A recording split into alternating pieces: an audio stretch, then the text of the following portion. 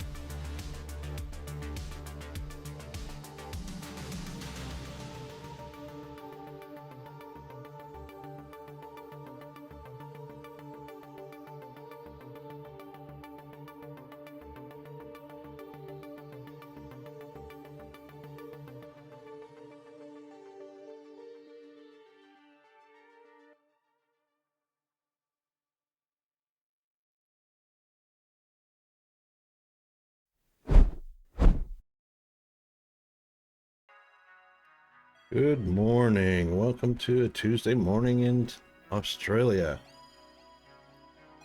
Hope everyone is doing well. We're just been playing around with some things, been experimenting with itty bitty and ASCII art.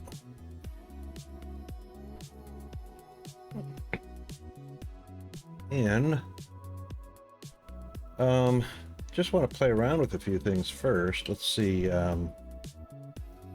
if we go to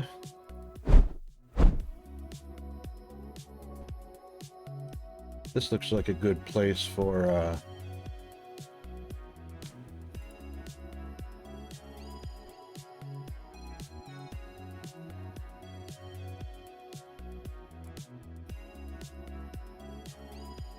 yeah.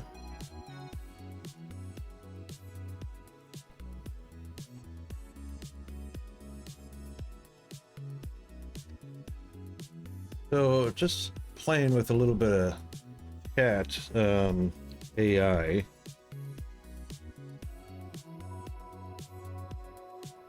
gonna see if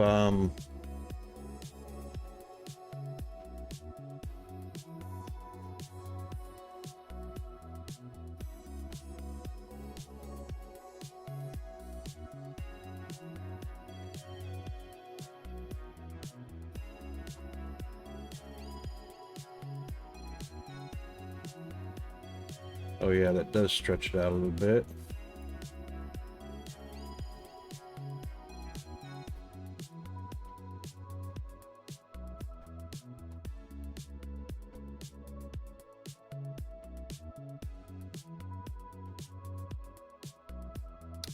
My Windows sizing was off a little bit. That's all right, we can live with it.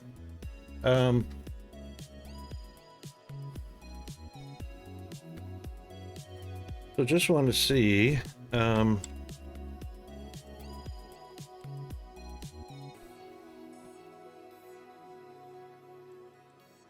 if chat AI can do this. Make an ASCII art picture of I don't know, somebody famous. John F. Kennedy.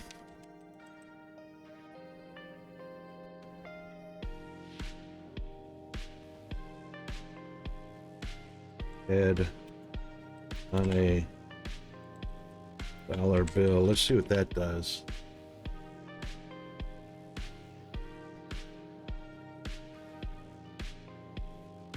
See if it does anything. I'm out of credits. I didn't know I had credits. All right, let's try this.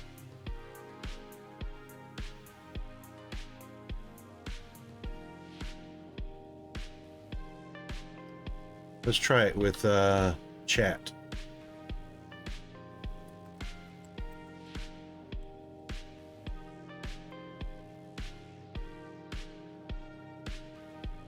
Well, there you go. That doesn't look like a flower. Arduino. Okay, make ASCII art picture of the Linux Tux mascot. Well, how about that? Ain't that cute?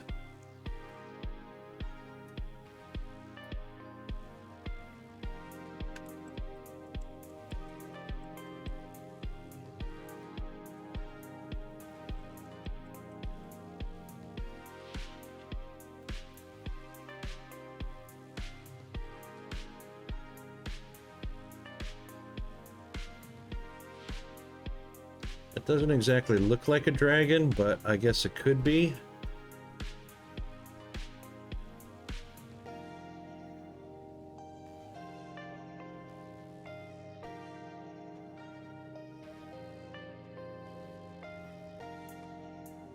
Let's see if it does a different one.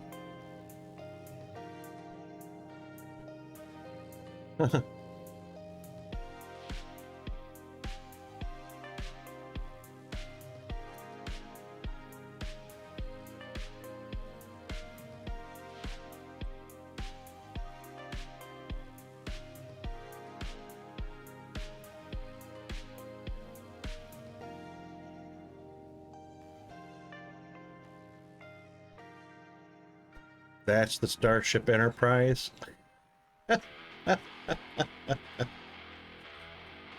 Oh my goodness. That's funny.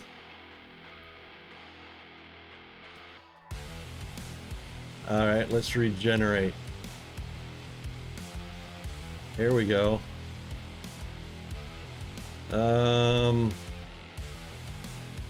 No, that's a fail.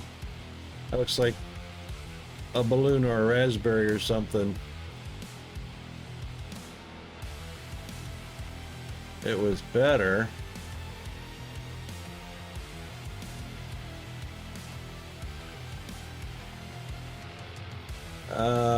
No.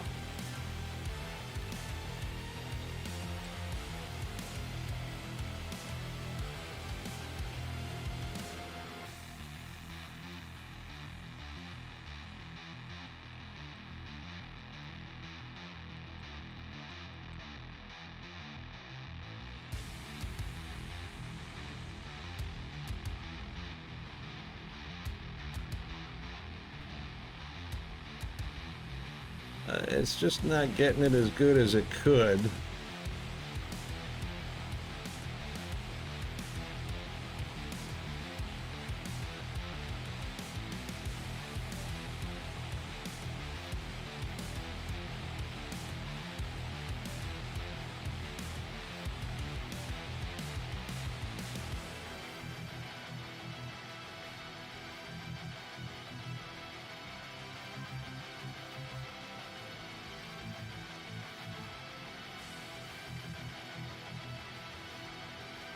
That doesn't look anything like Happy Birthday.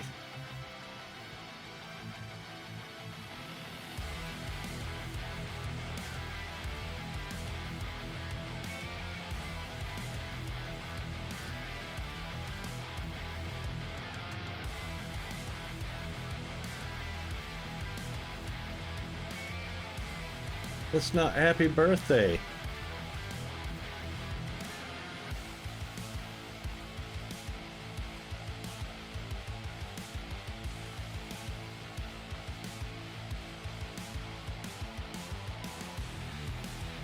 But in English.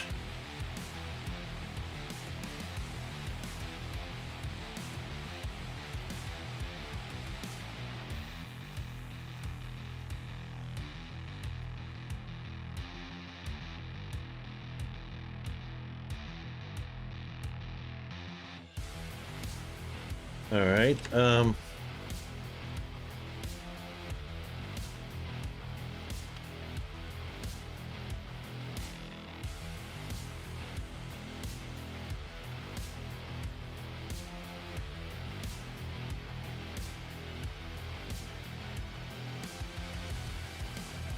No, it can't handle it. I don't know what that is.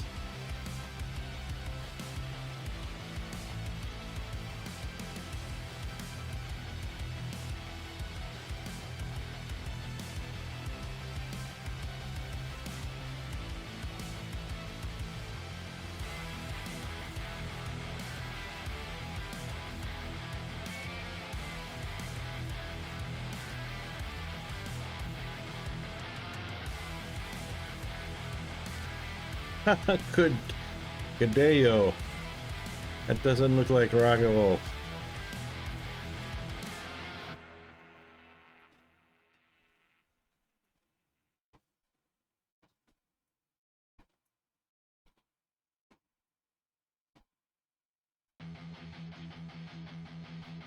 No.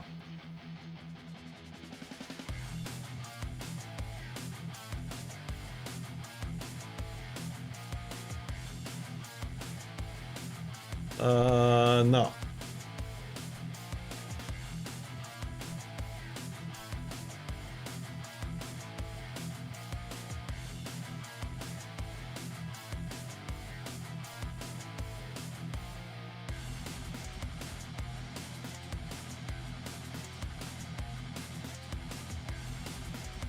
Yeah, so,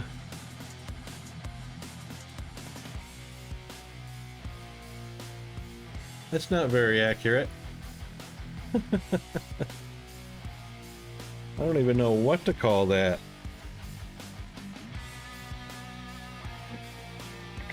All right, let's see. Create a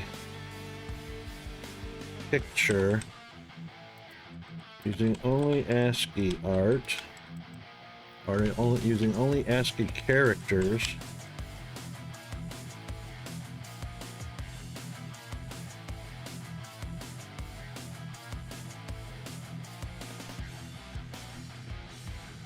Picture of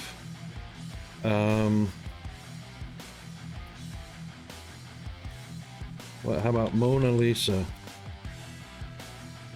Using only ASCII characters.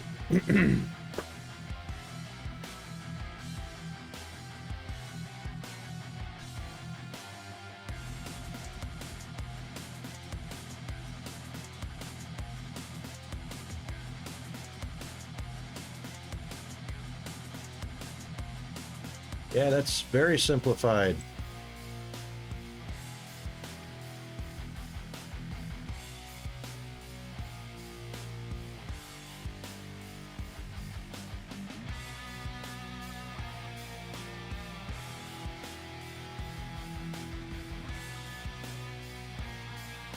All right, let's try this.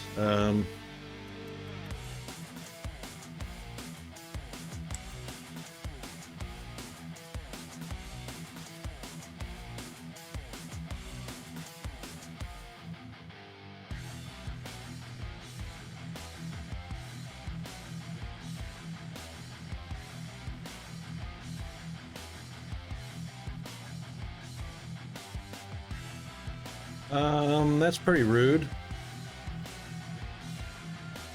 That doesn't look anything like an Apple computer. What the hell?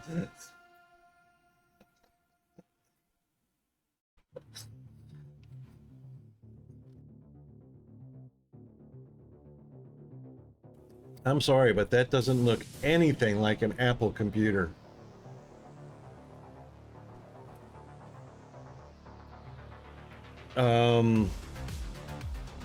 Right.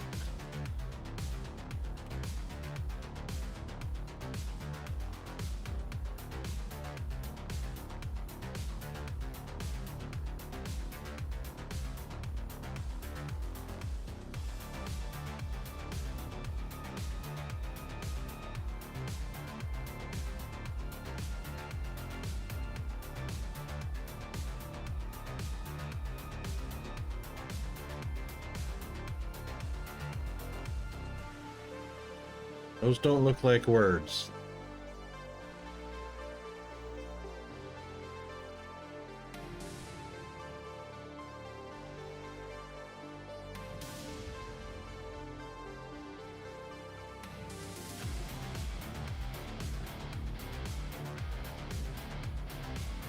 What the hell is it doing? That doesn't look like Happy Birthday. That doesn't look like an Apple computer. That doesn't look like Mona Lisa. Yeah.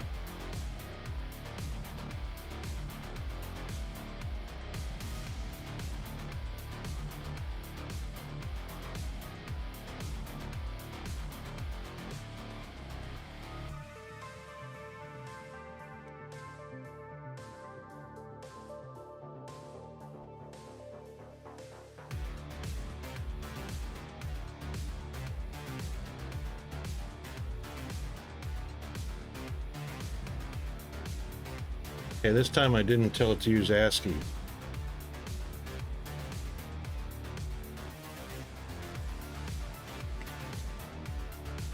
And it died. That was too much.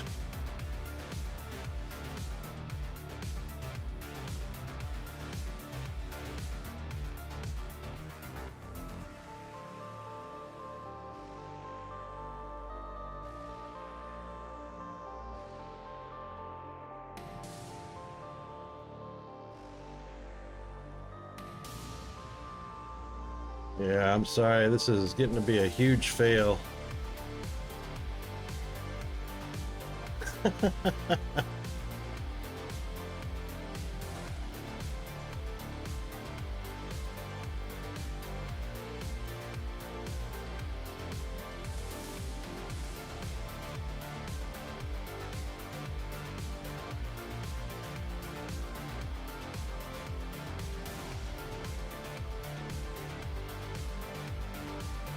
pretty much sucking.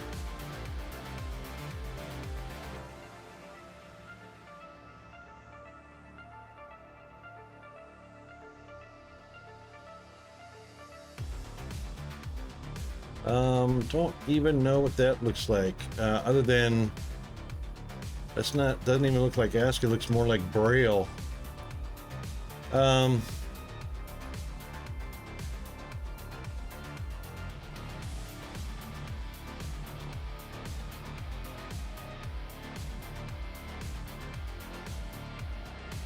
Okay.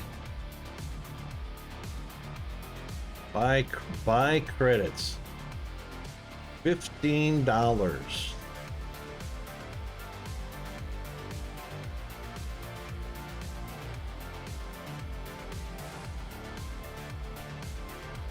Wow.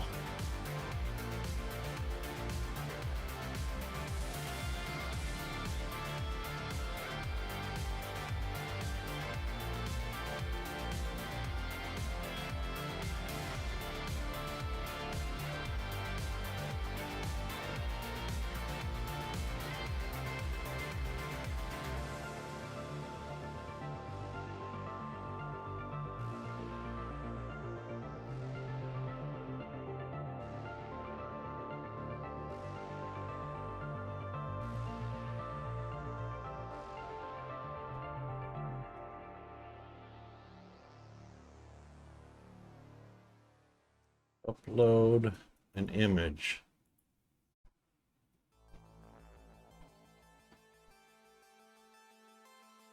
To edit it.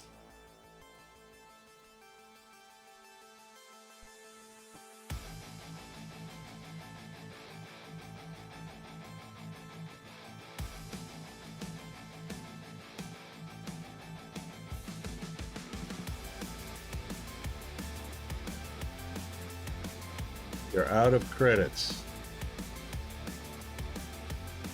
Oh, well, there you go. There's an eraser. Image editing is now in beta.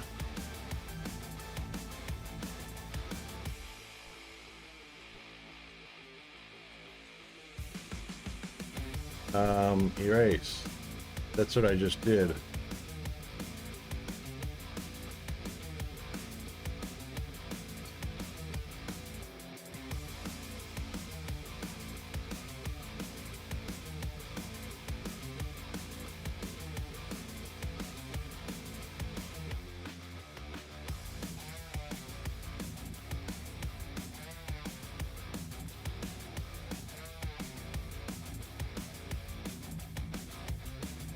Well, okay, that was kind of fun. Or not. Depends on how you look at it.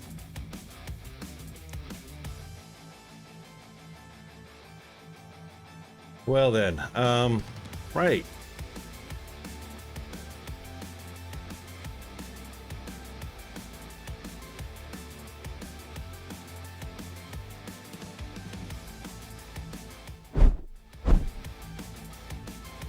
I guess we're going to be up to some. Oh yeah, I was going to fix the chat GPT. Okay, that's be right back. That's backwards. So that actually has to be fixed.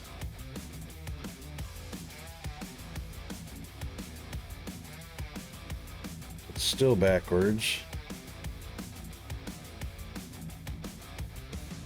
Yeah, it's doing it opposite. I don't know why it's doing it opposite. Let's find out. Okay, that one's on, this one's off. Switch, switch. That's what the problem was. Oh. There we go. Right.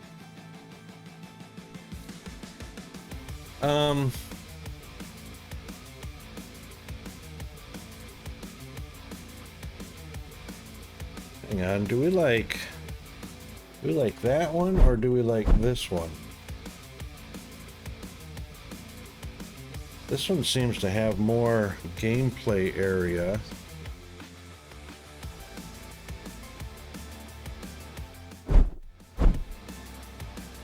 That one doesn't have so much gameplay area.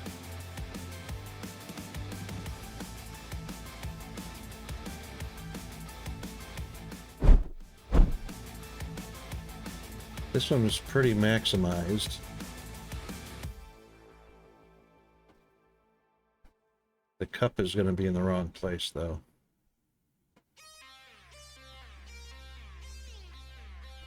Yeah, I don't want too much to be on top of the...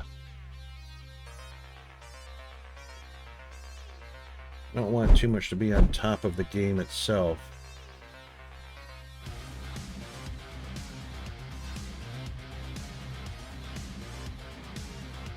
This one's not too bad, though. I mean, I could do some arranging.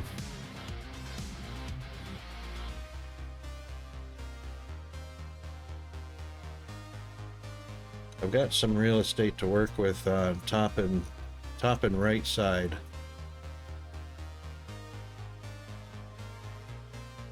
But I guess we can go with this one. All right.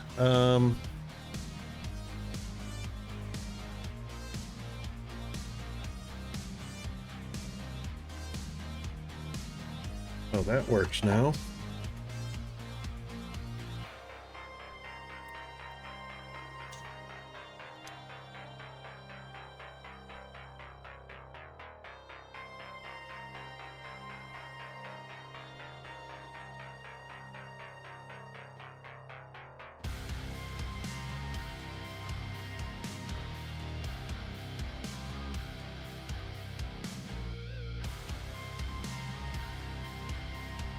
Yes, I'm going to start a game.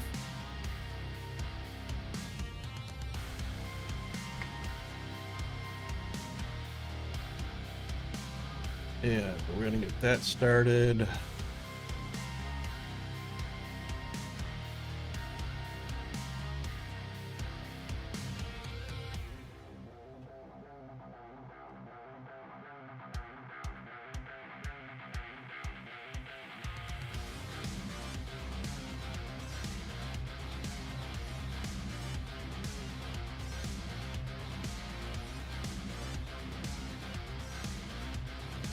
Well, I don't like the fact that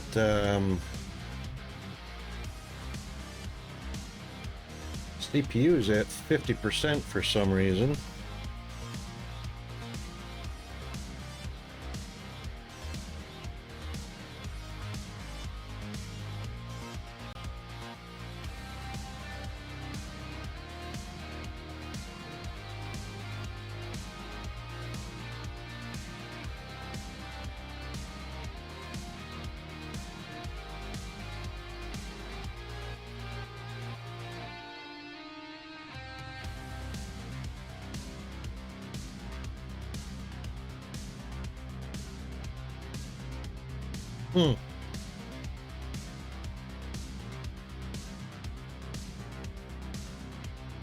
OBS is taking up 30%. That's why it's 50, because system's only 15 or 20%.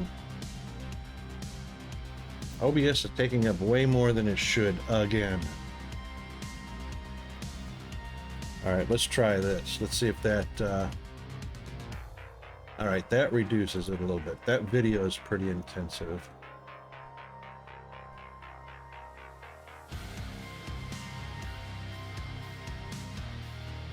And let's see what happens with cam on.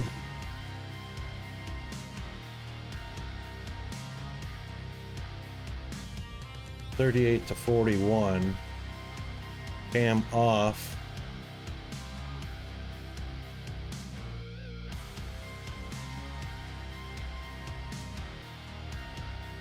$37 to $41. So that makes no difference.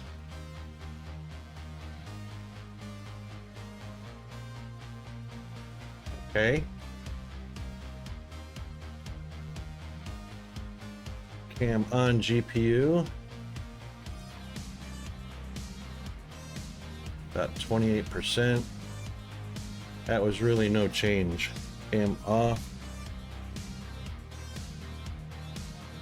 Yeah, there was a little bit of a change, about 26%.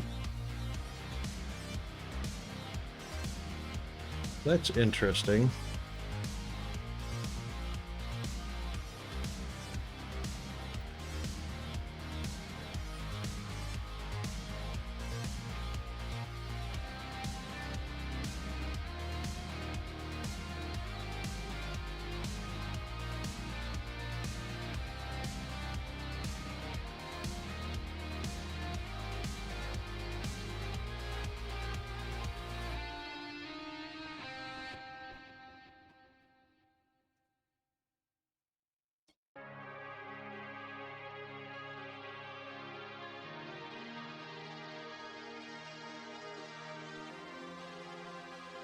Okay, well, all right, it is what it is. Let's get to the gaming. We can actually have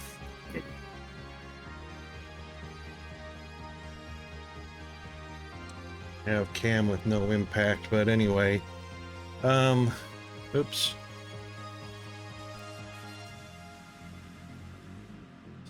Steam. Wow, Captain of Industry has issued 1, 2, 3, 4, 5 updates since their May 31st update. So they've already had an A, a B, a C, a 1, and a 1A. Wow. Well, you know what? Fixing little bugs here and there, at least they're on top of things, eh?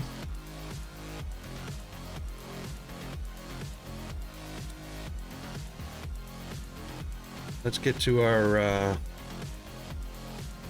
game scene.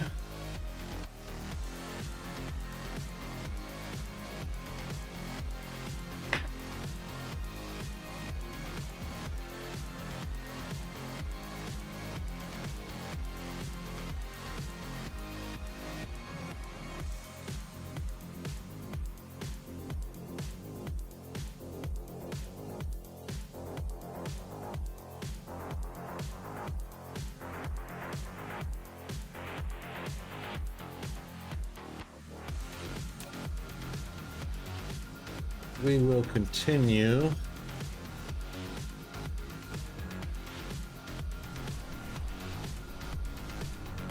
There we go.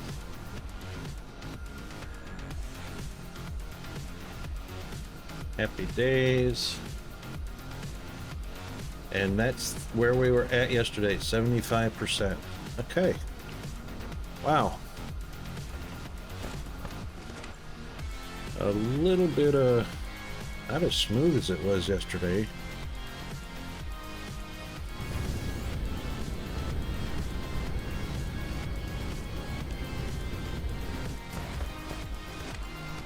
Yeah, I reckon that's not bad.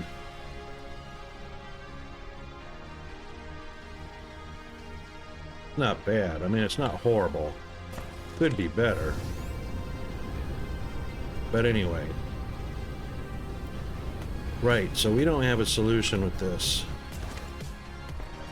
I was really hoping that we could find out a solution on this.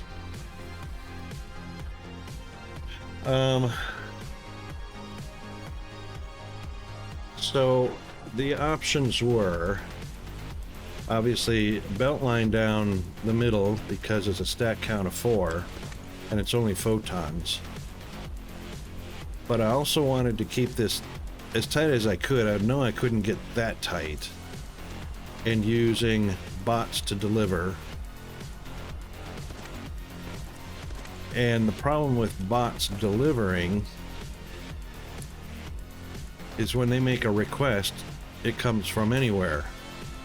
So instead of coming from the one delivery source with 63 available routes to deliver to, that's a fail. The requesting bot, or the delivery bot, has 8 routes to deliver to. The requesting bot has 63 to collect from. I don't want it to collect from 63. I want it to collect just from this line.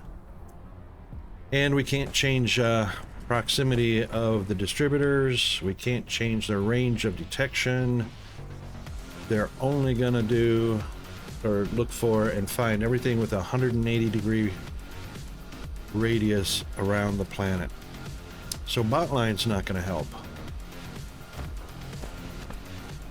Especially when I want to collect the hydrogen from these and not fill up my PLS from other sources. Now, box line. Box line is a possibility here, but it is not going to be a very tight packed setup, so.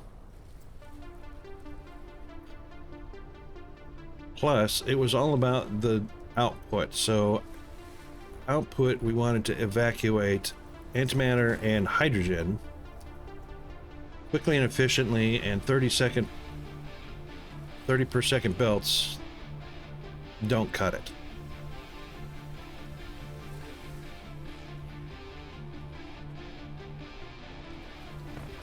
I mean,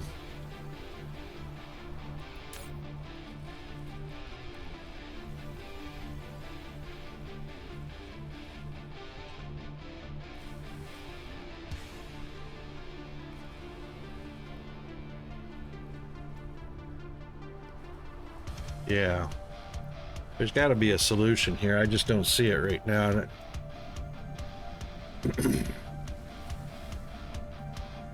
The only setup this works in, because of the size of these machines,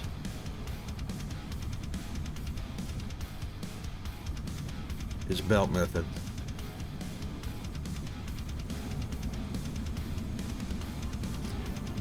And this is fine for feeding in.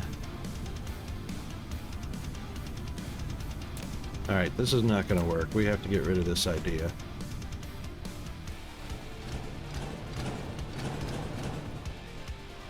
Just not going to work. And unfortunately.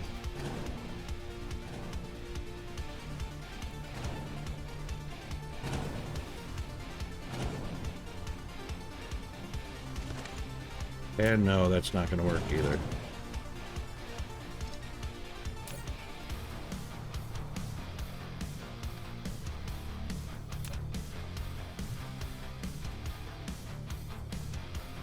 Put that up out of the way. That up out of the way. Okay, so ideas. I'll take any ideas from chat, obviously.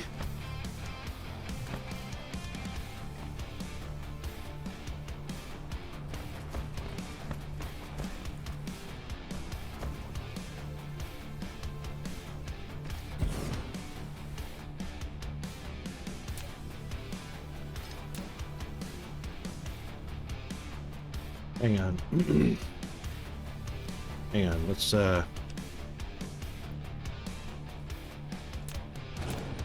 Alright, so we've got 9 ports. In ports and out ports.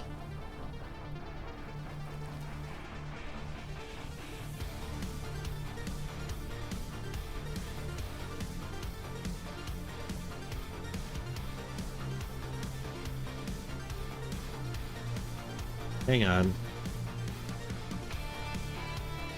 This could still work. This could still work.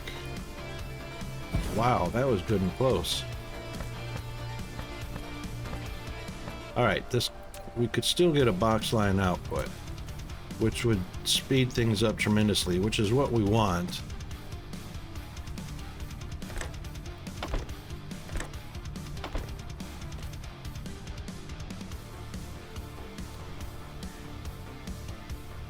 Those can actually be in the middle, because we're never going to have more than one input from a stacked. Alright. So. And it's all because these ports are so...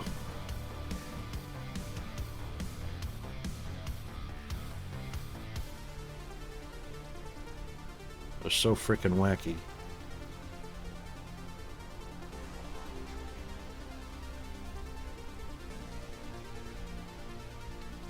What if I staggered them? No, that wouldn't be feasible. Let's just see. Alright, we know we're not going to get closer to that.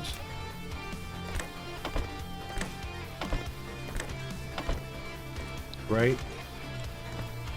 Right.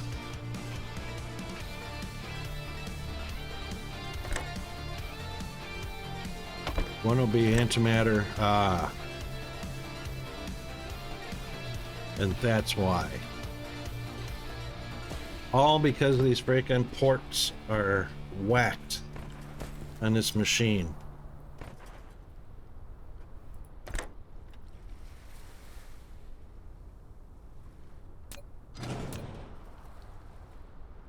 That's too close. That's too far away.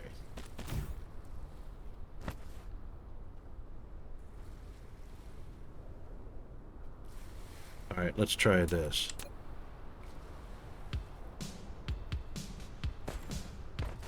All right, if I shift, it's still going to be too far away.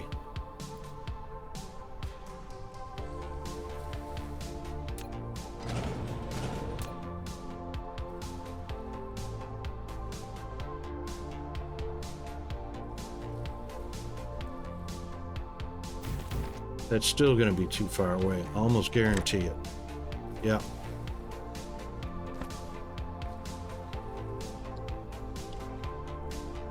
My God. Why can't they just design this thing properly?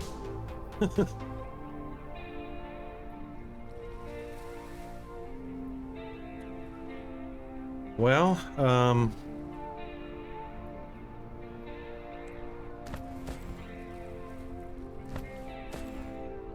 these ports are lined up. See, you know, look. This is how it works. The ports are lined up with the grid lines, which means inserters line up. What's so hard about doing that on this side? What is so hard about that?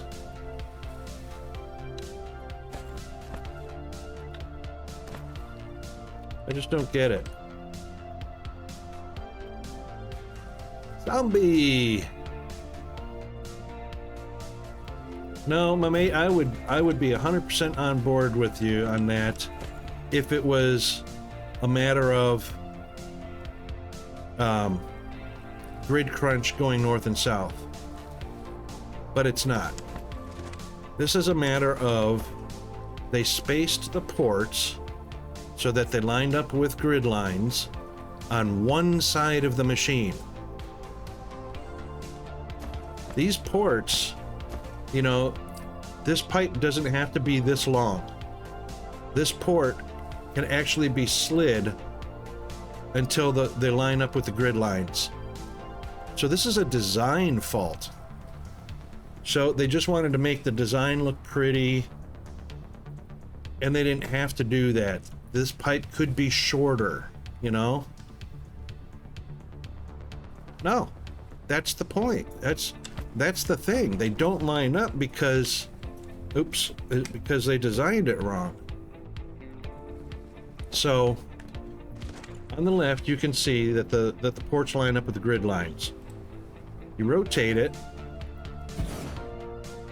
The ports don't line up with the grid lines. They need to shift this segment of the graphic art to the left and then make the hitbox lined up with the grid. And same with the other side. All they did was they did it to make it look pretty so they could have these copper collars on the connecting pipe and they could have this little box here. Delete that. Eliminate it. Slide this port section back toward the back of the machine so that it lines up. They got it centered here. That's great. This is not centered. It's not even, if this was a square, this is pushed to the one side. Exactly. They were thinking of aesthetics. So if this was a box, so cut this machine in half, and it was a box just like the grid pattern. But no, they got the edges of the ports in the center of two grids, two boxes.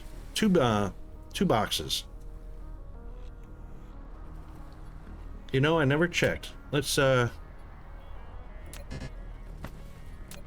check.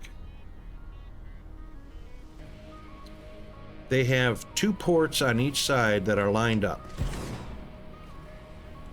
The center 2. Now, I understand the size of the port matches the size of the inserter. I understand that. So they had to draw the box the same size to make it look right when it connected. So the center 2 are right, the outside 2 are off, pushed left and right accordingly. And that's the same on both sides. So the center 2 line up and the outside 2, because of the size of the port right there for the inserters. And if you take this and rotate it, same thing. Of course, this one lines up the most center, but going north and south is about grid crunch. That I understand. Going east and west is a whole different story because there's no grid crunch going along the same longitudinal degree. It only changes as you come north and south. So if they did that, and of course they're only talking, that's 4 ports on the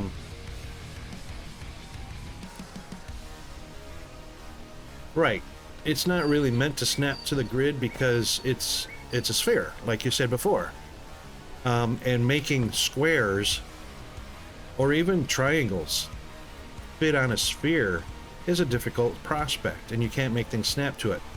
With the design, the graphics design, this is basically somebody's artwork, and they made the mechanics match to the artwork. Well, if the artwork was shifted left just a little bit to line up the center port on a grid line, it wouldn't matter where the left and the right ports landed, as long as the middle one landed. So the artwork should be shifted left to line up the center port, just like they did on this one. This is an artwork issue. And then, of course, assigning the hitbox for the connected device. That's what kind of pisses me off, is they're not paying attention to that. It's the only machine that they didn't pay attention to. So it kind of grinds my gears, because they're actually such a good team at UCAT. They just dropped the ball. All right, so let's try this.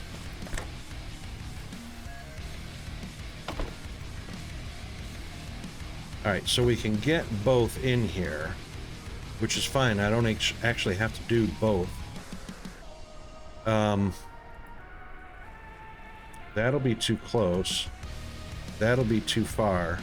So we won't have an intermediary.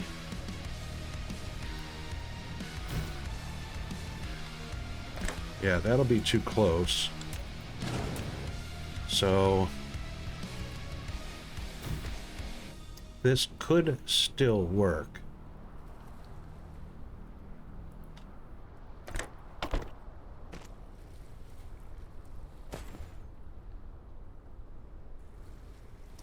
And we don't filter, but we will filter those. What's our output? Our output is an even amount, 2 and 2. Okay, so in this case they will get 1 and 1 because the machine doesn't produce fast enough. At most it'll be 60 a minute with production speed up. 60 minute, 1 a second, obviously, and these inserters can handle 1 a second easily. However, we will need 2 connections like that. Ideally, it would be 3.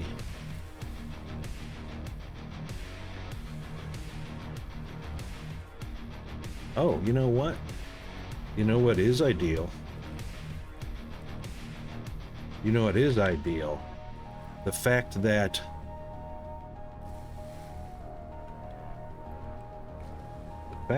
these don't have to have their space away from the machine, because I'm not going to bring... I could go just like this. So I don't have to worry about proximity to the machine.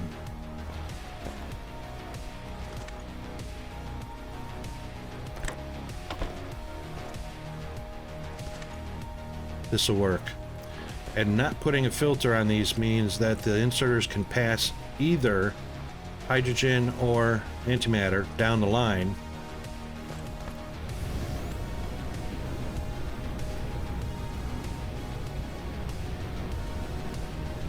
Yeah.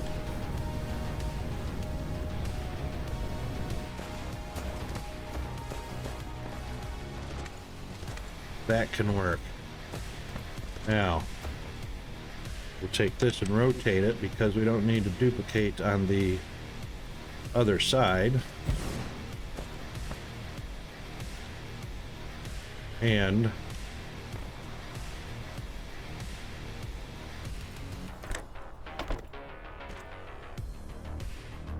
bingo. I think we got it. I think we got it. Now we won't have the limitations of the belts on the output. These actually don't need to be filtered either. So we'll get rid of the filter on those.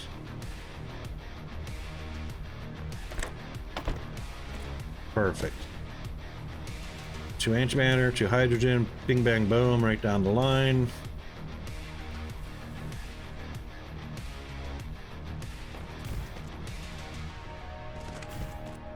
And spacing looks like it's... oh, it's going to be off by 1 grid.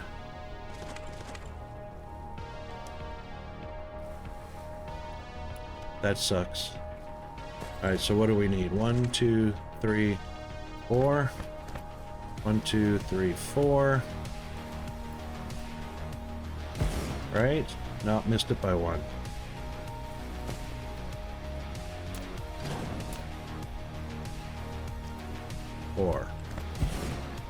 Did I just put that in the same spot?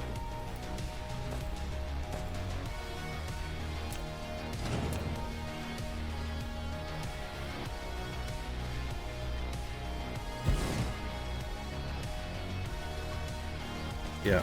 All right, so, oh boy. Wow.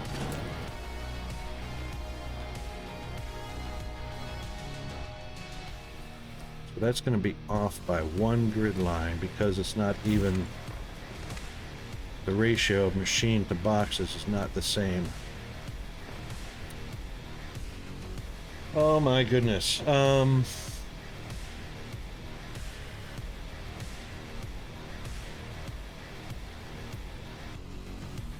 hang on.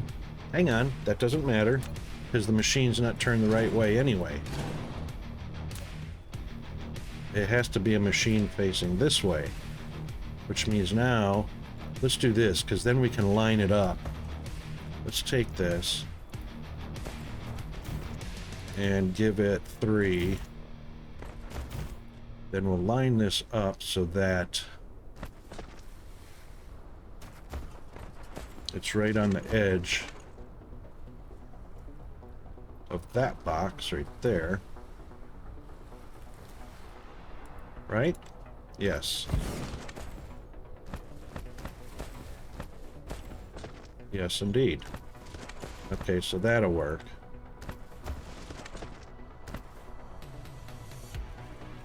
Yep.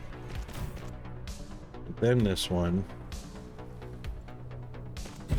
Voila.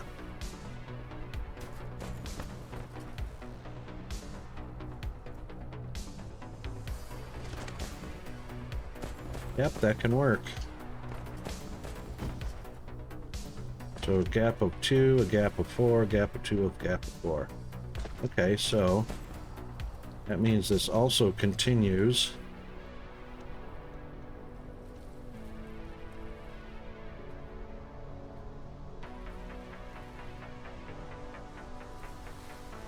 Wow, I hate that that can't spam out properly. Have to do it manually.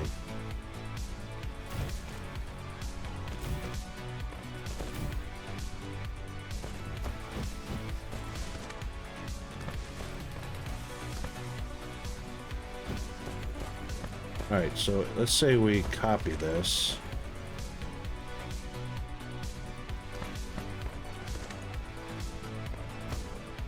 If we copy that in a set of 2s,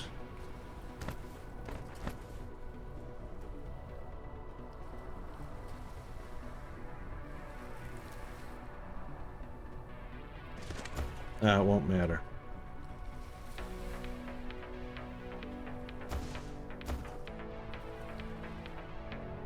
Yeah, it can, just like that.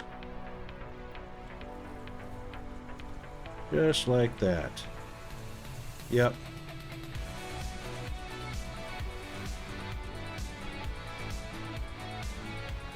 Because that will connect up right there.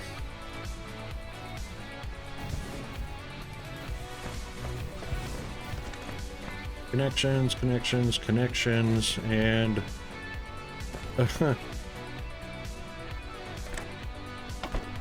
wrong way.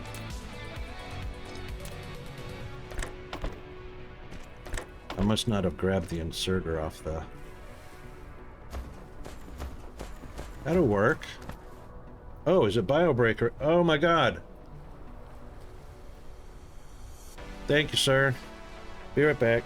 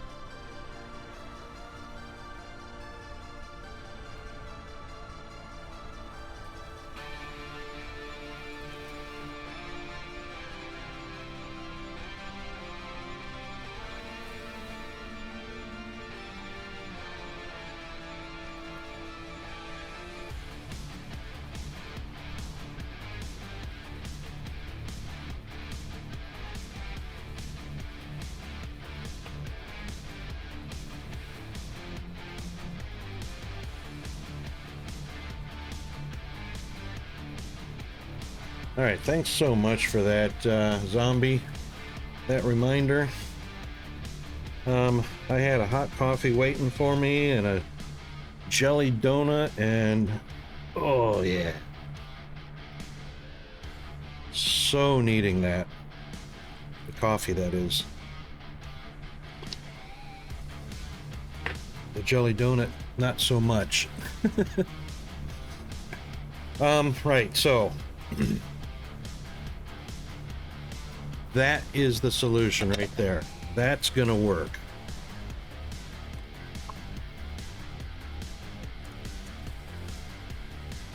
So it's gonna take up a lot of real estate.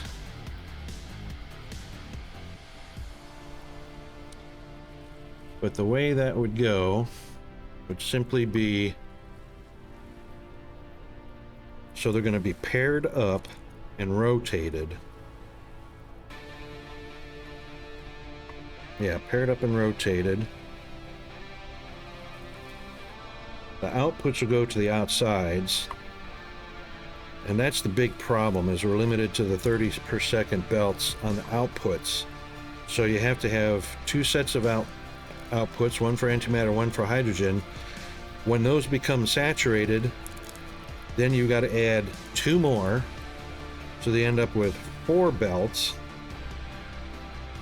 And then it doesn't take long to saturate those. Then you need 2 more belts. You end up with 6 belts on the output. This is just a matter of the boxes. And when the 3 inserters connected to each box can't keep up, so 54 per second. Hang on, let's get this stamped down. So, because they're forced to be 3/2 and 6 instead of 6/1. Hey, Game Detective, how are you?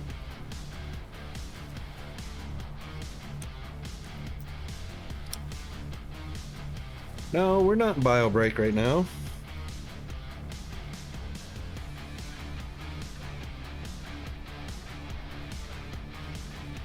What are you talking about? We just had a bio break. You just came in, so you just had the pre-rolls. That's what that was. That wasn't,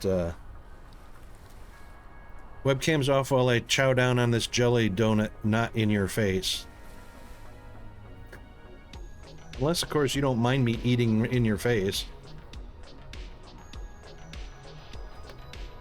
But, as out of respect for all, because some people might mind. I know, right? Let's see you fill that trough with some groceries, buddy. No. Sorry. I, for one, can't stand to watch people eat. Which is why I suck on dinner dates, because I don't even want to look at the person. I turn my back to them. 2 monitors? Oh yeah, Game Detective. No worries. It sucks that we have to deal with time zones, but it's amazing that the internet bridges all the borders. And sorry, our timing is off, but more important to have rest, and glad to see you, and thanks for dropping in, buddy. Appreciate it.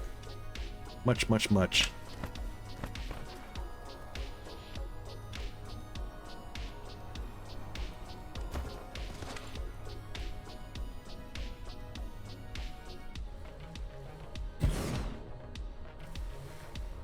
Understandable. Understandable. When I was in the military, I generally went to bed at 10 and got up at 4. It was only a 6 hours sleep, and I was pretty okay with that. But as I got older, 8 to 10 hours of sleep is much better for me. So, early to bed, early to rise. Peanut goes to bed at 8:30. I go to bed at 9. And we both get up at 5. So, yeah. Understandable.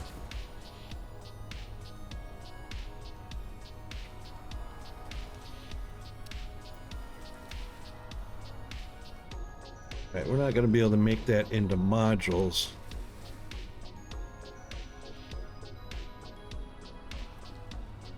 Yeah, exactly. You know, when I was in the military, you know, we're at work at, you know, 5:30 in the morning. By 9 o'clock in the morning, we've got a whole day's work done and people are just waking up, you know?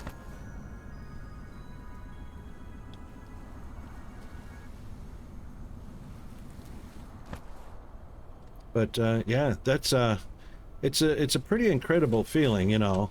Granted, you start early, the sun's not even up, and you're hard at work already, and by 9, 10 o'clock in the morning, you know, you've beat the public, and then the public, you know, they get to work, start their work at 8 o'clock or 9 o'clock in the morning. They take 3 hours to get their coffee, get their morning meetings, you know, all that stuff, and they don't even start their day until noon.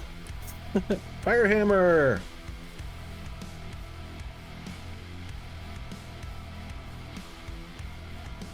Yeah, you know, that's the way I used to be in the military, fire. 6 hours was my comfort zone. 6 hours of sleep. And, yeah, but as I got older, got sleep apnea, you know, started getting, out of a good diet routine and, you know, more sleep, please. And I wake up and head to the coffee pot to wake up. If I didn't have an alarm clock, my body clock used to wake me up 100%. Wake up 3 minutes before the alarm would go off. I really didn't need an alarm. It was there by accident. And I'd be woke up 3 minutes before my alarm. Now, if I don't have an alarm, I'd sleep till noon. My body would force me to stay in bed.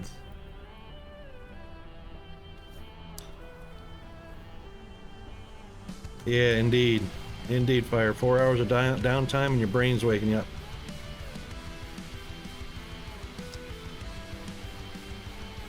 Gym time is important. That's right, GD. Very, very smart. And your body clock, you know, your circadian rhythm just gets into the habit.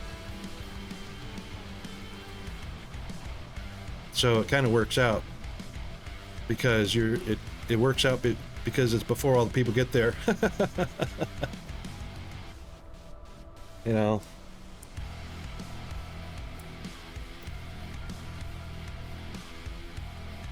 But you know what? Ben Franklin was not wrong.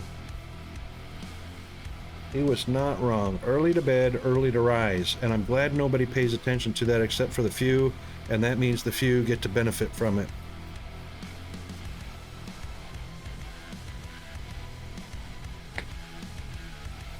Ah, see? GD is starting to feel it.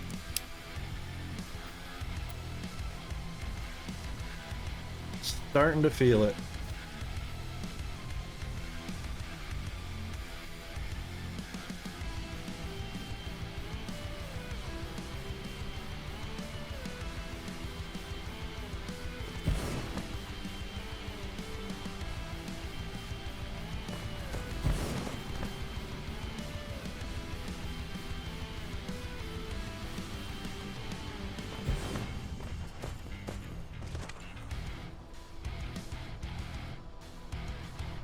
Yeah, Mexico's like that, zombie. Mexico and Spain are very accustomed to getting up really early before dawn, getting to work before dawn. They have the afternoon siesta, hour and a half to 2 hours. You know, it can be 2 hours long, between 11 and 1. And typically that's the hottest part of the days anyway, and that's why they do that. They have their siesta the hottest part of the day between 11 and 1. And then they finish up at 5 and they go home. And it's a full day's work and a 2 hours rest in the middle of it, and they're very productive. Very productive.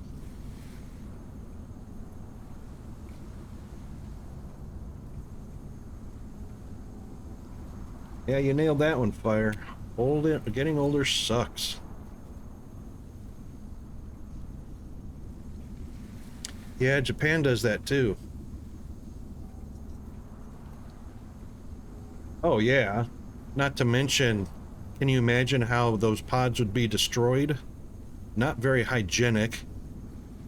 You know, people pretending that they're porta potties or porta johns or, you know, miniature outhouses.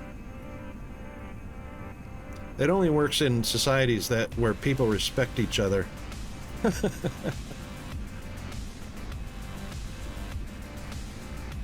Sleep study, 4 hours per day. Take 20-minute naps every 4. Oh my God, I couldn't do 20-minute naps. I don't know if I could ever reach REM sleep in 20 minutes. Besides which, even if it took 20 minutes to get into REM sleep, then timer's up. You got to get up. Oh, zombie. We did that in the military for a while, and it was experimented in many different parts of the military, and we did 4-day work weeks. But what we did is we did 4 12-hour shift work days. So we actually got not 4 12s, we did 4 10s. It was 4 10s. So what we had is we had 30-hour work days. So 3 shifts covering 30 hours, 10 hours each. And all we did was overlap the end of one shift with the beginning of another shift. And we ended up getting a 30-hour work day in 4 times a week. And we had 3-day weekends every single weekend. And that worked great. The military didn't see the benefits of that. And it was never fully adopted. But they certainly saw productivity numbers going up.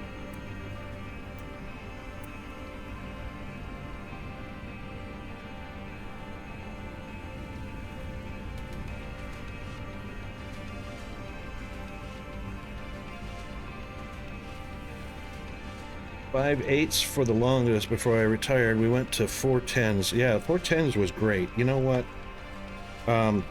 Having 2 extra hours to get your work done was a benefit on the day's productivity and hugely benefited on the rest of the week's productivity. 4 10s is, to me, 4 10s is ideal. It hits the sweet spot. Exactly, and 3 days off to recharge, and you know, I mean, it seems odd because it seems like cram in as much work into 4 days as you can and take 3 days to rest from that. That's actually not a bad routine, and it's not as bad as it sounds. Yeah, I wish that could be adapted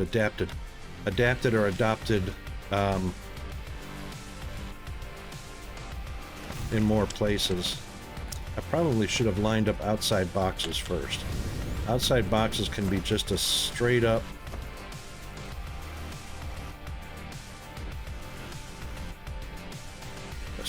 copy, because I don't need the inserters. And we're going to stay, thank you autosave, always perfect timing. I agree, GD, 100%. You know, and I may be weird, but I see huge benefits from that.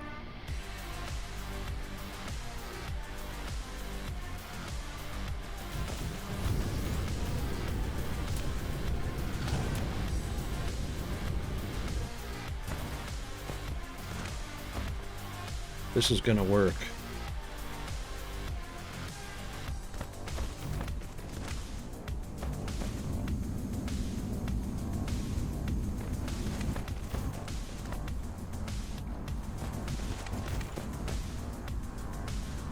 That's 12 right off the bat right there.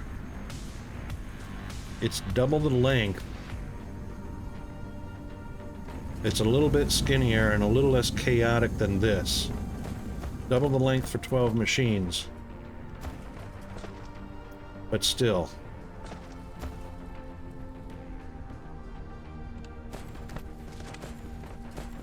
That works nicely.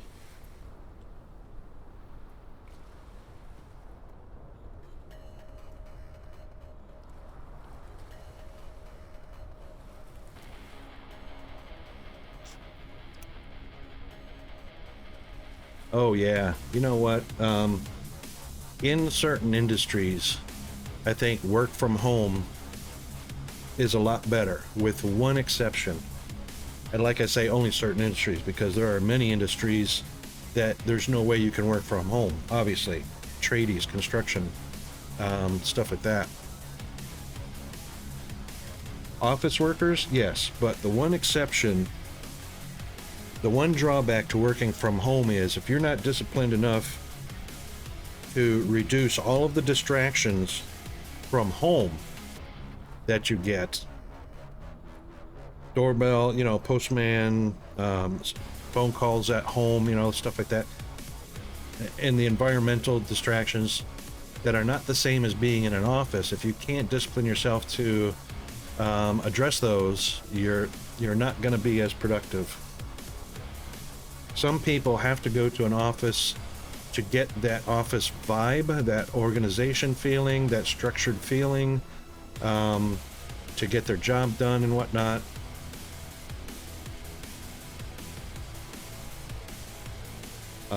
You know, and sometimes just the stigma of having a boss looking over your shoulder or hanging around once in a while, or a supervisor, you know, to help keep you focused and on track. But I don't think there's a whole lot of people that would benefit from that.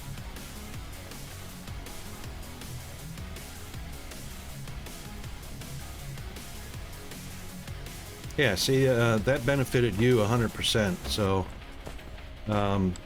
the results of, or the impact of that, had negative results when you went back to the work. Okay, that's all done. So now we've got plenty of room to power things too, power everything up. Except for, we're probably going to need doubles on everything, because it doesn't quite reach without two of them in place. However, that's not such a bad thing.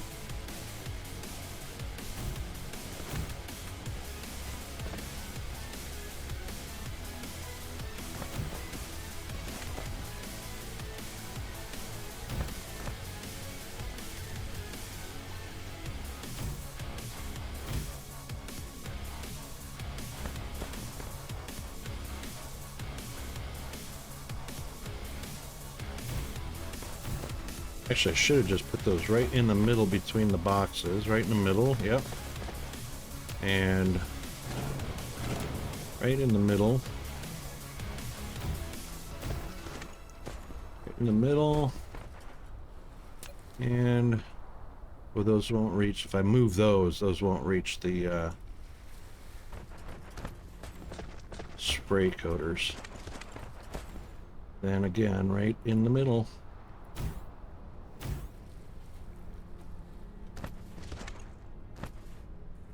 All right. Okay, GD. Cheers, mate. Good to see you again. See you next time, and rest well.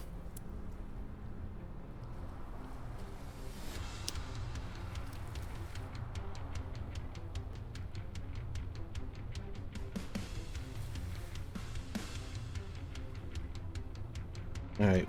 We are going to... We're gonna not do this from right here, because we've, and I'll bet you that grid crunch will be an issue. Because now you're starting to get up over that tropic. That one is on the tropic.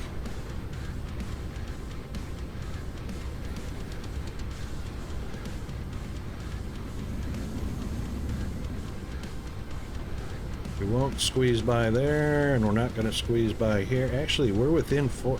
This works out because we're within 4 grids. This actually works out. What's on this side? Nothing to mine there. Nothing to mine here. This works out right here. Alright, so we're going to move everything.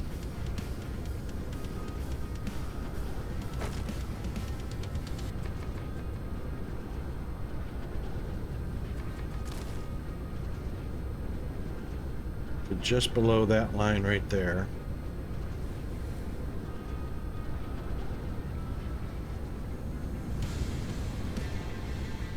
We could actually start right about here and go that direction.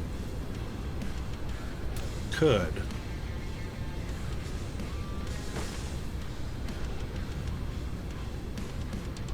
And we would certainly have plenty of room to expand all the way around. How about that?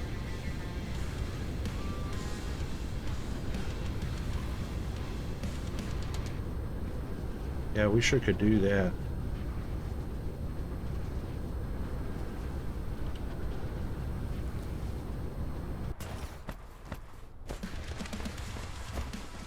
Alright, so let's connect up.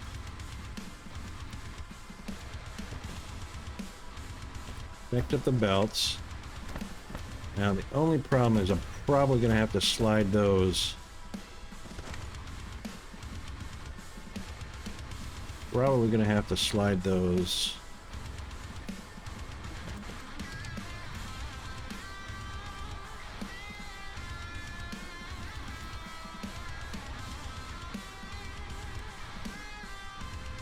Yeah, it's going to collide with the bounding box of the machine. Darn, that's alright. It's quite alright. That should free it up.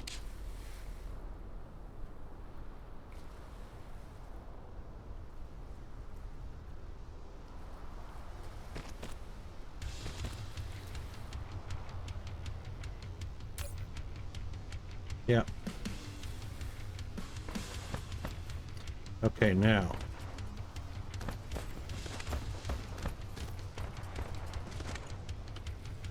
Now that those are all connected, and the correct filters are on them,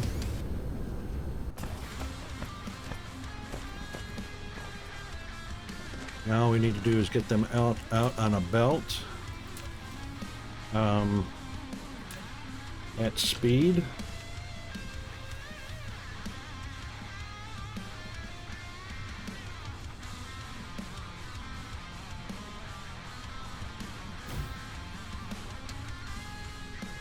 And what that will look like is obviously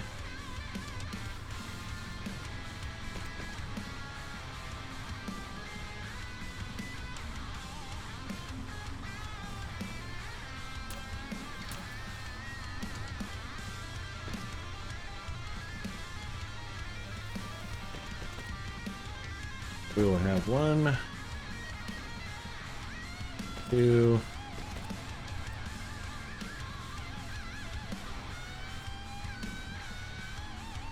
3.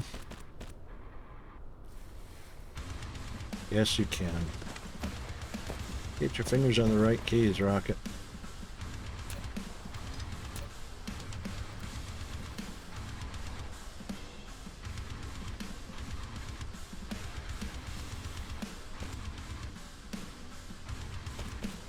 And then connect those up. Nope.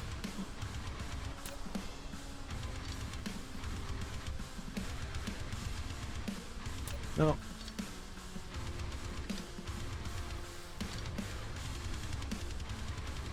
We can do that.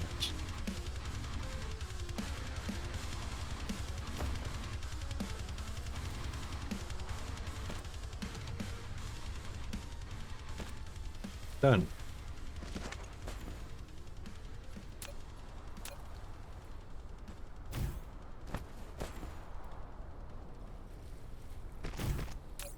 Of course, I didn't change any of these boxes.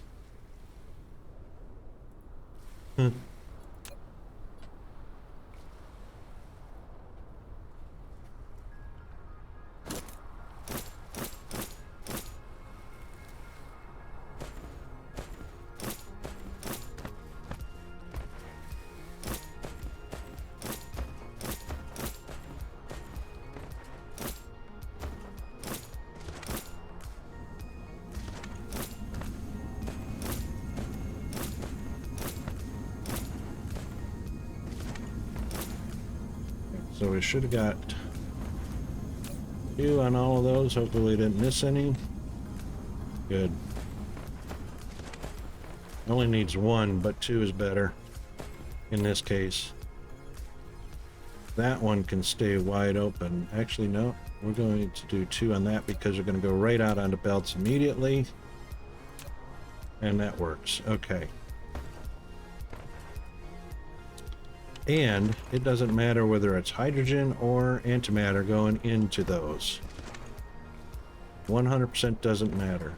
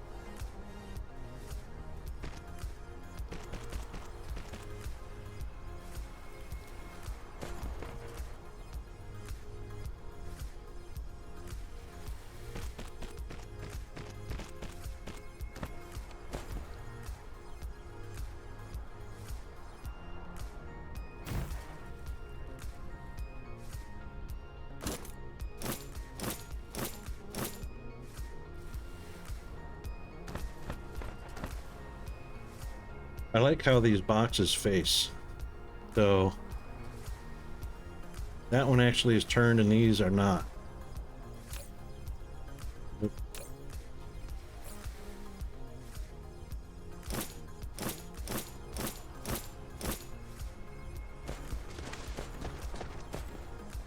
But I don't think that's a noticeable thing for many people.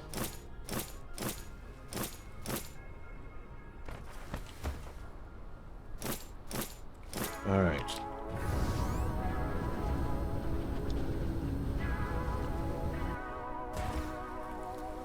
With the exception,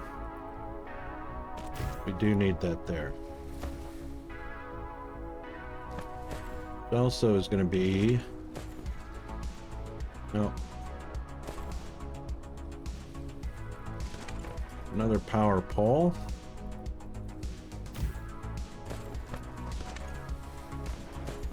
Okay, everything powered, everything belted, everything boxed. All right, that works.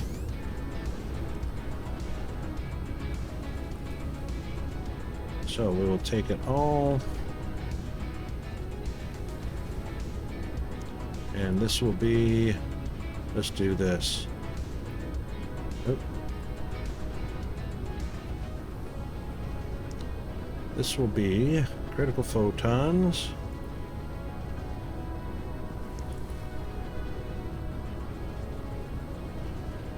With boxes on the input, belts, I mean on the output, belts on the input.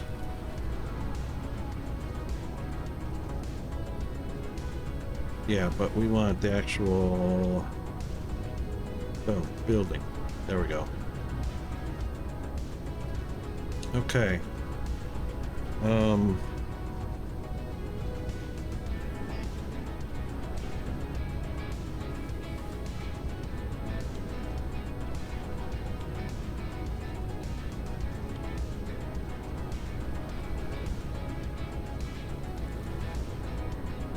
Photon splitting, photon splitter.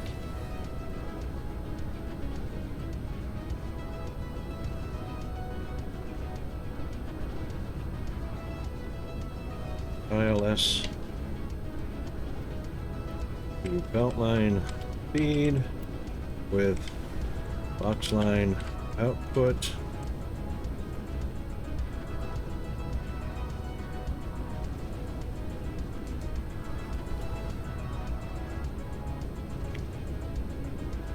That should be good enough.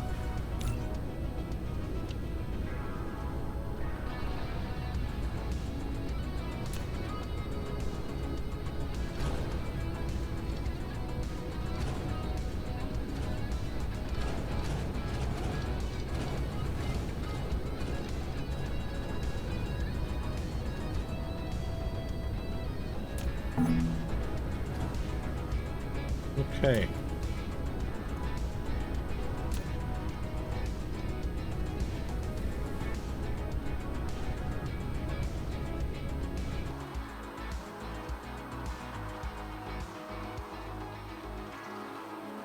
Yeah, that's plenty of room to head over there.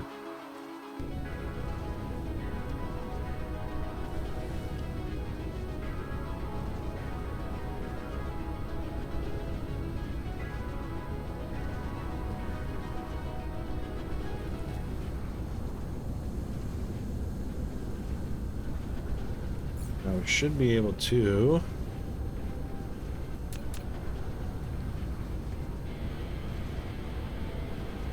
Yeah, perfect.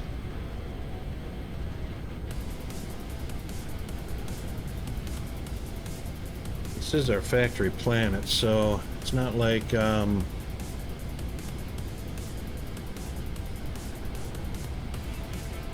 is our factory planet. No, this is not our factory planet. Where are we at?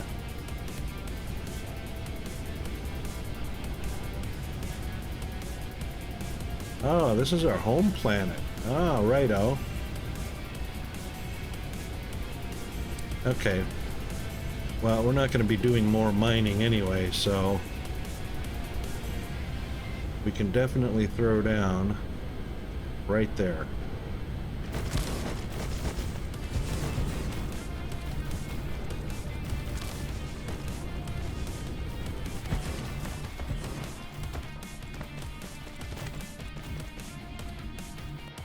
Now what we will do is we'll copy this one, which is blue first.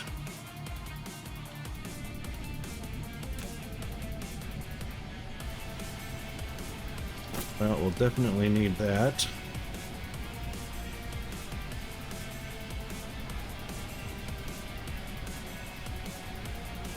And we might as well call for warpers because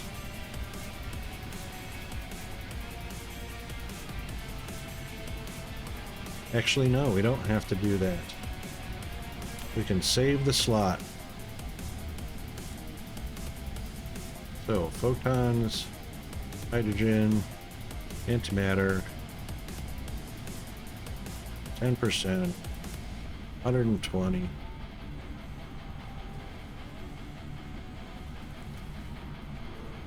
And we'll pick up some bots.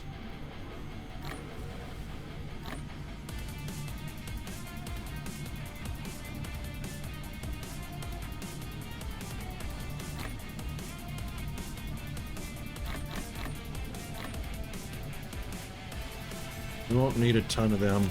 All right, now, warpers.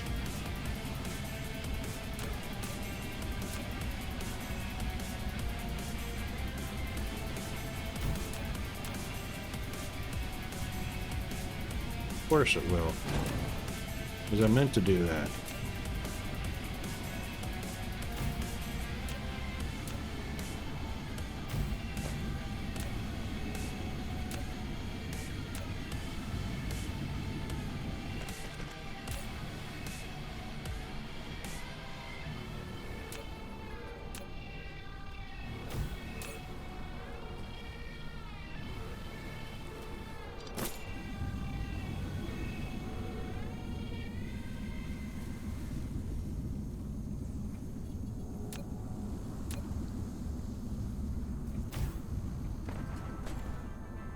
Okay.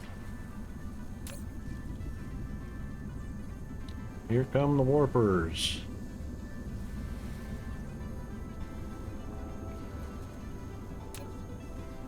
Nope. There's one route available.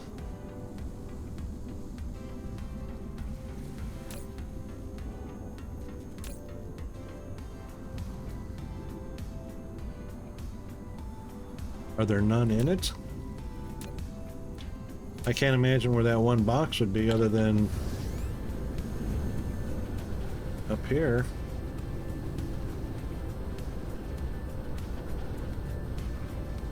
Not at the pole.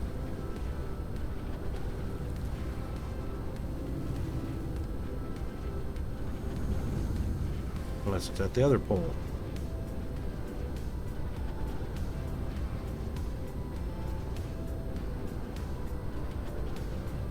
Not at the other pole. Yeah, they are.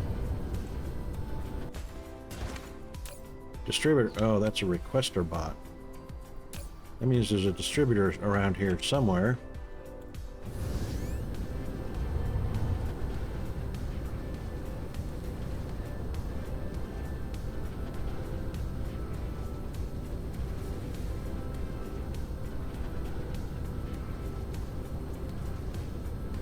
And wherever it is, it's going to have nice bright green cubes on it, so that should be an easy find.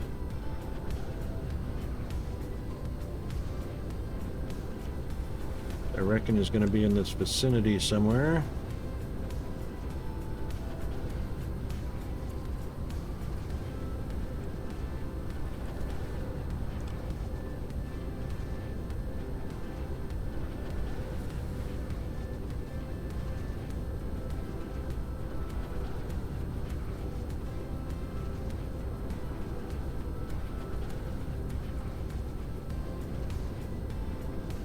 Well, I thought it was going to be.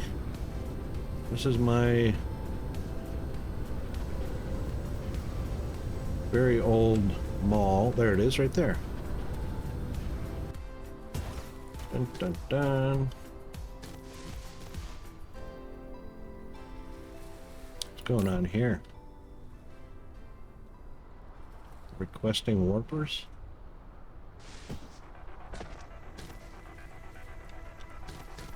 Distributing warpers. No, that's distributing greens.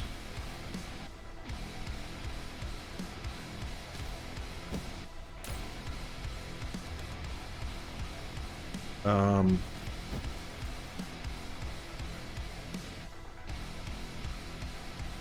right, that's distributing greens.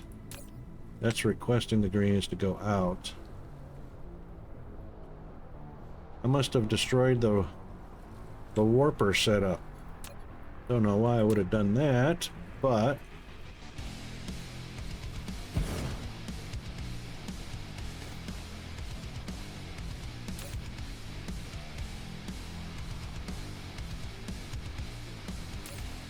right, anyway.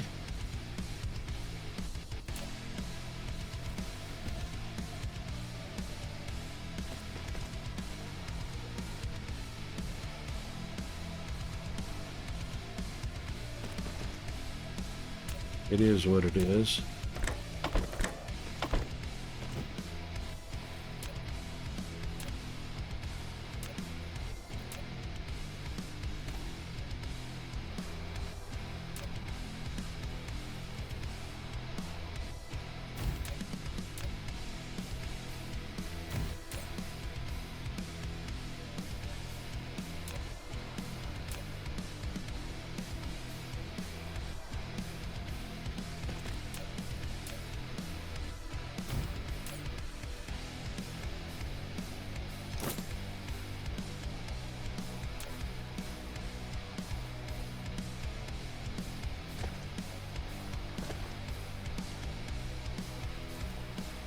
Okay.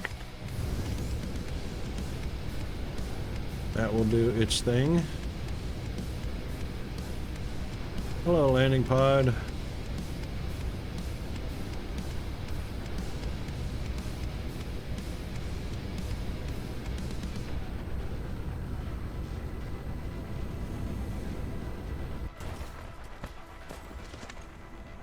Right, so those will now get warpers. And we'll make a request for, this does not have to be big at all. That will be a remote demand and a storage. This will be a remote and local supply. Both of them. Okay.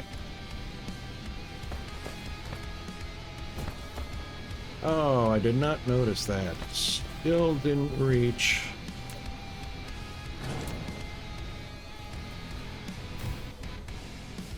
Oh.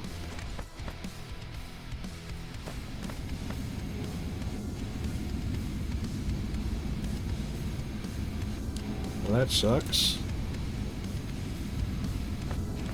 How come they're not reaching now and they did before?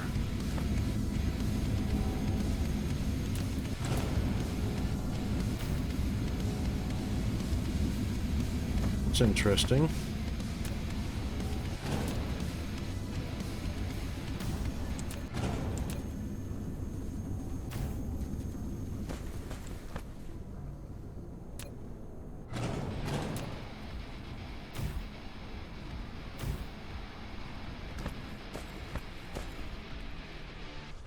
Huh.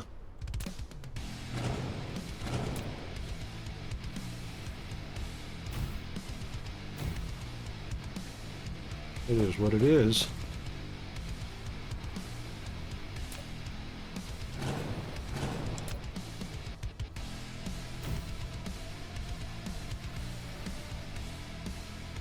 I just went and put that right back where it was.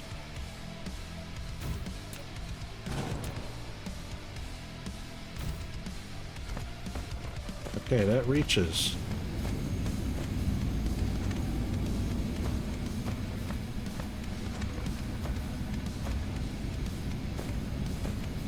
And we will set our ports.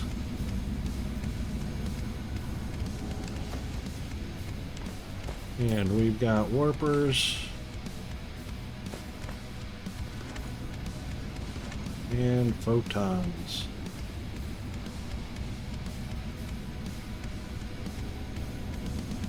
Okay, let's see how that goes.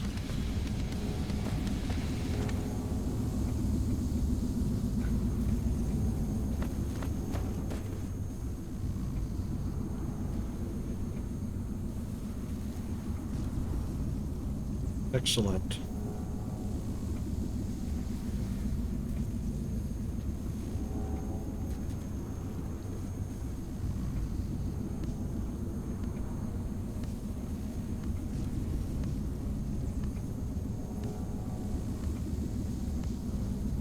All right, so I guess what we're going to run into later on down the road is if the hydrogen doesn't get used up at the same rate that the antimatter does,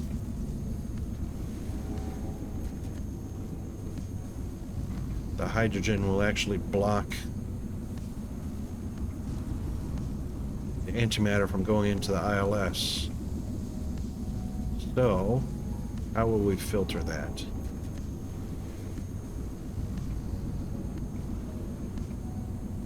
We can do it like this.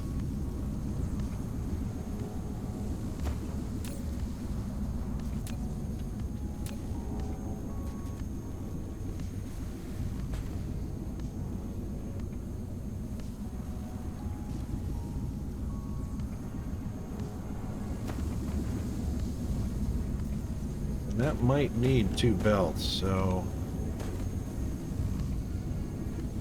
I mean, we can accommodate 2 belts.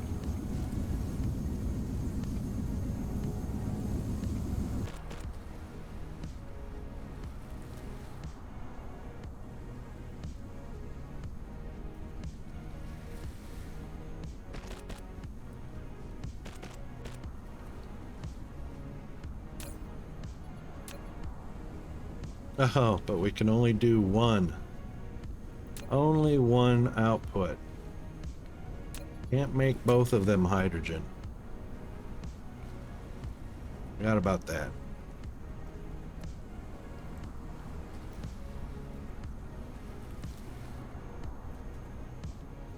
Well, that was a waste.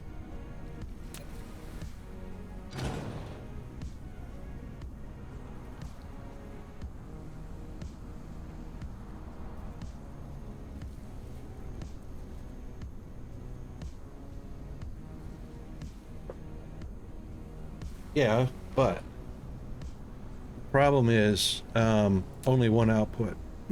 So we'll get 60 a second on the antimatter, but we only get 30 per second on the hydrogen. So the only way to balance that out, but that's not going to balance the machines. You can't balance that row out on this side. So once again, we'll be at the limitation of 30 per second hydrogen, which will stack.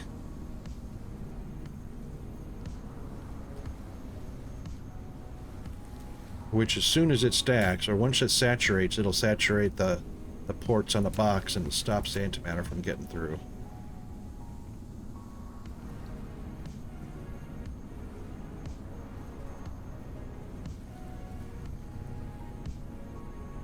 Because we can't assign slots yet. I wouldn't mind hydrogen getting backed up all the way until it stops a machine, but that's what's going to happen as soon as the belt saturates.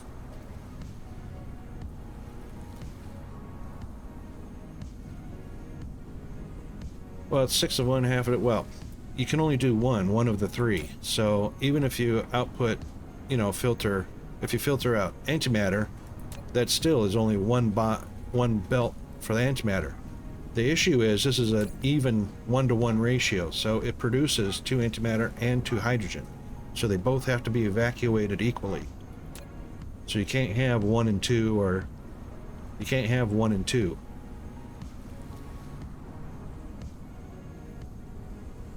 And if I just eliminate it to 1 and 1,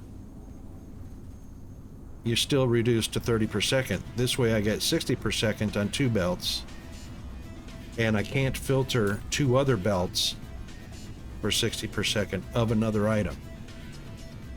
So that kind of sucks, not being able to add. You see what I'm saying? This is only a priority output, it's not a filter output. I mean, it is a filter output, but it's only setting priority. So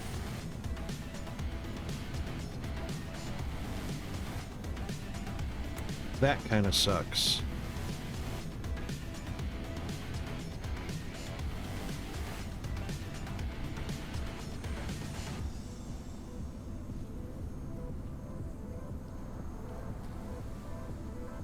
Or does it?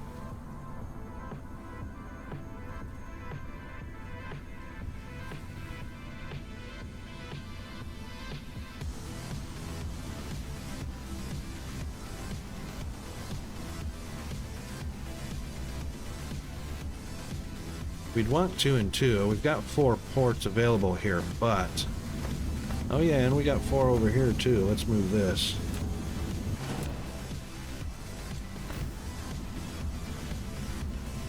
We got 4 over here as well. But now I got a proximity issue. Because what can be done...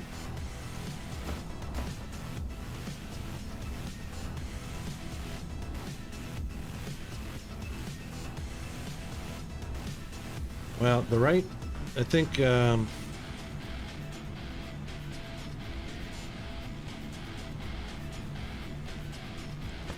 I'm not looking to control the flow as much as I need equal outputs. 3 is not going to work. There's going to have to be 4, 2 and 2, in order to filter it. Otherwise, 1 is always going to be 30 per second, no matter what. So they have to be 2 30s. 2 30s here, 2 30s there. So we are going to have that. And we don't have to have that.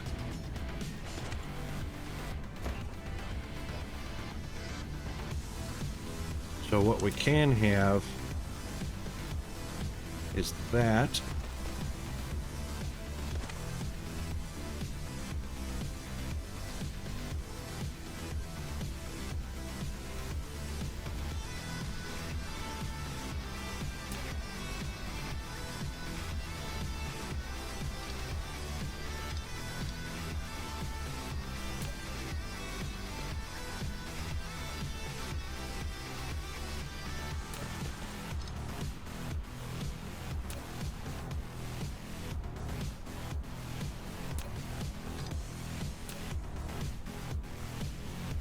That.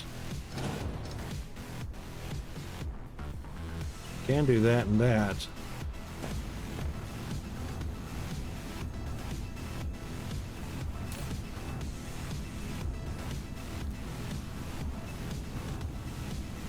you close. I hate to put that on the grid line, but it'll still work.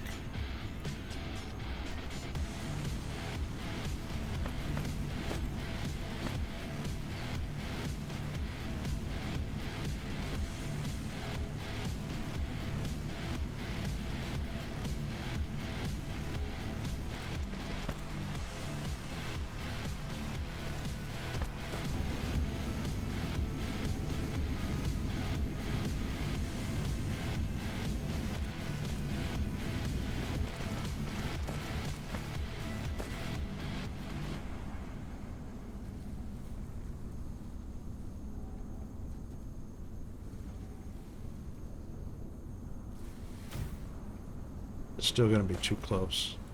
Doggone it.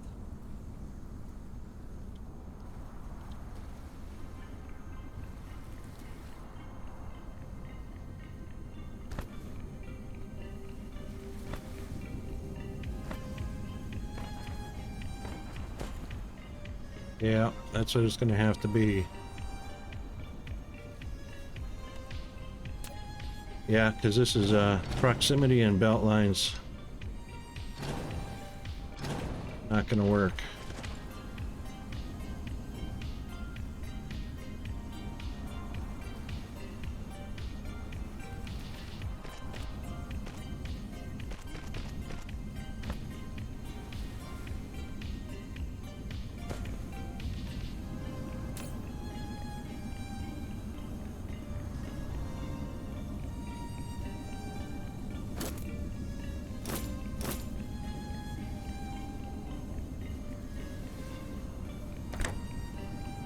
Oops, I should have made that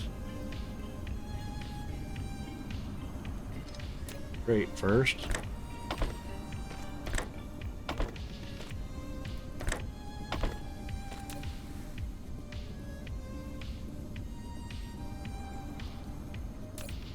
Ah, right. See what I mean? Now I'm gonna have to clear all of that. Let's set these up first.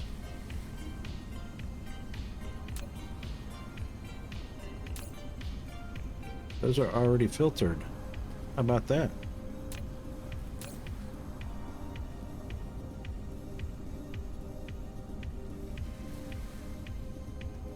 I didn't set that filter up.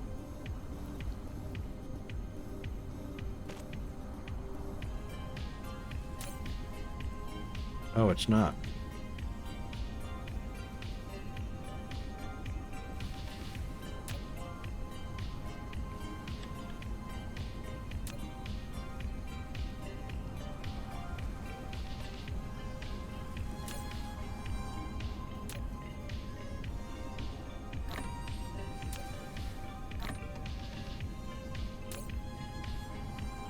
Shoot, now I'm gonna have to filter.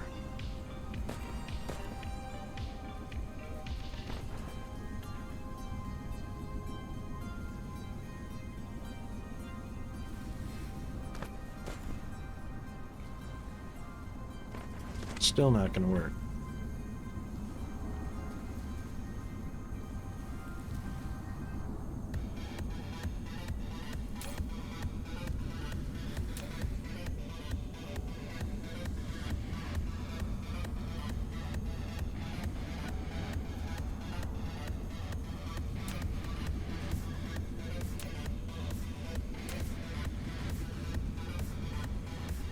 Okay, ads coming up. All right, we got about 30 seconds to ads. And we'll be back after our ads. Then we're gonna have to figure this out.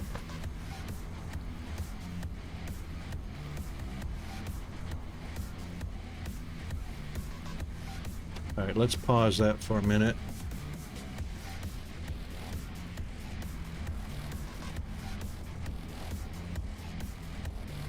And we'll be right back.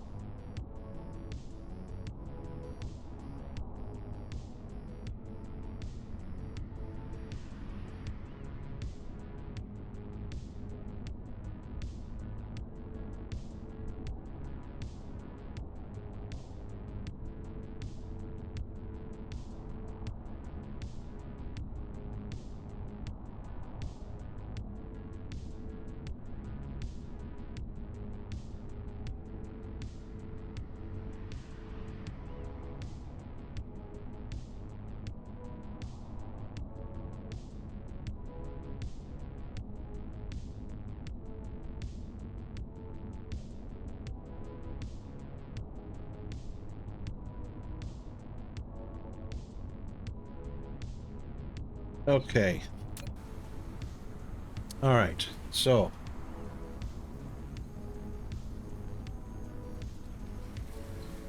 we know items will push up into a box. So we know any item can push up into this box. And we know that they can pull down. So as you can see, even though this box has got antimatter in it, it doesn't matter because the hydrogen passes from this inserter to this inserter regardless of what's in that box.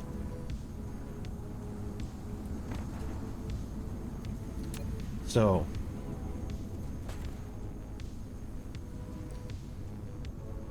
that means actually that's working. That's working like that.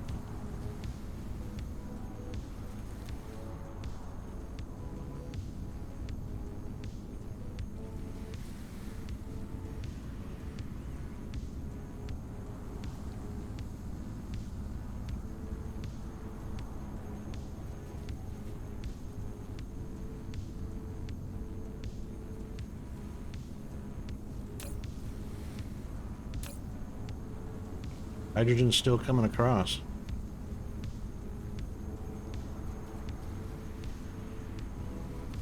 Did we solve it?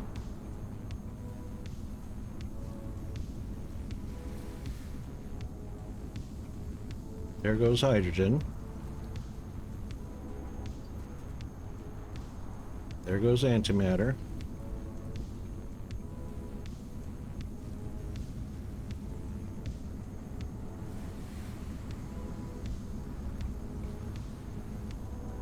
They're both going across.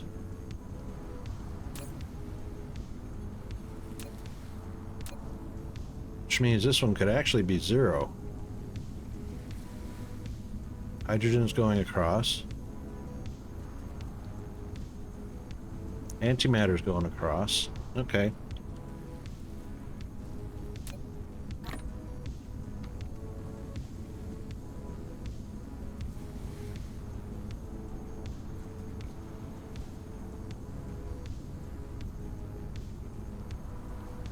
That's working.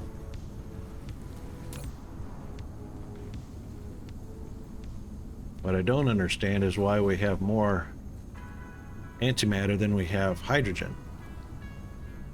Oh, hydrogen's probably going out, that's why.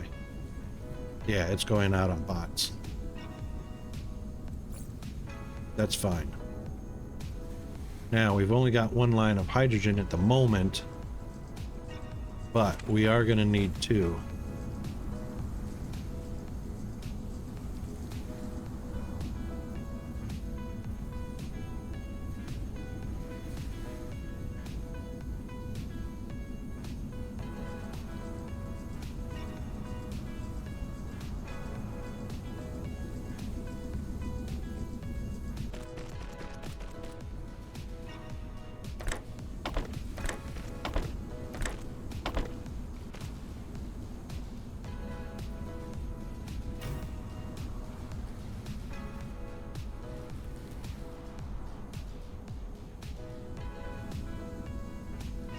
Because those will eventually get up to 60 per second, 30 per second per belt. Now, as for the other side, that's a little more of an issue. Because we've only got antimatter coming out on this side.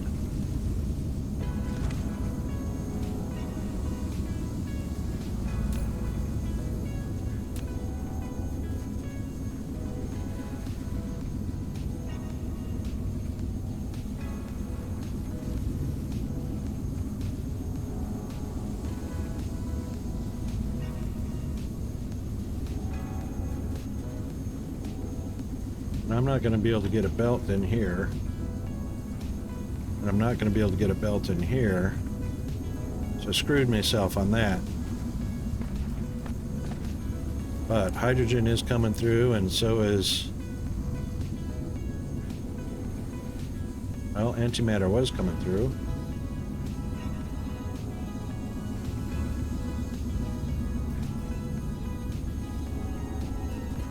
Is it switching?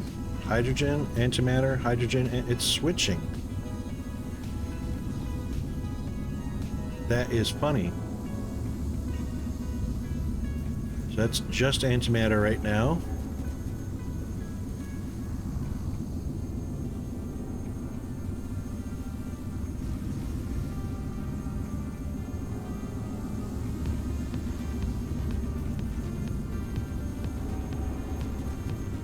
And now it's switching to hydrogen. I've never seen that before. So right now it's just hydrogen until the hydrogen is out, and then it switches to antimatter. Now it's switched to antimatter. That is wild. I've never seen that before.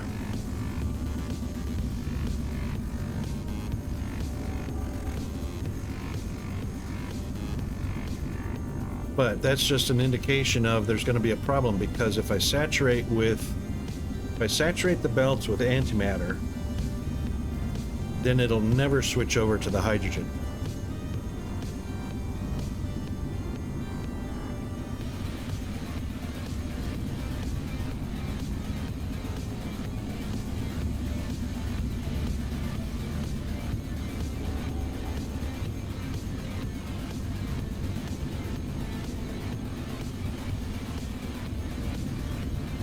So that'll end up being a problem.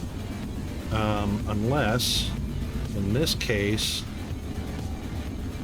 filtering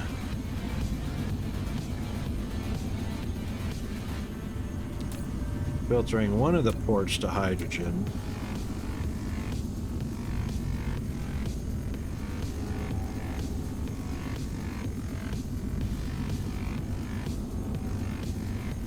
won't allow the hydrogen through at all until the antimatter until the antimatter is evacuated.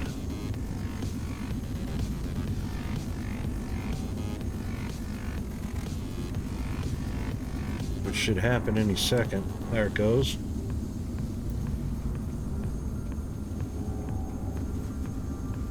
Still one or the other though, because of not because of this box, not because of that box.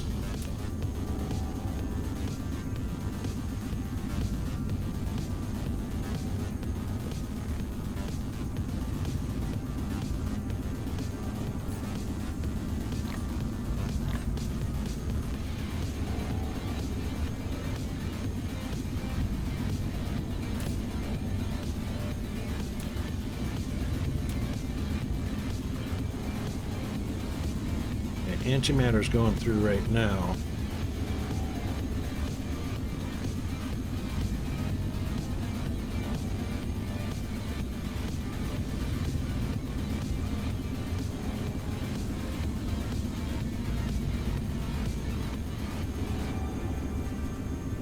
So it doesn't matter that this has a filter.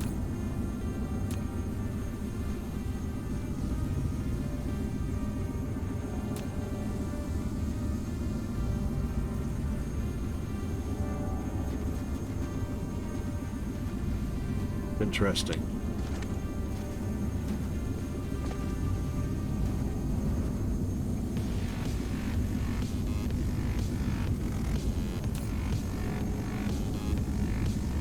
Oh, got it backwards.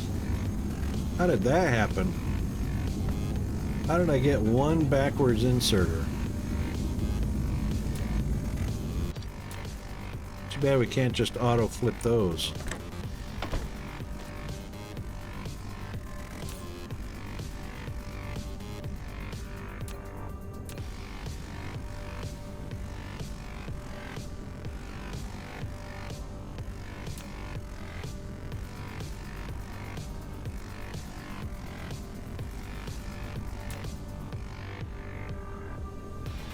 That's interesting. That's worth a little bit of study right there, because I don't know. So the box is full of, it's not an equal amount.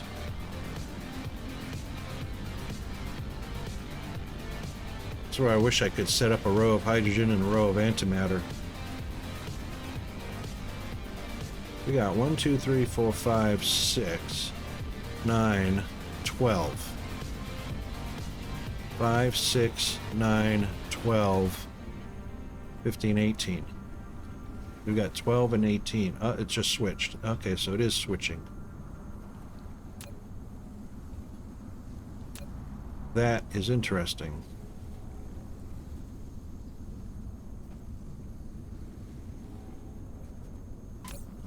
We're not product stacking, though. It's certainly not doing that. However, that balance could be easily, it could easily change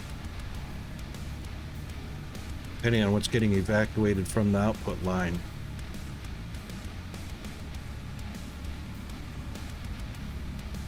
No, well, I don't know. It's an even amount of each being input.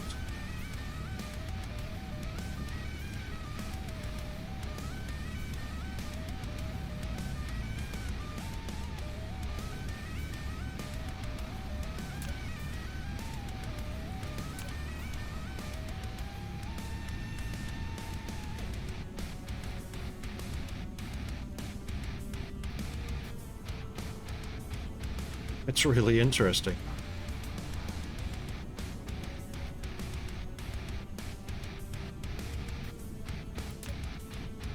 That's really interesting. So this box should look the same. It does. And this box should look the same. Yep.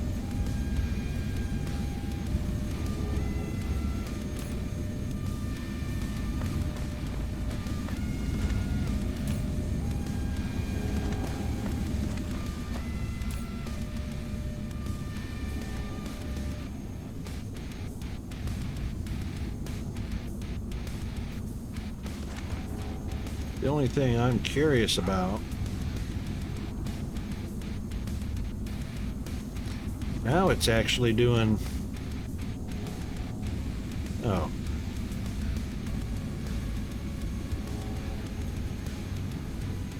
Now it's kind of intermixed.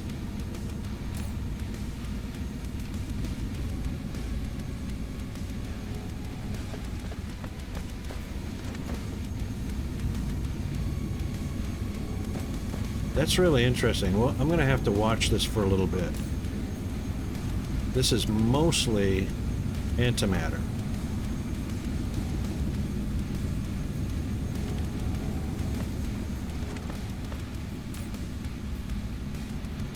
That one's clogged up tight. That one's not. That's weird.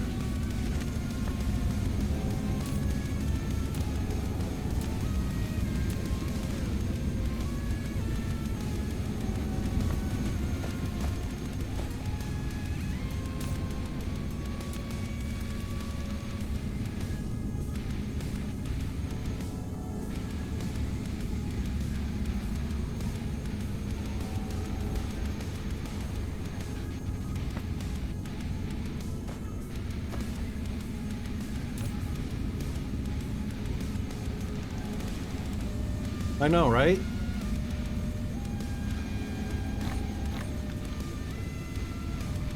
It's really interesting.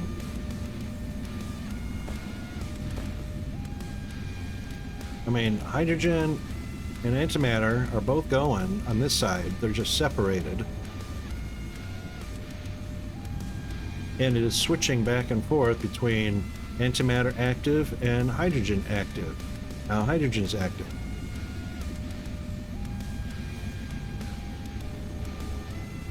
But not at the same time.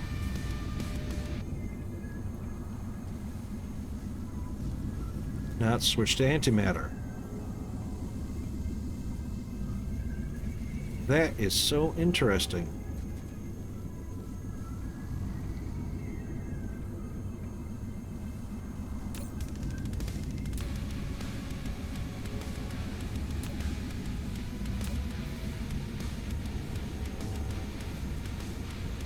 Oh, where the heck are those coming from? Thank you for catching that.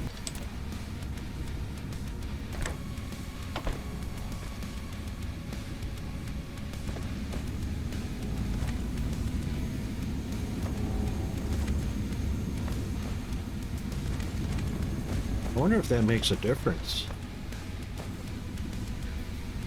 Okay, we got hydrogen active, antimatter active, hydrogen active, antimatter active. That made a difference on the how quickly they switch.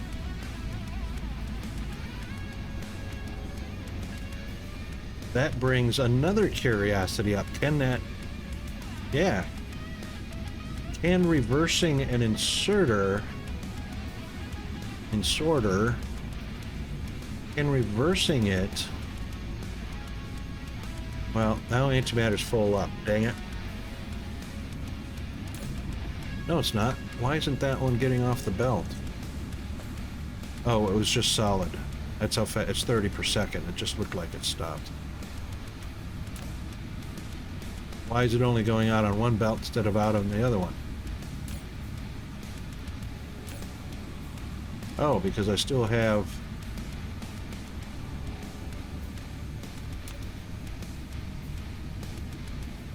There we go.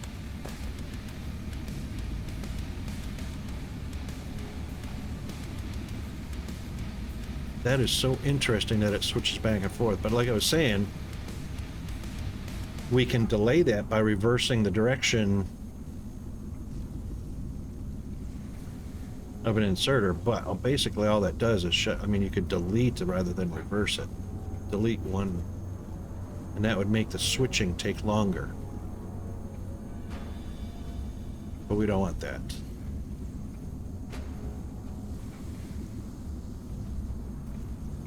Alright, there's one more thing to do. Because obviously this line is going to get longer. I don't understand why that box backed up as much as it did. Alright, no worries, thanks. Thanks for the lurk. We're going to take a box. Oh, and it's backwards. How about that? Just automatically reversed itself. Not nice.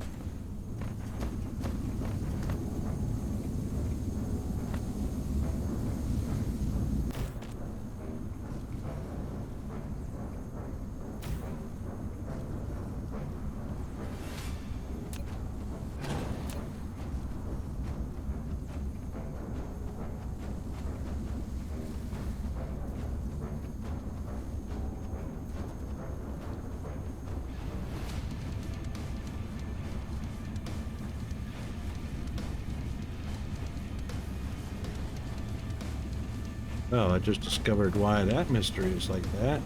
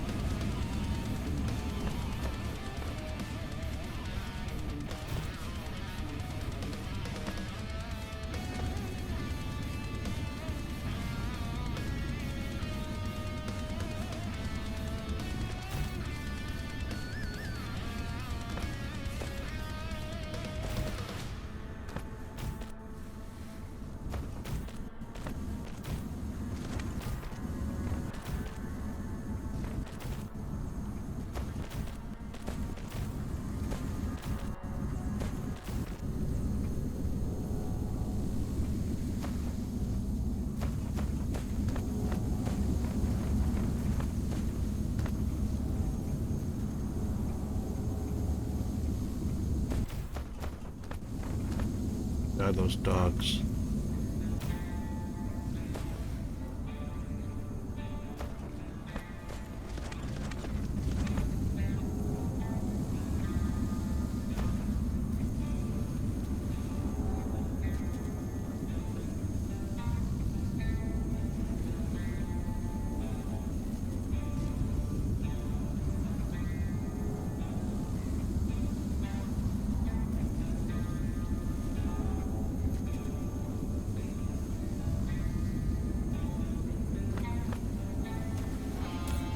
Empty. Empty. Yeah.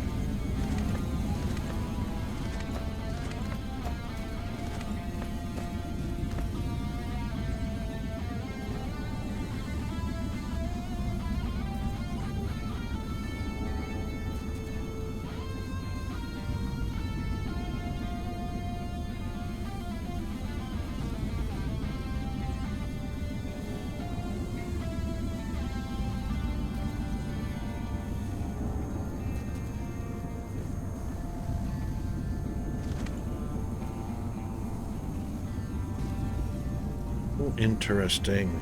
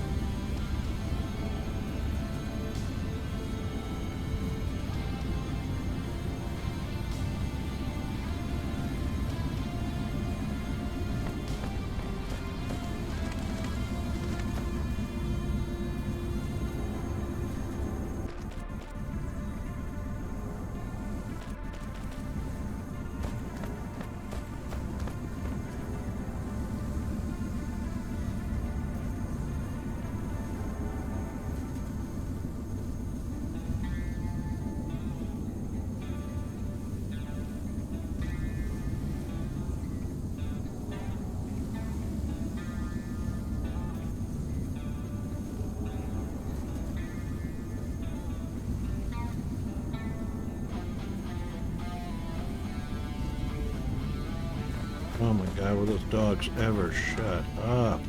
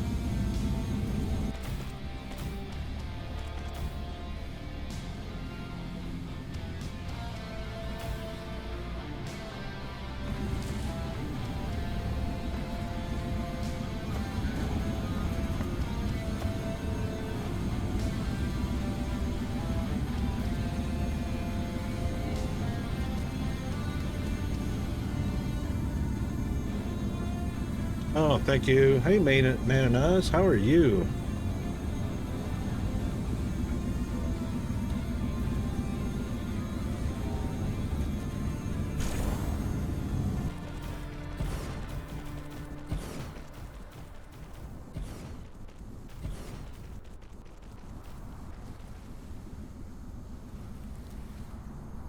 Right, that worked.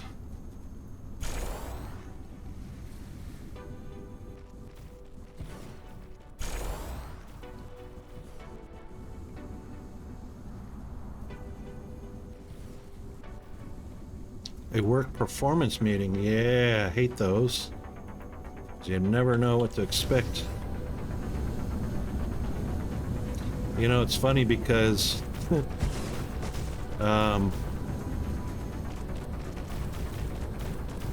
one of those you can be doing excellent, not changing your work routine or anything, come out with the same productivity, and your work performance is different because it's a different person doing the interview or doing the evaluation.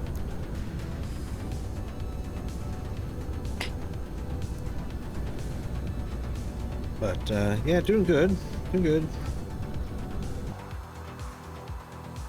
I believe we have particle colliders stashed away somewhere here, and there they are. And we'll just take a handful of those.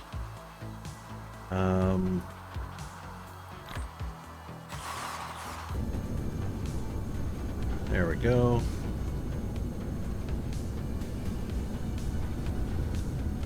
Yeah, doing all good. All good. Just figuring out a few mysteries and curiosities.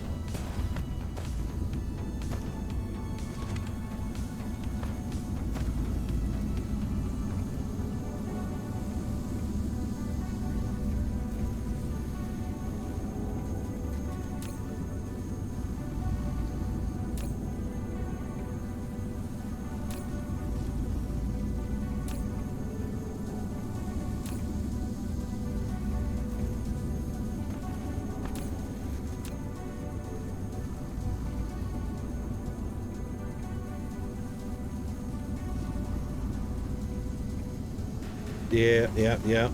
Oh, it's a once a year eval. Okay. Um, we had what they call KPIs, which is your knowledge and proficiency indicator, and our work performance evaluations every 3 months. That's nice that you're getting that once a year.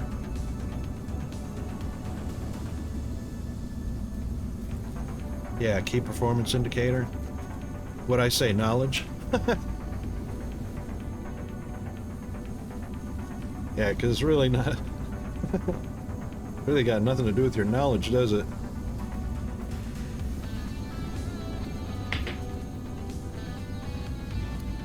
KPIs, that's right.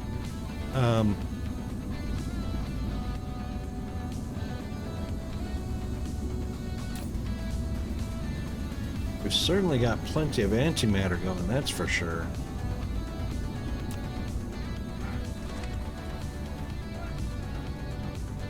Which is what we want, and the hydrogen's definitely getting used somewhere because that's getting evacuated all the time. And same with this row. Hydrogen's definitely getting used somewhere, even though we've got them on ice giants and gas giants. And antimatter is definitely full up there.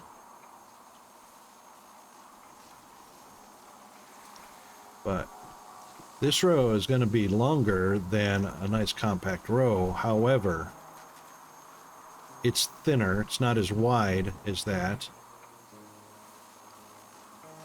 because of the way the machine's turned. Plus, you don't have all the ugly belts on the outside.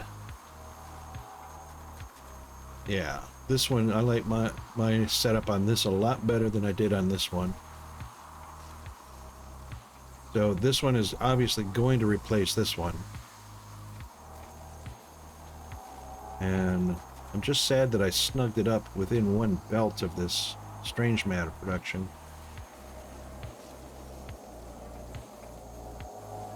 You know, why is every other one?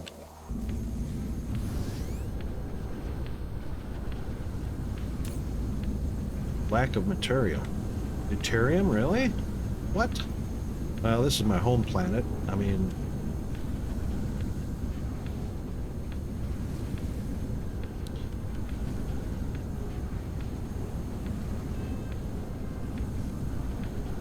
it's not like we're suffering for, strange matter. Not suffering at all.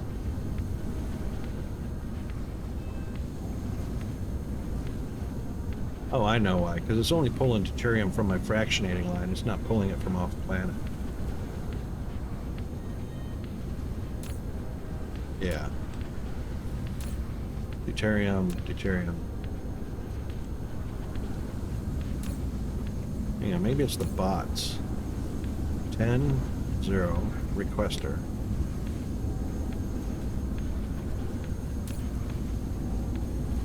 Yeah, it's just a lack of deuterium. Can't fill all the bot distribution bots. So we've got 2, 4, 6. So we're just not producing enough deuterium from the fractionators to fill the last 6. But I mean, strange matter. Out the butt. So.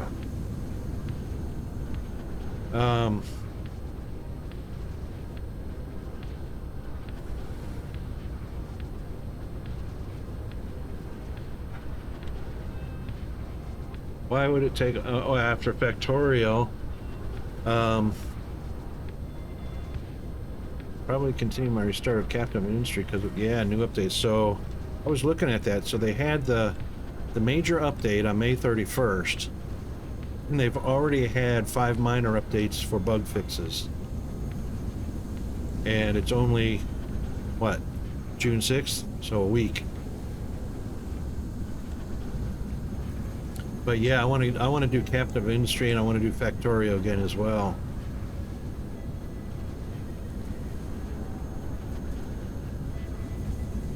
But you know, that's a pretty good indicator. You know, if they're going to release a major update, I would expect them to be actively bug fixing as that comes out, because, you know, more eyes on the problem, or more eyes looking, the easier it is to find problems. And they're fixing them right away. I mean, it's literally been either every day or every other day that they've posted a bug fix. That's a pretty good indicator about the dev team. So,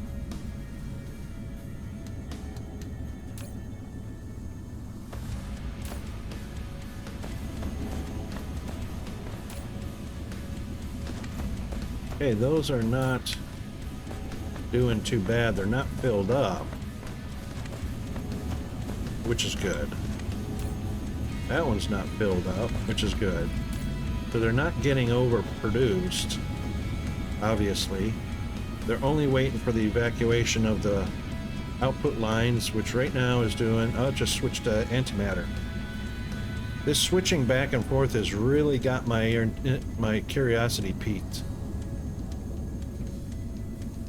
Because now it's hydrogen, and now it's antimatter, now it's hydrogen, now it's antimatter.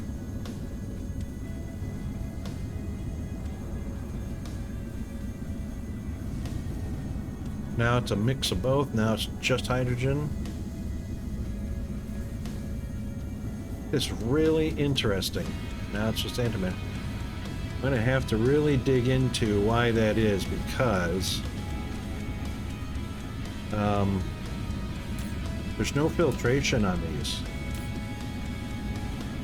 like I did on the other side. The other side's got filtered lines. This side does not have filtered lines. So it is a mix of antimatter and hydrogen going through the line. You know, which is fine. It's not contaminating because it's doesn't you don't have to worry about it contaminating. As long as it's all moving, that's the point. And as long as the box doesn't fill up with just one of something, which prevents another of something coming, which that's impossible because it's 2 to 2 or 1 to 1. It's 1 antimatter and 1 hydrogen every second, or 2 every 2 seconds for each one. So it's balanced coming out of the machine, which means that'll stay balanced. It can't fill up with one of the other, which is nice. I think that's, well, that's true, Zombie, to a point. None of the insorters are filtered, so it can grab anything. It can grab the antimatter or the hydrogen. Where the problem comes in is, and it's not present at the moment, but could potentially someday show up, is the inserters carry a stack. If it can't unload the complete stack, it stays in the inserter stuck. So that would be an issue. And as long as it's, let's say if it's carrying a stack of 6, in this case it's it's carrying a stack of 6, and it can only unload 5, and it has 1 antimatter stuck in it. It cannot pick up hydrogen as long as there's 1 antimatter stuck in it. So it won't carry a mixed stack. It won't carry a 3 hydrogen and 3 antimatter in the same trip. It won't do that. So that could be a potential problem later. It just hasn't become a problem now. And see, here's where it's become a problem right now. So we've got plenty of antimatter, and it stopped production of hydrogen. Depending on what the state of the output box was from the 2 machines, and they're nicely mixed, which is fine. That's the important thing. Oops. Is that the output box is mixed with probably an even number of both hydrogen and antimatter. And as you can see, that is the case. Then not an issue. So we've got this is where this becomes the issue. I'm not relying on hydrogen. The only thing I'm relying on is antimatter.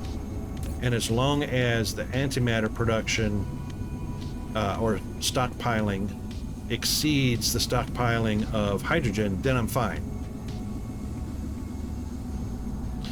Well, this was just an experiment. So this one I'm not going to be babysitting it for sure.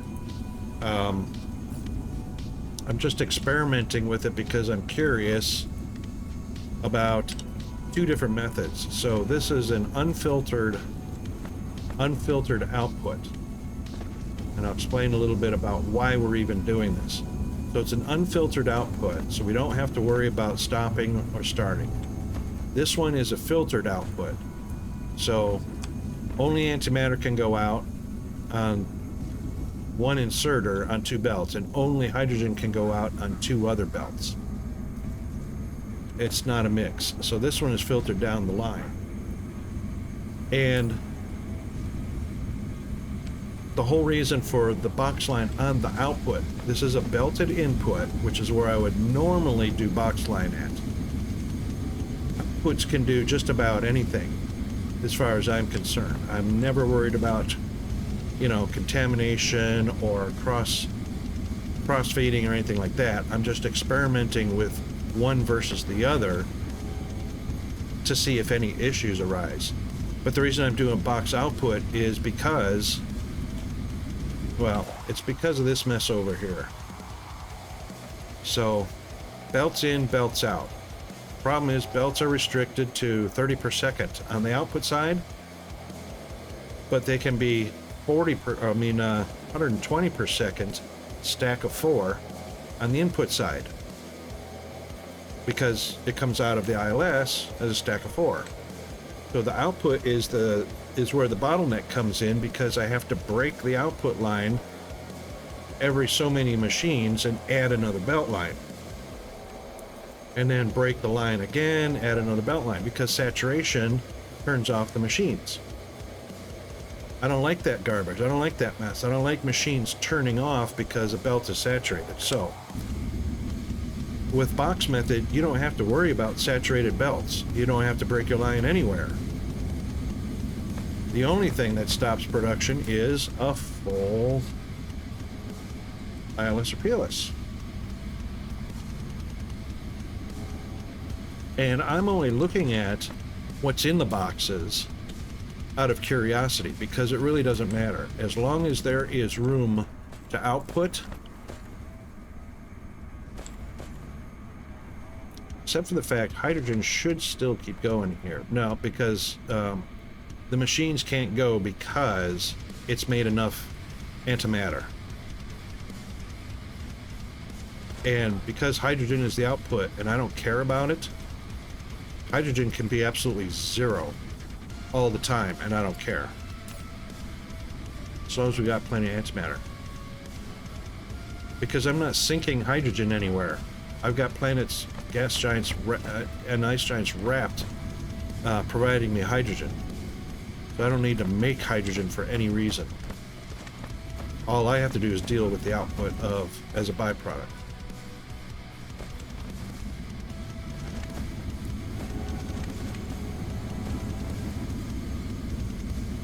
So these guys, oh, thanks, autosave.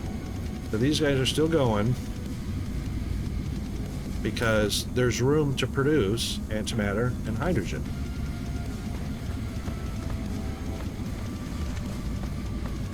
These guys stopped because box full. And the reason box is full is because ILS is full.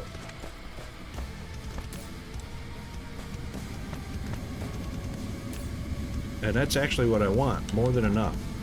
I never want to have to worry about something like, oh, I don't have enough hydrogen, or oh, I don't have enough of this and that, you know? And we can actually put all the extra in there. Yeah, so this works, but it's got a lot of curiosities about it.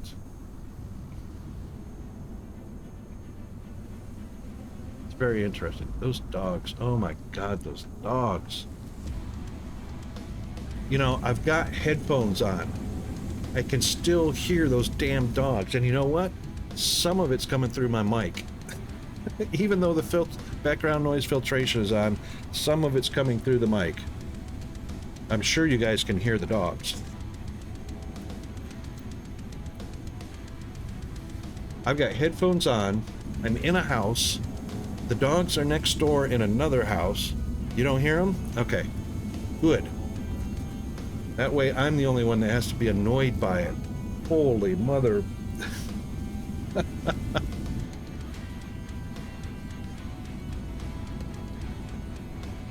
But just imagine you're in your house, you got your headphones on, you're streaming, and you hear the neighbor's dogs through everything.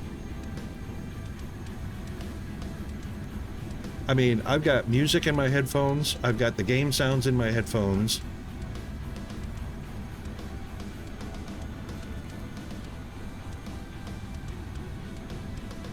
I so want to drop a box of chocolate X-Lax over the fence.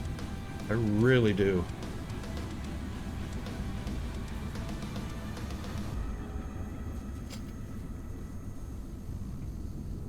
I'm not going to, but I would really like to.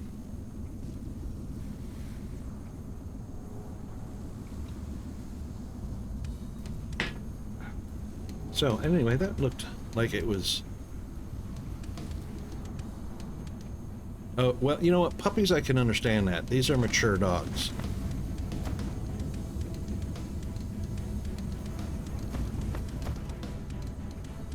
And the thing is the owners are not home.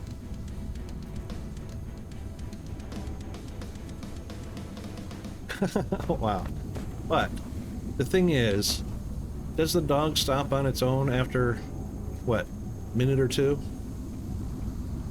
Or does it just keep going constantly like this one? It's just like having tinnitus or an itch behind your eye you can't scratch. It's constant. They're always going until I blare something at them. And I am, this is what I'm gonna do.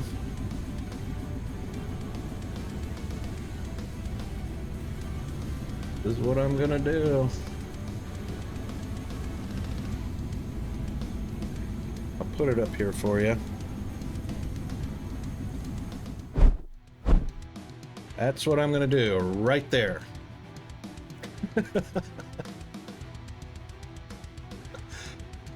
I have purchased one of those. And I am going to use that.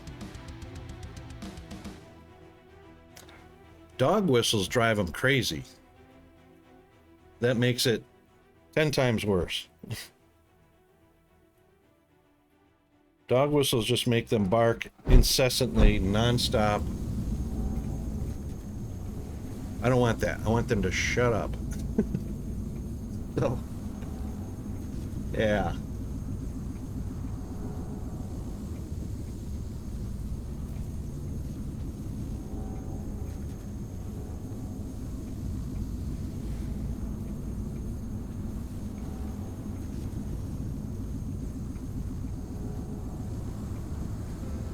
Good. You know, it probably won't, because I already blasted my stereo, which can rattle not just my windows, but it can rattle my neighbor's windows.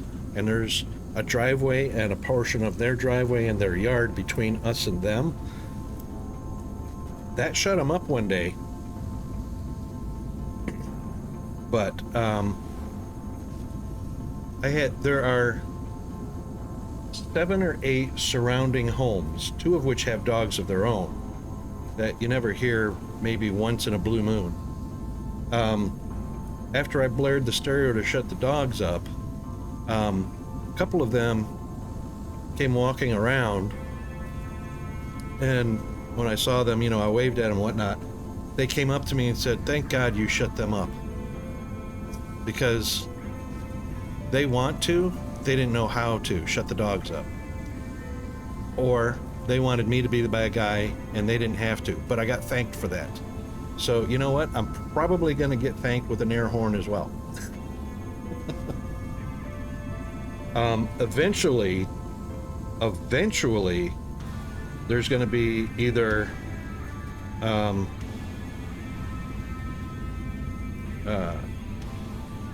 some sort of dog catcher or law enforcement involved, because if the owners don't get it, they've already made themselves public enemy number 1.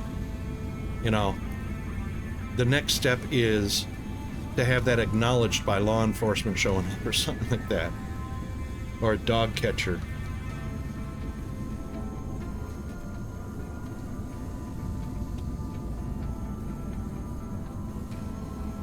Well, all right, so this looks like it has served its function.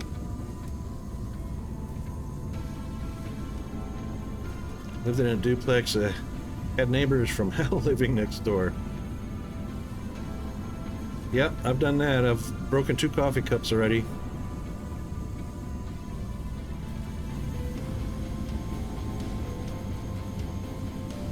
We've got wood fence between our drive and their drive.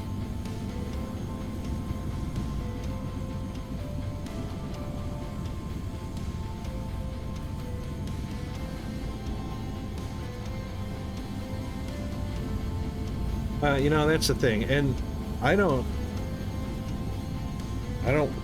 not an advocate of people not having pets. I'm an advocate of being a responsible pet owner.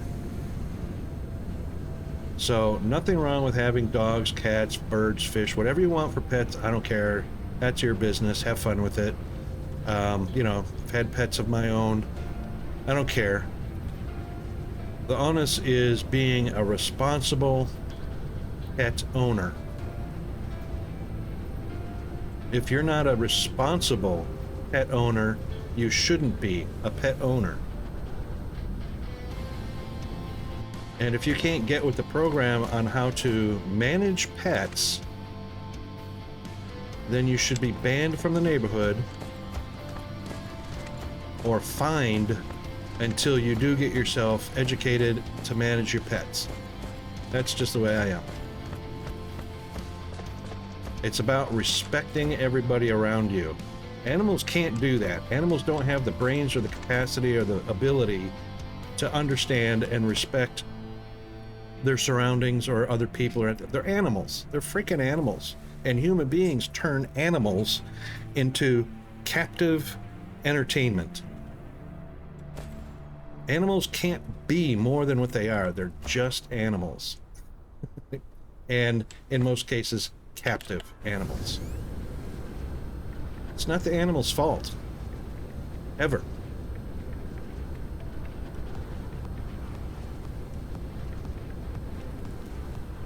Just like we build neighborhoods near swamps and then we expect alligators to behave.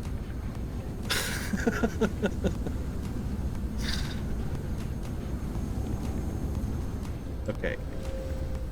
So we've actually satisfied both photon production by evacuating them off their lines and making antimatter, which we got tons of antimatter. Oh my gosh.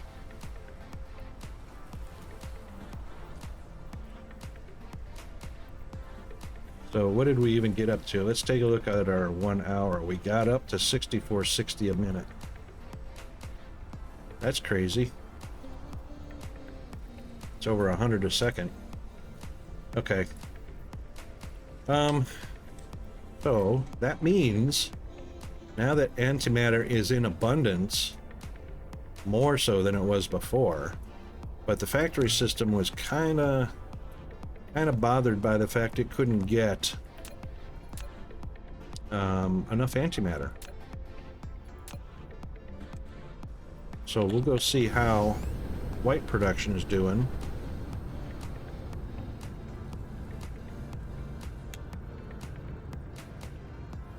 And hopefully, of course, it's only got one source, the home planet, but with 2 production lines set up, there shouldn't be any vacuum on the antimatter for sure. So let's get that aim right there and see how close we get in 2.5 seconds.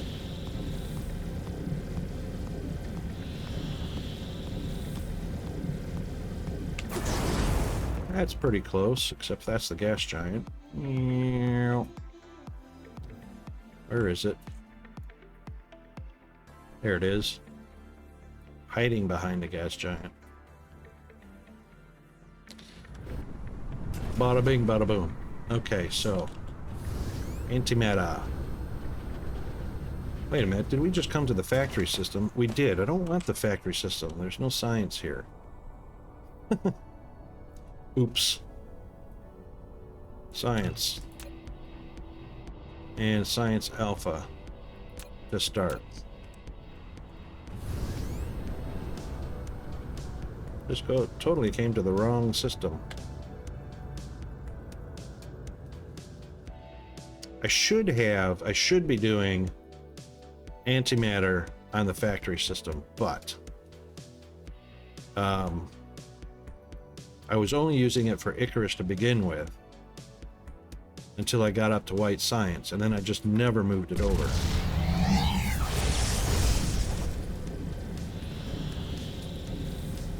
So that should be on the to-do list, is to move antimatter production over.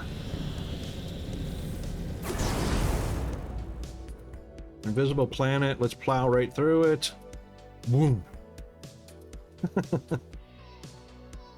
And now it should be solid, and nope, it's still not solid. It'll get solid eventually. Yay! Okay. Now, here's where the issue was. Our antimatter. It's not antimatter. Not that one. It's not that one. That one. Yay! We have got plenty of antimatter. Now, I believe the antimatter is coming out on a belt, which is a 4-stack. And feeding both lines, which it is. And we should no longer have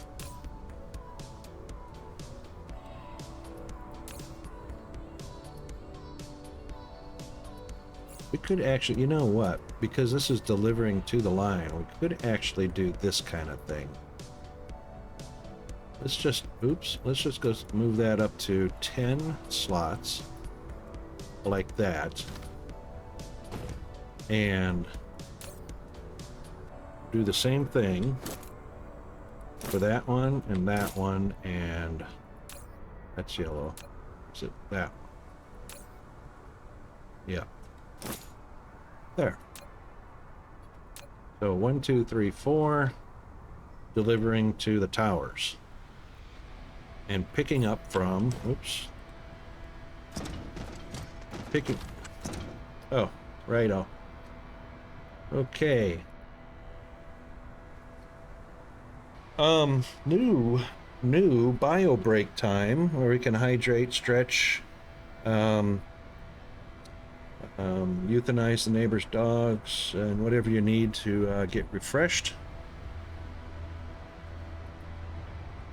And that's coming up in about 10 to 15 seconds. So we'll be back after that, and we'll continue with production of white science. Yeah, that. All right, be right back.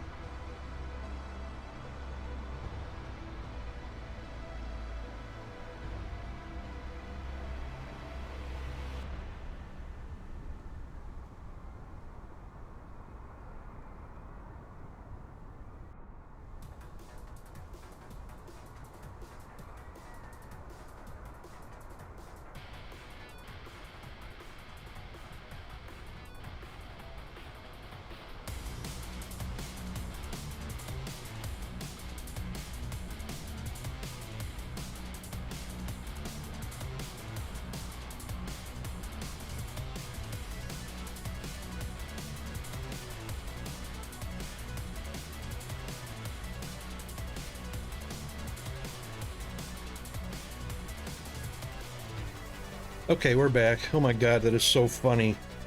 I went outside during the break to see what if the owners were home. The owners are not home. I was going to do something to shut the dogs up, but it was too late because now I've got a wood fence between us and them. The back door neighbors have chain link fence, and there are 3 mangoes stuck in the fence. The dogs are quiet because one of them is licking mango off of the other one. So somebody got a lucky shot in. And one thing about Australia that I really like, mangoes are big, they're juicy, they're sweet, they're everywhere. Mangoes in Australia is like apples in the US. They're everywhere, or oranges.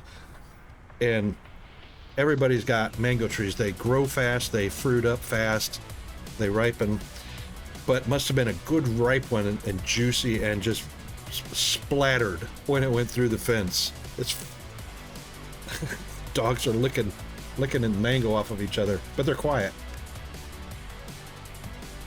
And that's just a case where somebody else beat me to the punch. Can't believe I wasted 2 coffee cups when I could have just pulled some mangoes off the tree. Mangoes have a pretty big pit too, pretty big seed. All right, so we've got nice goodly amount of I would love to take the credit for that. I would love to. That's just funny as that's 2 different color greens right there, which is almost yellow. I didn't realize I picked 2 different colors there, but anyway, yeah, I would love to have the credit for that. I'm going to probably get credit for other things in relation to those dogs and the neighbor. Okay, so you know what? I haven't done any research in a while. Which is why white production is so piled up. What's our ray receivers? Where are we at here? Dissipation. 0.1.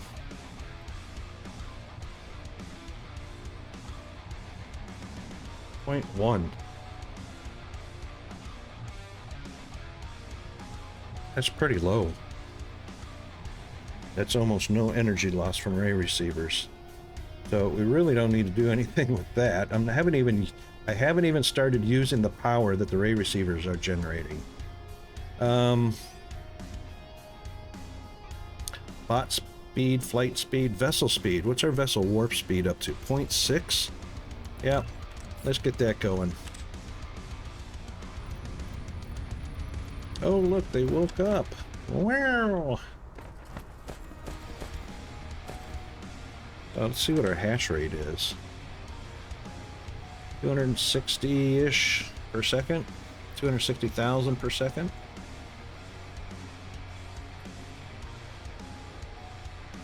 Oh, they must be done licking mango off each other. Maybe they just need to be fed. That's why I was thinking chocolate X-Lax. Just, you know, open up the whole box and just right over the fence. Alright, so 260,000 hashes per second. And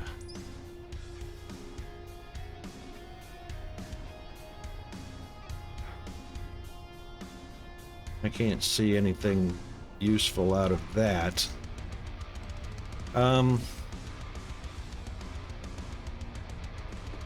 We really don't have to worry about mining speed right now, so logistics bots, yeah. Warp speed, I'm at 1 light year per second, that's not an issue. Construction drones, I don't never worry about how fast they can fly to or put something down. And that's mecha power. More construction drones. Mecha core power. Wonder what the difference is between mecha core and mecha. Oh, that's mecha fuel power. I don't need to worry about recovery speed, that's for sure. That's it. So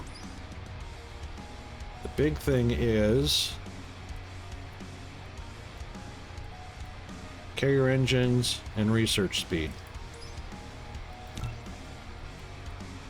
Okay.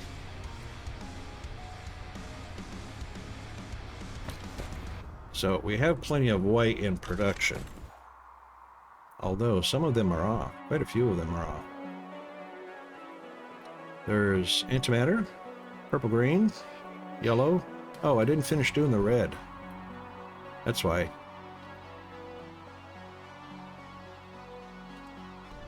Right. So I was in the middle of doing red when I noticed the antimatter wasn't doing its thing. And we've got plenty of red, it's just not getting there where it needs to be, so we've got one red bot delivering, one red bot, so that's only 20 bots. It's only 20 bots. So what we had before is we had a lot of bot delivery drones that we now need to compensate for. So, and blue is going to be that. I'm really surprised that blue is not an issue with only one bot distributor bot there and only one receiving and the blue is solid up. It's probably going to be an issue. It's probably going to be. But we'll go ahead and do red for the moment.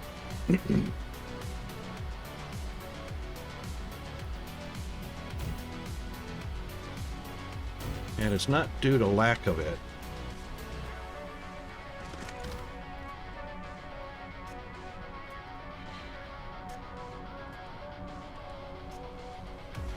Huh, it'll cut that corner. It'll clip that one. But it won't clip that one. That's funny.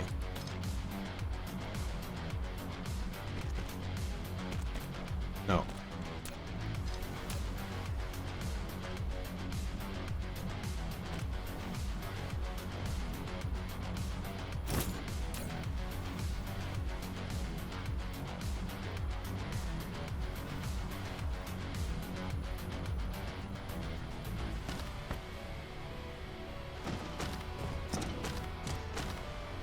Still haven't used up the graphite yet.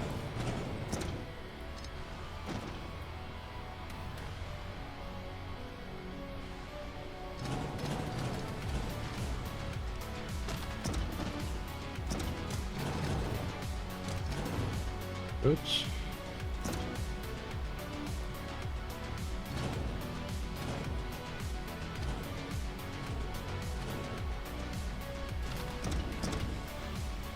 Clipped that graphite and didn't even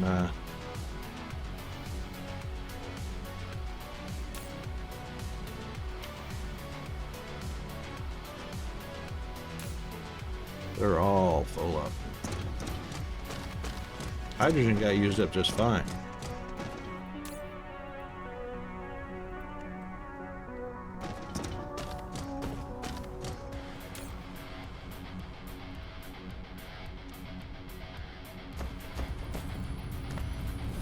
Now, let's see. I had a little bit of an impact. Now it's about double that. Almost all of them are on, but we want to be saturated, so.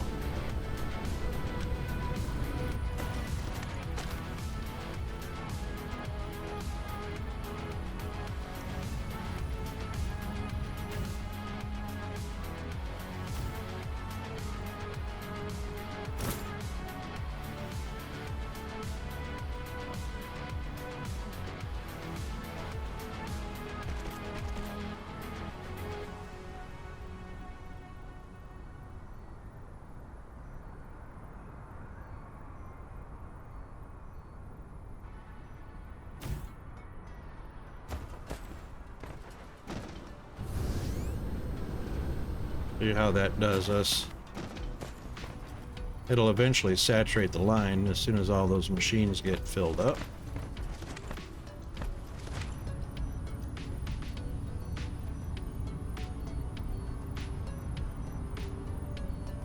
And then once those get to the top,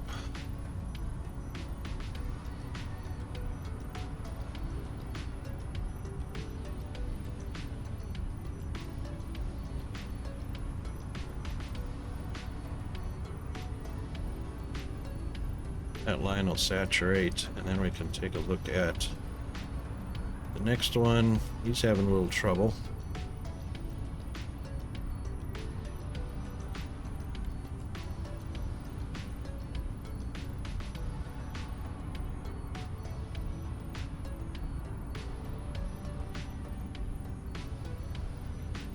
One more. Party. Okay. That party's happening.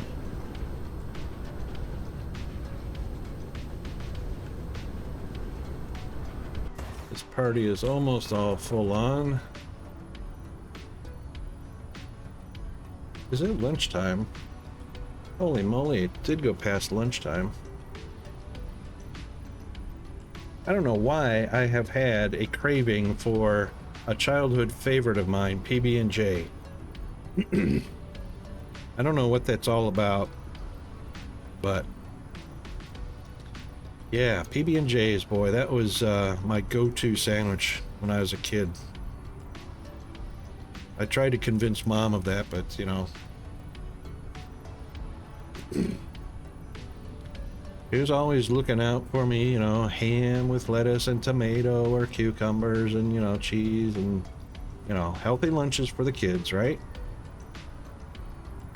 Consequently, I'm repeating, yeah, grilled cheese. That was another one, grilled cheese. Oh my God. Haven't had that in a long time. But yeah, you know what? I'm always, I am such a bad parent because Peanut gets all the healthy sandwiches, you know. I'll eat all the junk ones.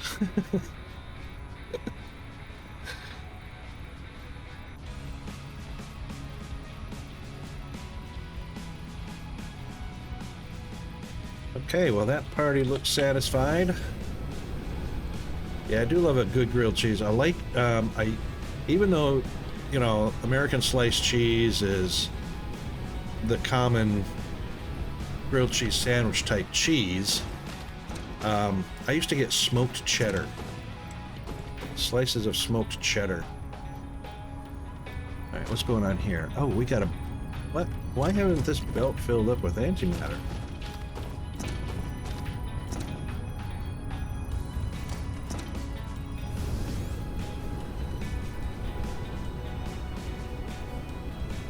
I mean, antimatter is full on.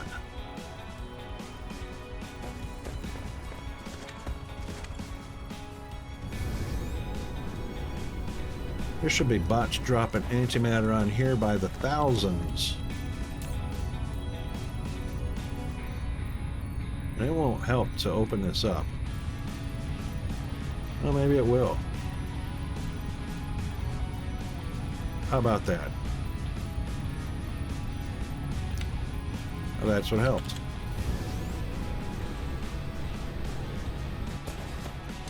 Did I do that on all these guys?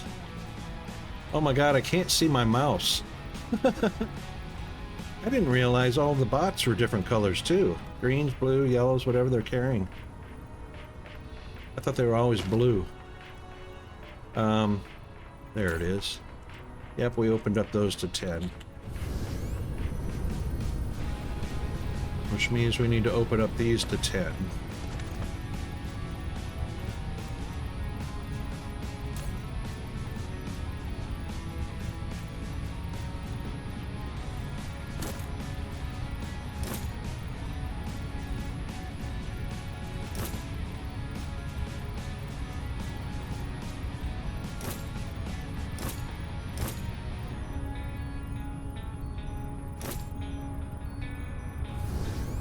Grilled cheese is pretty yum though. You ever put tomato on your grilled cheese?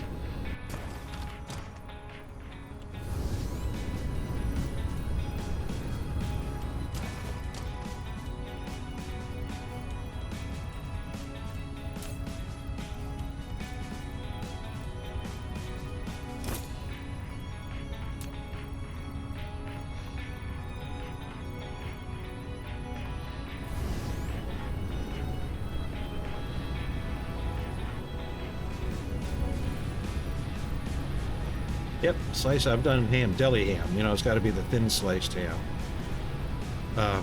Yeah, I've done that too. That's pretty tasty.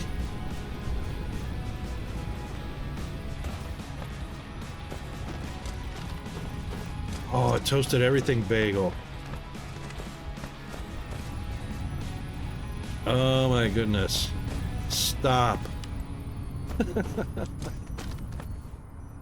We don't have a Tim Hortons nearby, but we've got bagels at the grocery store. Oh, bacon flavored Philadelphia cream cheese. Yeah. You're gonna make me spend my money.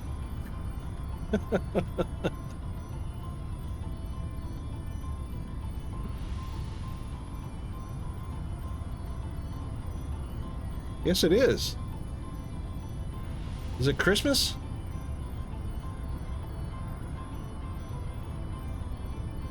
What the hell? What are we doing? Backing track radio?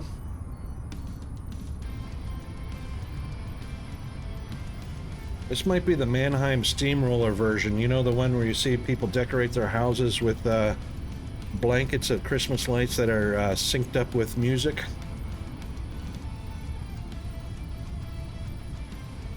Yeah, this is the Mannheim Steamroller version's gotta be. I can't see right now because I don't know where my backing track radio browser plugin is at.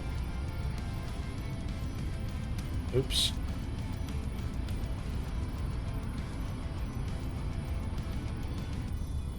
That's always a good one, though. We'll let it ride. Yeah, Metallica. I think they did the original one, didn't they? Aren't they the one that started the big old viral sensation? Took, you know, the original song and turned it into a rock version and all that jazz.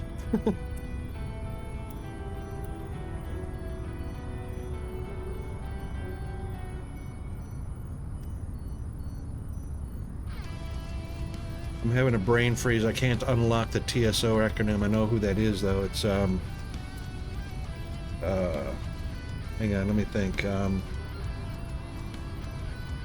keep thinking BTO, Bachman Turner Overdrive, when I see TSO.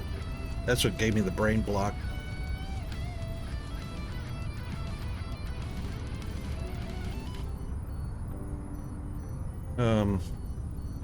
Oh yeah, there you go. There you go, Trans-Siberian. Yeah, and you know, Bachman Turner, BTO sticks in my head. ELO sticks in my head because I'm a huge fan of ELO.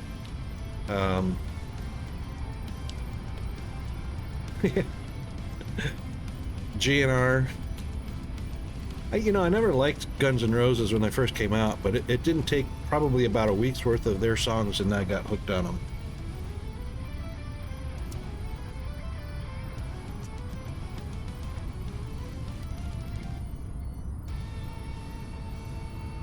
Okay, we got to get more red to the party.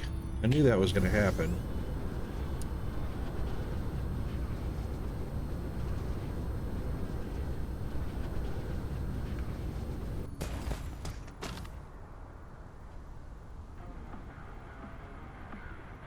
What, really?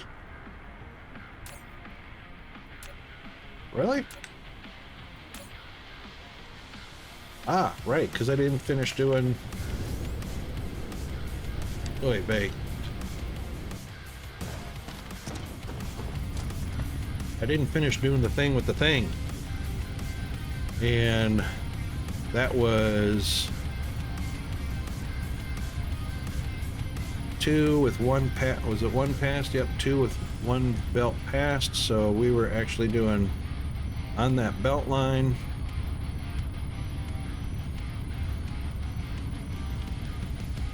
One belt passed. No, we were doing the grid line before it. I think that's what it was.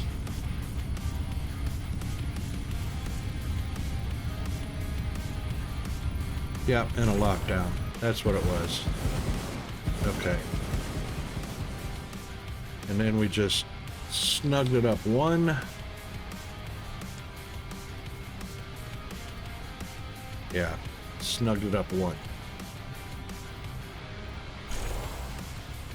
And of course, we're going to have to get all of our... Oh, I'm out of them. Oh, I got plenty. I think I got plenty.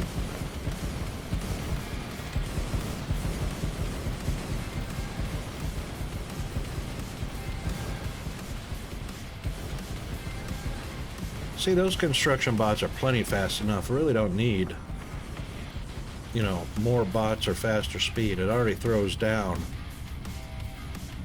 quite quickly.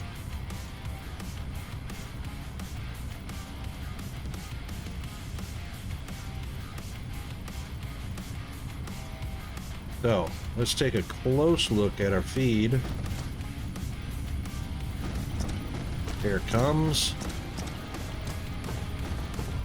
Stack of 4 may not be enough, so we'll just take a look at its overall reach.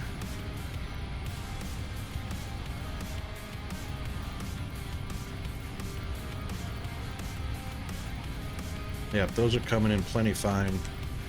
So, stack of 4.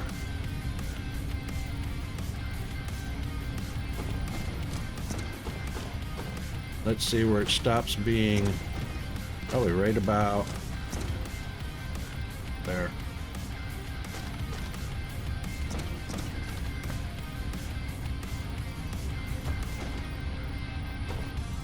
This one doesn't go to the top. It went to the top. This one did. So maybe cut it off right here.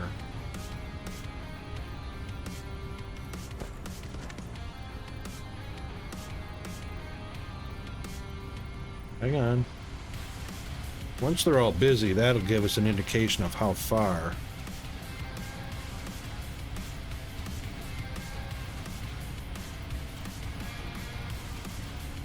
That's going to be intermittent. Hey, Chris.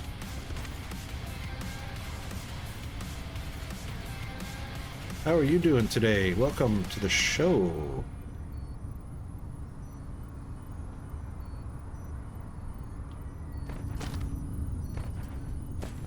Misled Dog 4.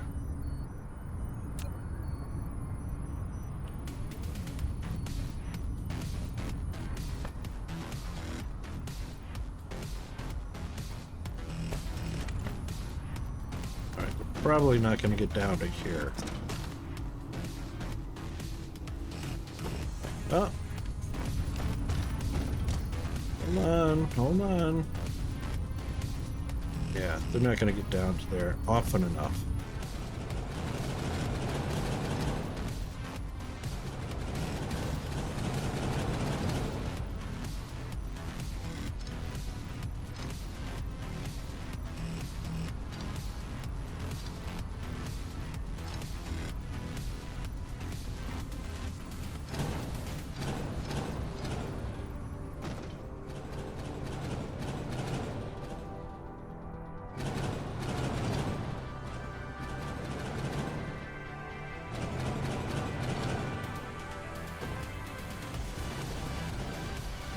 Misled Dog 4.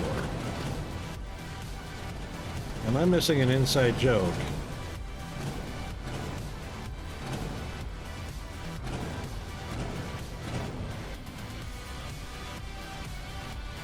Or is that Missile Dog? RocketWolf Missile Dog. I got it. Got it. Old man brain caught up finally. Because obviously misled Dog 4. You're right. Anyway, yep. Old man brain attack. Missile Dog. RocketWolf got it. Clip that. Rocket was late to the show.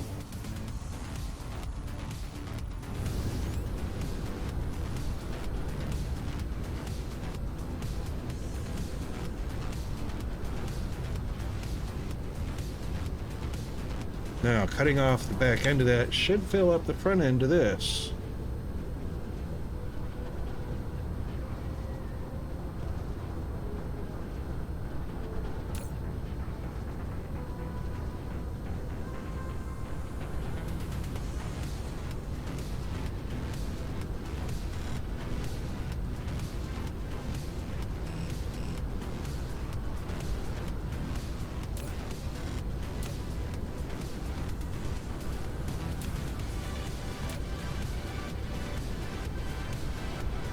You have that effect on people? Yeah.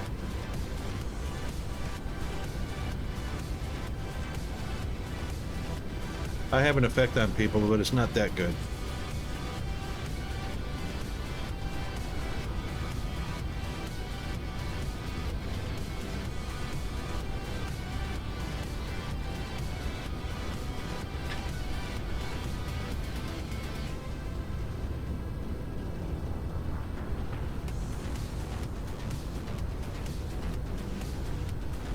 All right, that's going to be a little while, but I think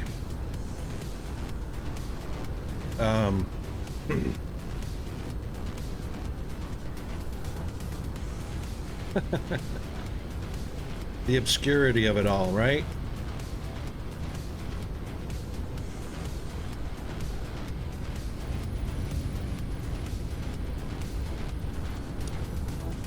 Something's not getting somewhere.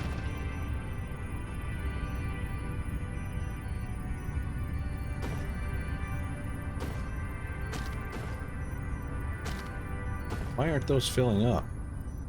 There's plenty of product to fill up with.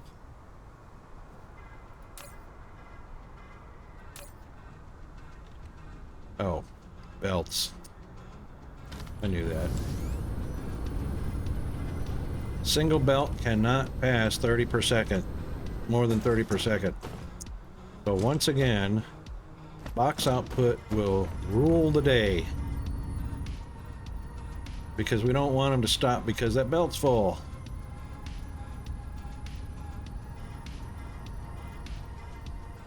I mean, I could keep adding to that line, but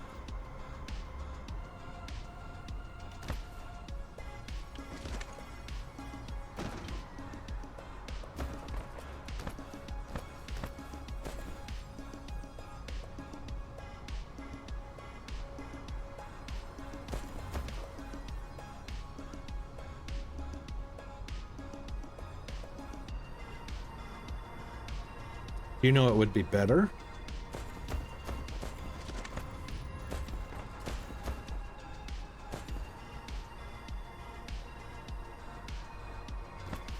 Let's try this.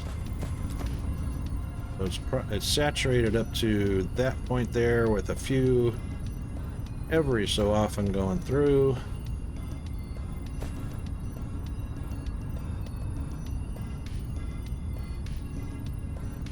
All right, let's do this. How many we got here?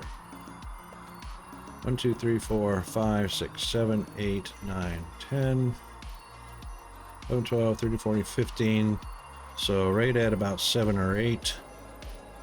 So 1, 2, 3, 4, 5, 6, 7. That's the right spot right there.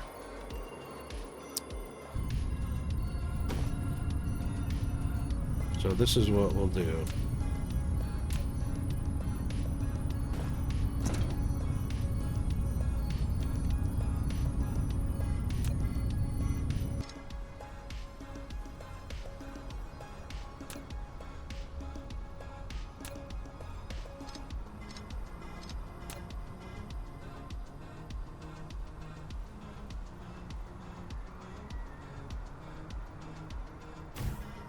Hopefully.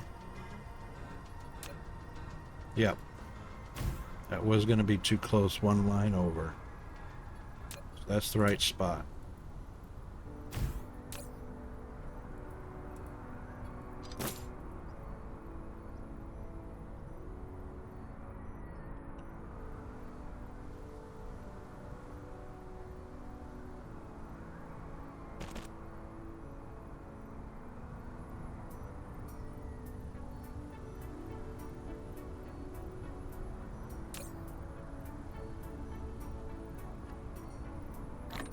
Oh.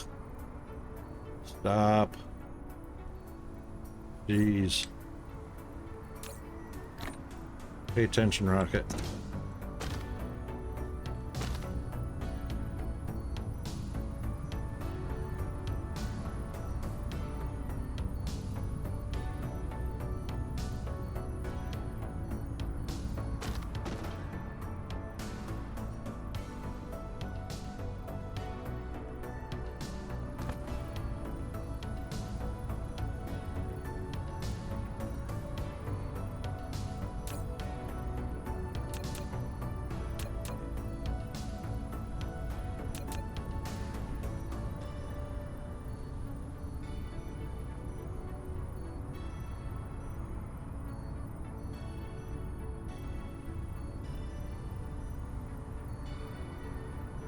Blueprint area divided by tropic lines. Yes, I know. Let me do it anyway. It's not gonna.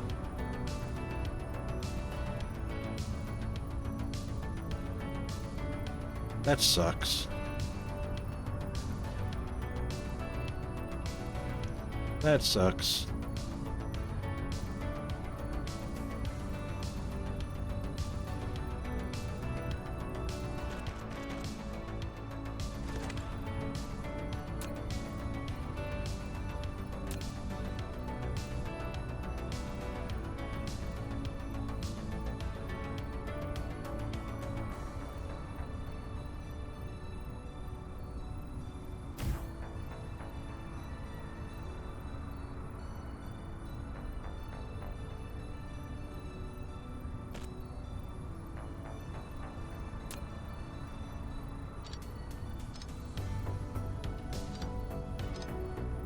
Didn't mean to do that.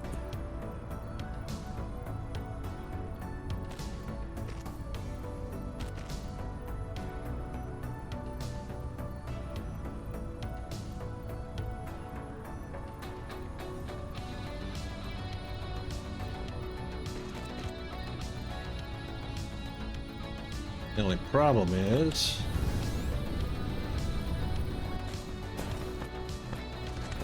I can do that.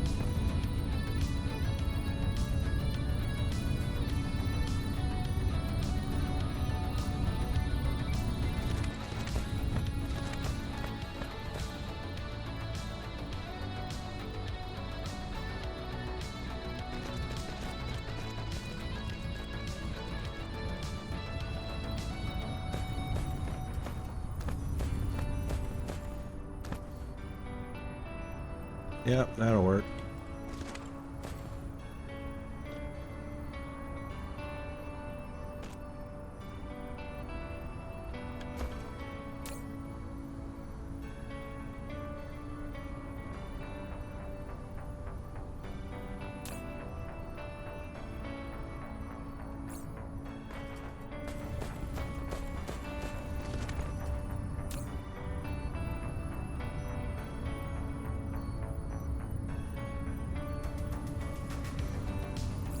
All right. Now another 30 per second going in.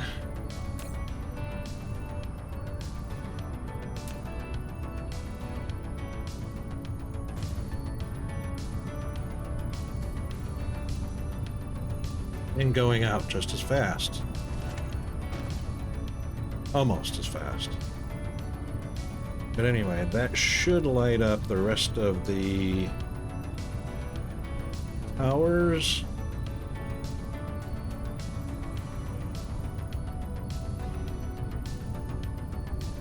Almost.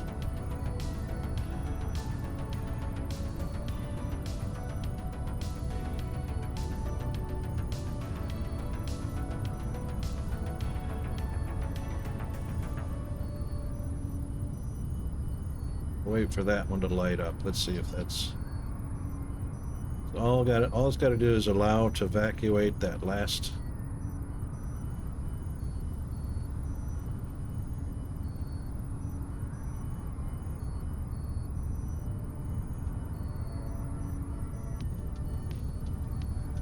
Go, she's climbing.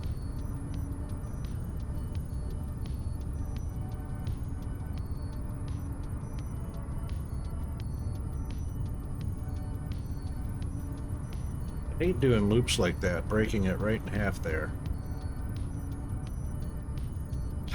But it is what it is, right?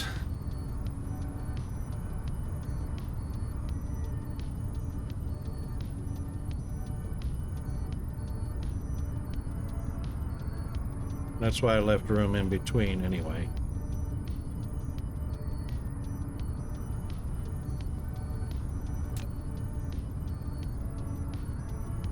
All right, well that's all lit on the red.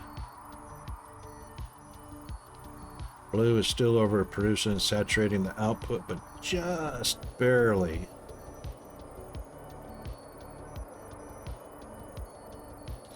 So in actuality, 12 is the maximum. 6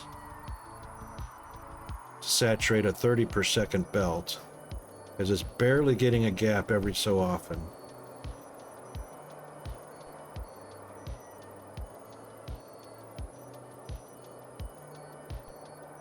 Means machine's sitting there doing nothing.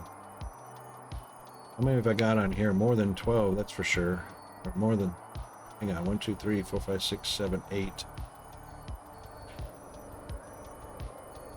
Oh, that's not 12 saturating. That's 6 stacks of blue saturating. And I'm sure that's because of the production speed that blue and red is processed. Is there a difference? Probably.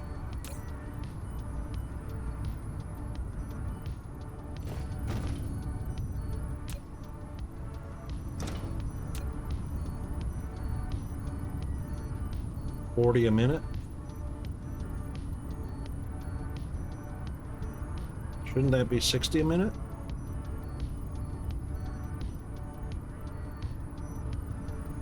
Triple tick marks.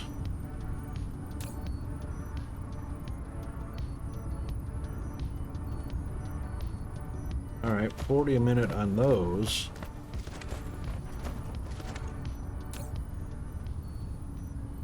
Oh, no wonder. Well, that's gonna make it even worse if I double speed those. If I double speed, see, it's already got a saturated belt. These are on production speed up.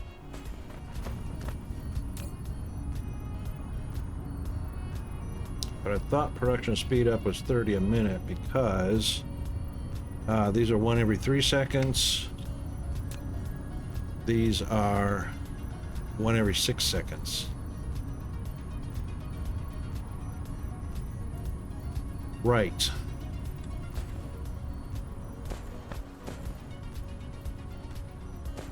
I keep forgetting to take that into consideration.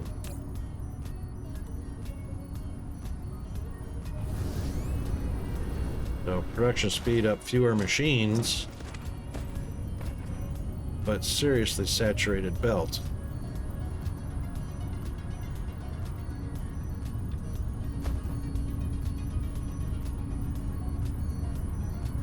So do I want the free product or do I want the speed?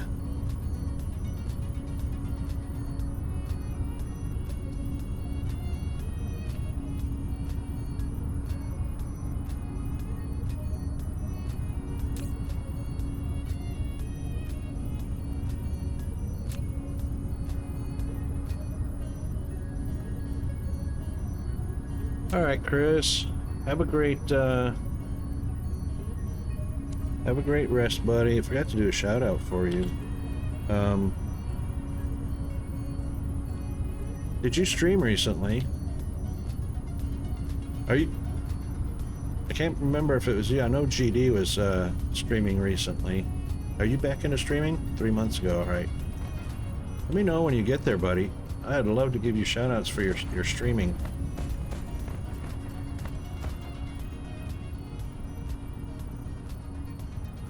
That's better.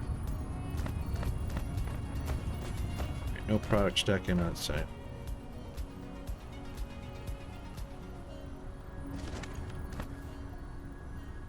Yeah. So those are like pets then, right? Follows that you just bring along with you and...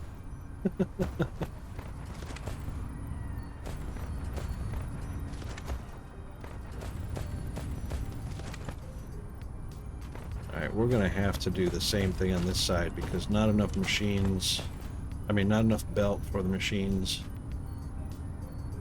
However, on this side, what have we got for? We've got a port open. We may just do this side a little differently. Yeah, so when you get shout outs, you know, people click the follow.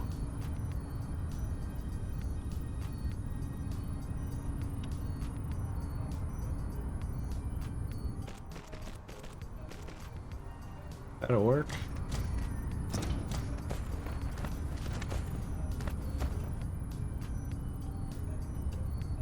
make sure we take that split from right there.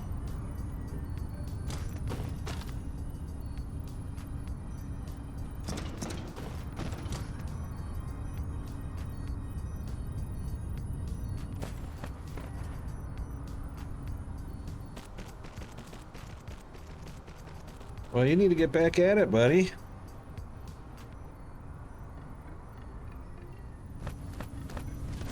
Two, four, six. 2, 4, 6, 7. 2, 4, 6, 8.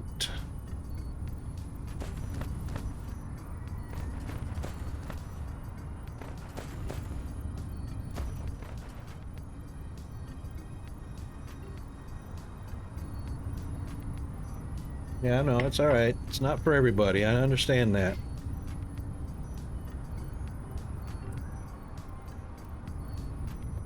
You have a real job right now, so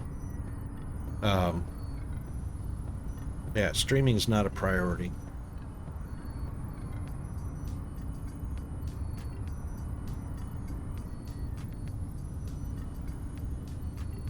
And, you know, with the new baby and all, that's even more priority in your life. You know, that doesn't open up a lot of time to stream.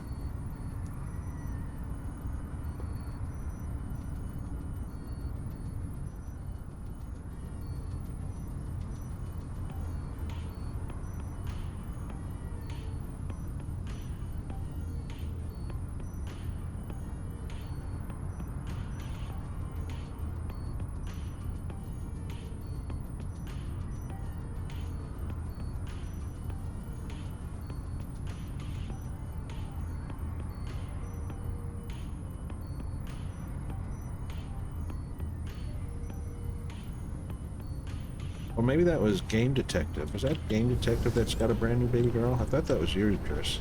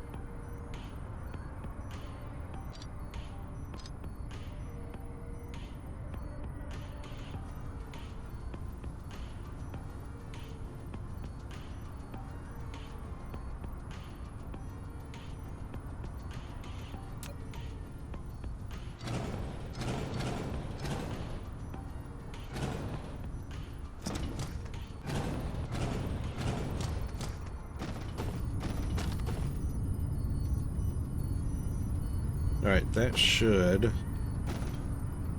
hopefully... Oh, that sucks. That sucks.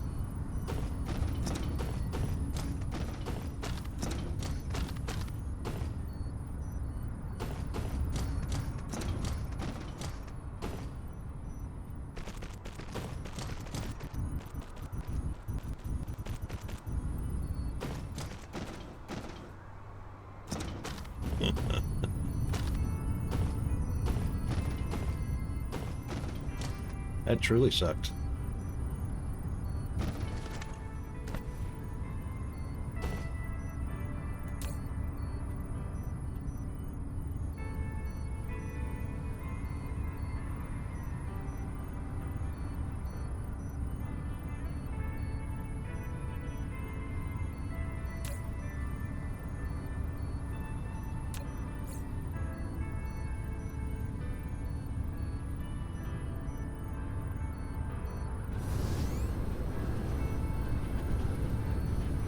Okay, that's got most of them on.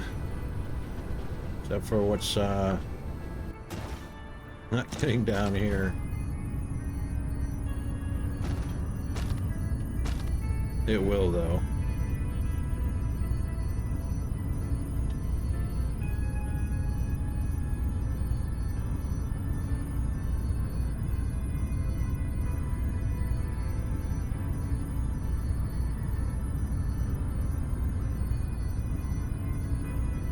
It's getting there.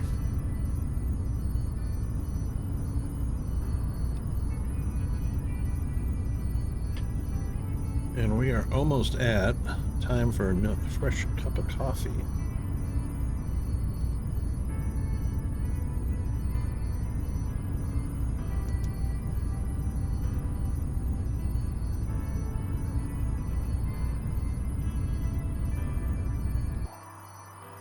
Did we evacuate our hydrogen? No, we got plenty of hydrogen. Just not quite fast enough.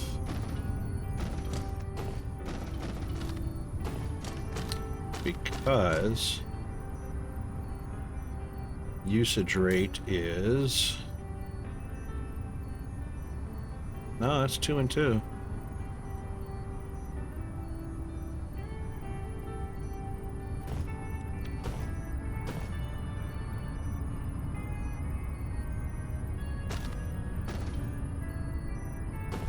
That hydrogen should be getting pulled off the line at the same rate as graphite.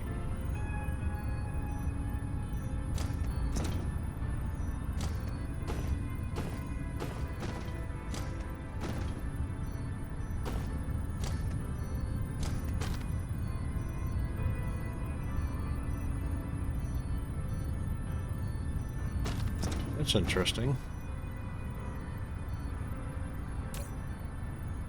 Extra product. Extra product.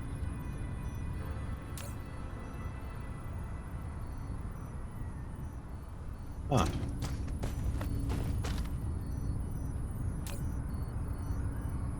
Product.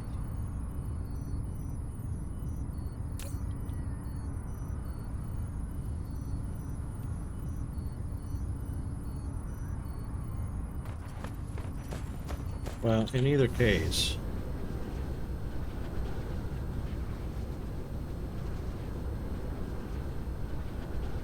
red is the only one that's not making it to the party on time.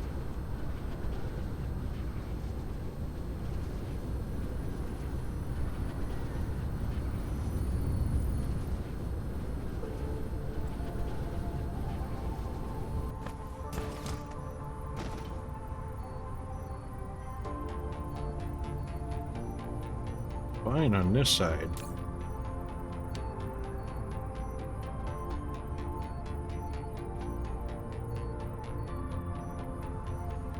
Sort of. Let's do this. That's probably not going to help. Certainly not going to help this one.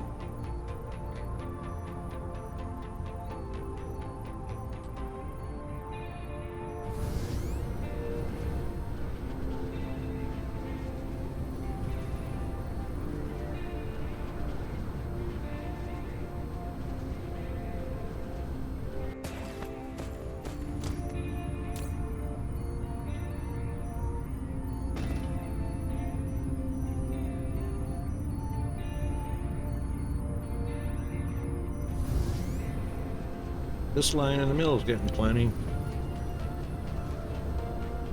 And that's probably because... Where's my mouse? I can't see it.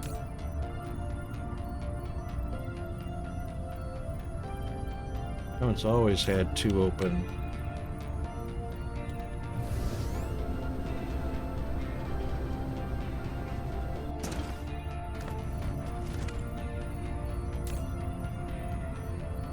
Still just passing right through and going right to the bots.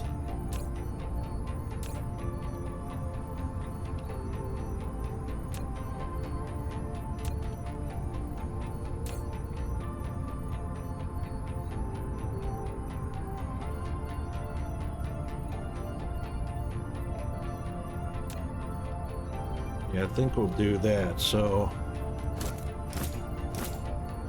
take some of these.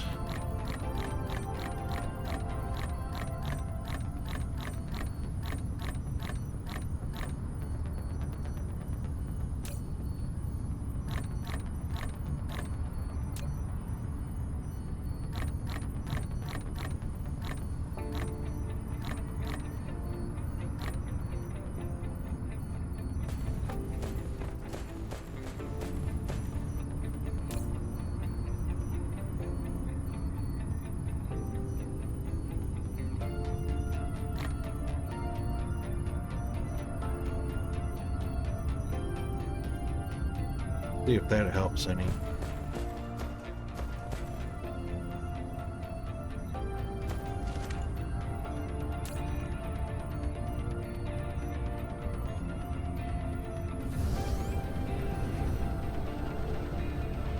All right, so we got 4 distributors and 1, 2, 3 requesters. No, sorry, 3.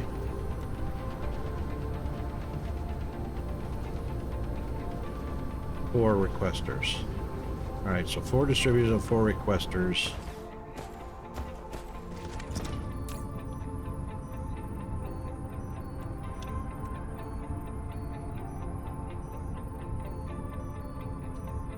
So what we need is 2 more distributors so that the 4 requesters are saturated.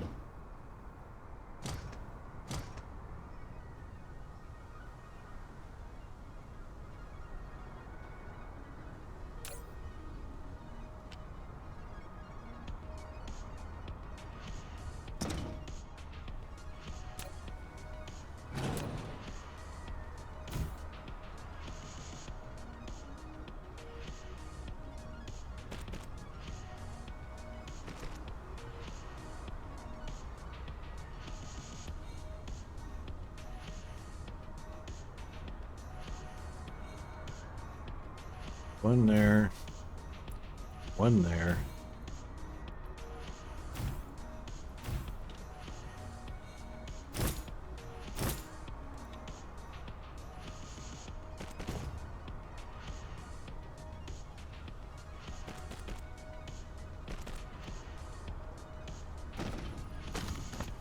Good help.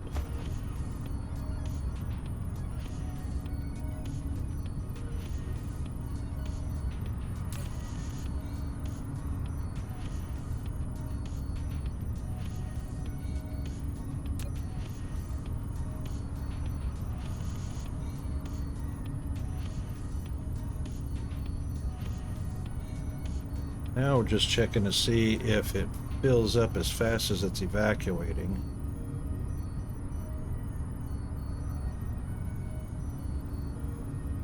Or vice versa, evacuating as fast as it fills up. So 6 slots active, or the 6th slot active.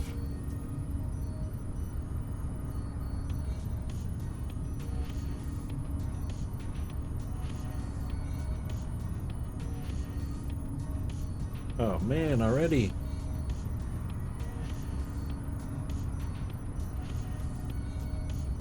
Righto, so we're about 30 seconds away from our ad break. And by the time we get back,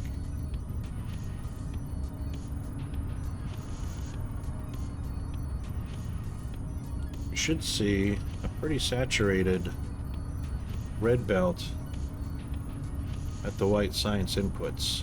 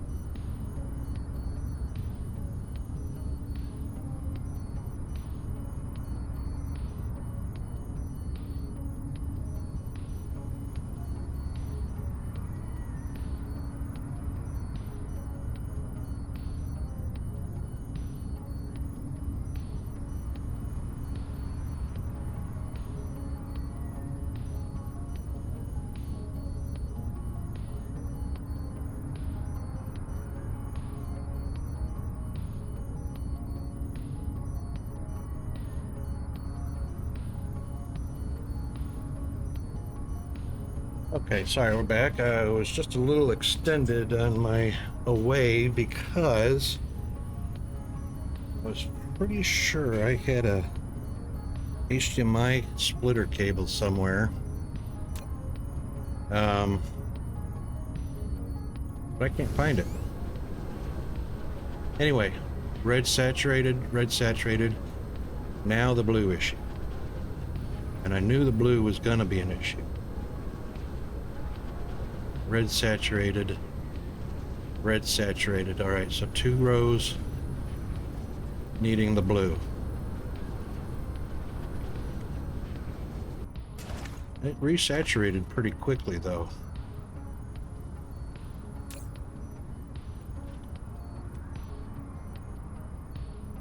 But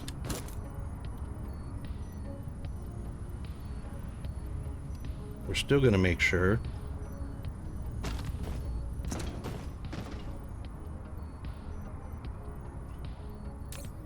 It's got plenty of room to deliver.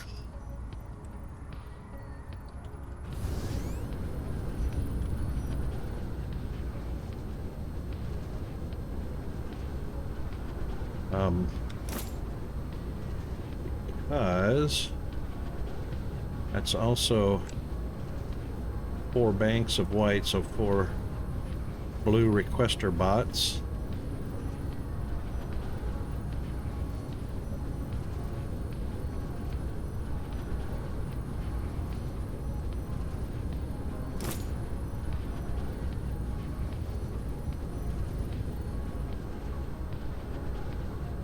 And then we'll make sure. Right, 4 requesters, empty, and we are going to make that 100.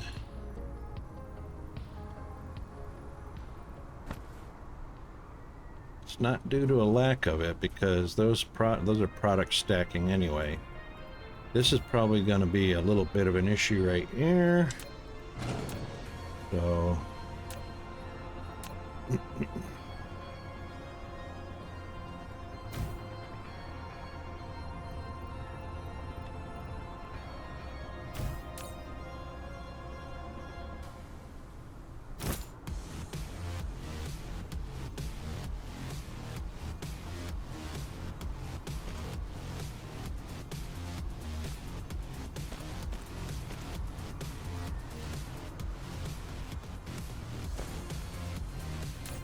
could help a little bit.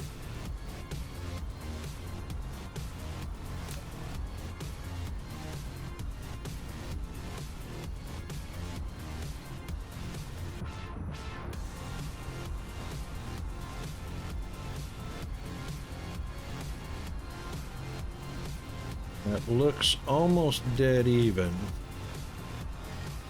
between 120 and 150. All right, 110.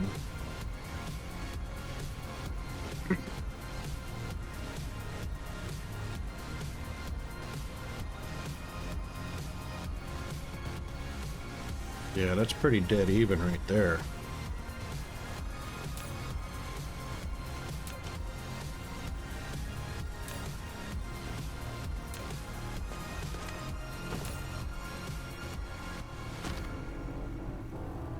Alright, so it looks like all of our rings have been delivered. Yeah, and they're empty all the way. Excellent. But they look empty. Let's just make sure. Yeah.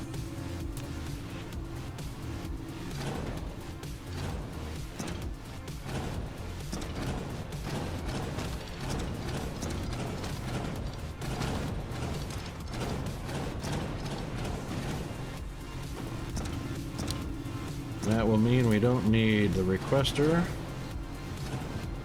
And don't need that requester. They're all in. All right.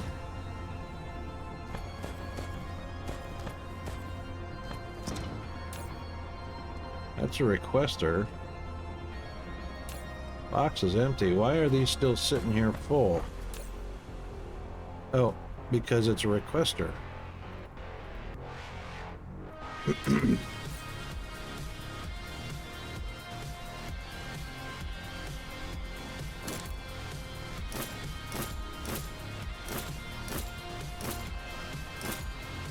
We got to change those before.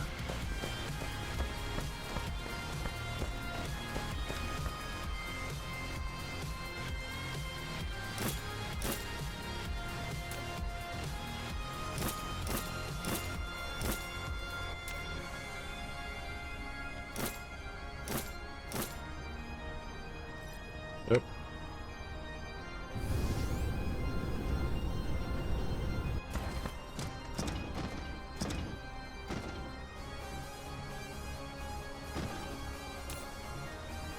Okay, so that should help fill up some product into the PLS.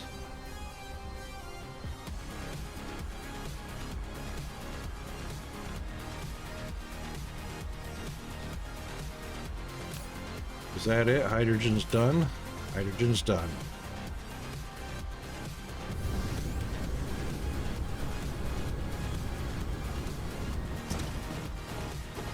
Except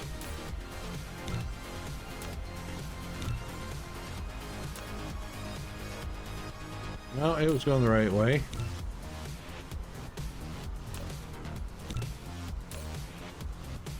There's hydrogen.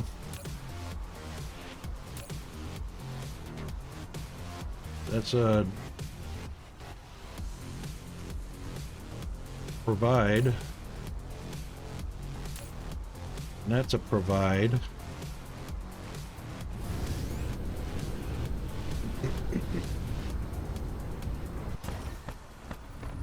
And that should be a request. Why aren't they going? Why aren't they going?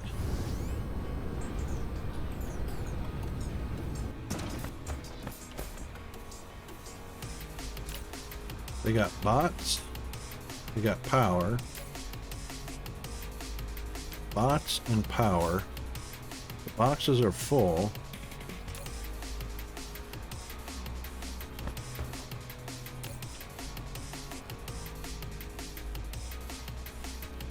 Provide. One route available. Why isn't it going? Should be a requester with 2 routes available. One? What?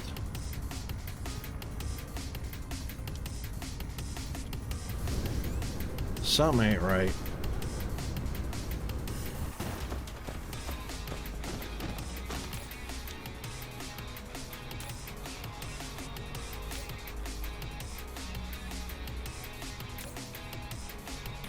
Why is there hydrogen in there?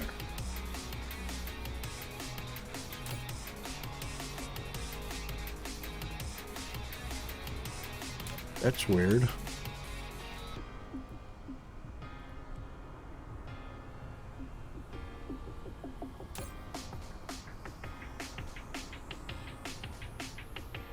Well, that fixed it, so...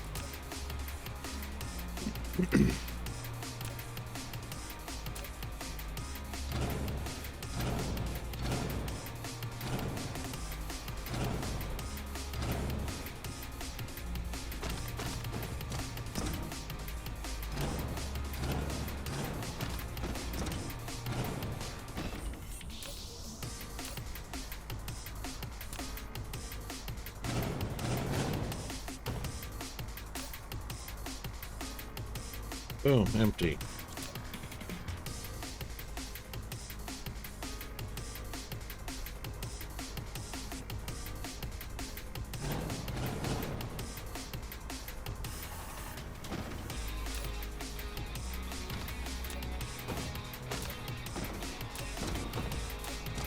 Okay. All right.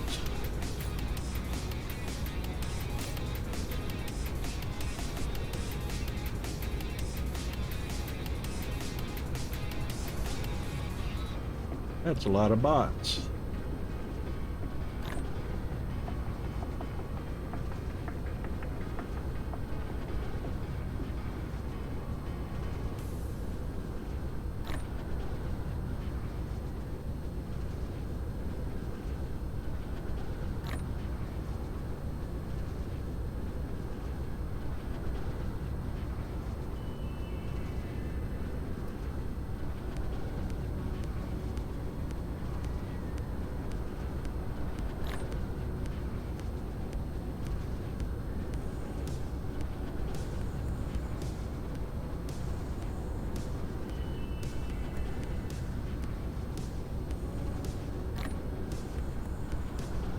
Okay.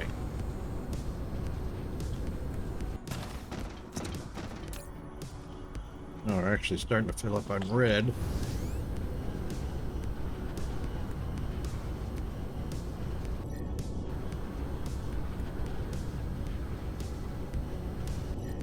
Darn, twice I did that.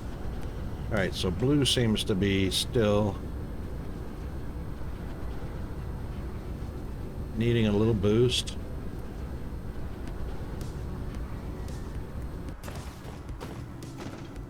So, I reckon we need, what, 2 more? Probably 2 more. So let's just do this. So copy, copy, and copy. Put that there, that there. And then we will just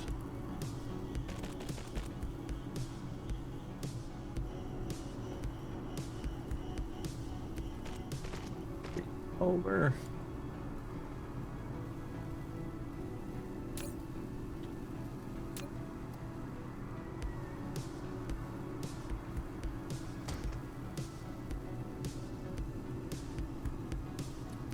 What? Seriously? That should be a 4-stack coming out of there. Oh, it's only a 1-stack because that's how fast it's going in and out. Doesn't have a chance to stack.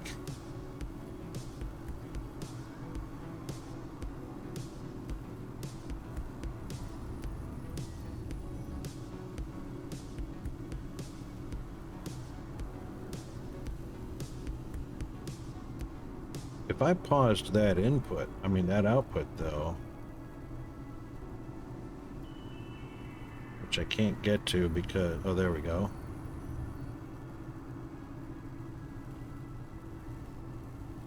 Don't know which one that is.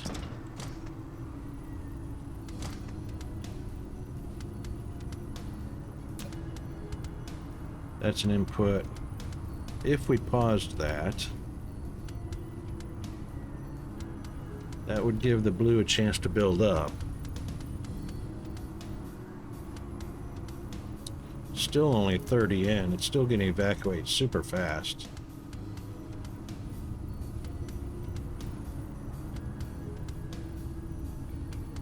And it does come out as a 4-stack until it's empty.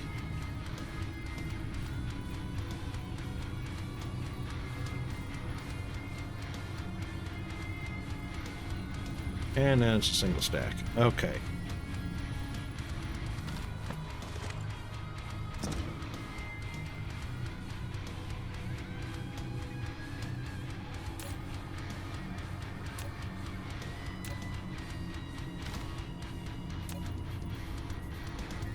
Those guys didn't get a chance to get any.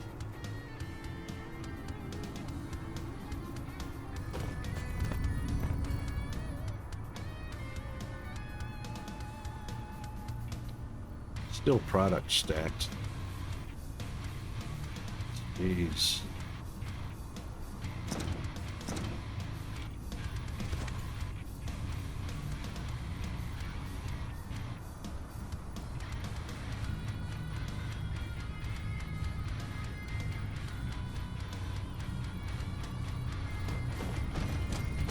One, two, three, four, five, six. On double duty. That one's not.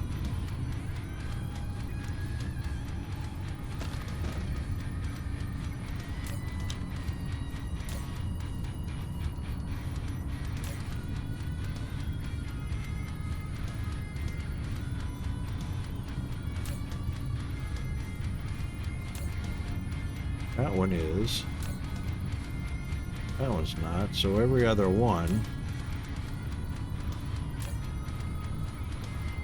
Huh.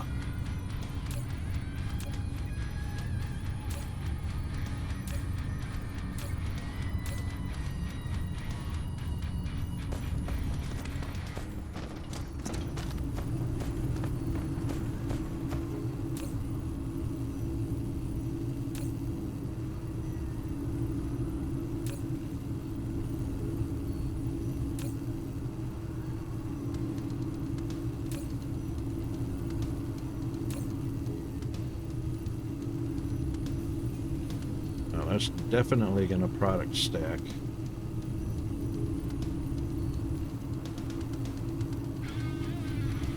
But at least we'll know where to split at. So that one's getting one. That one's definitely not getting a blank slot on the belt.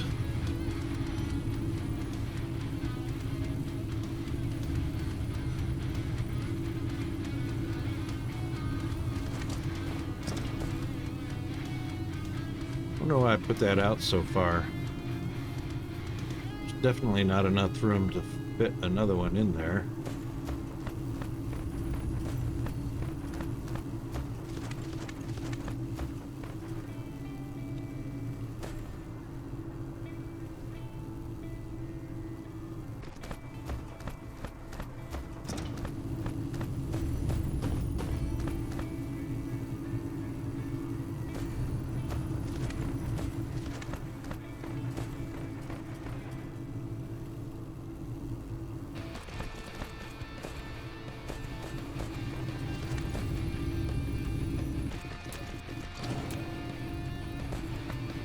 Hate that.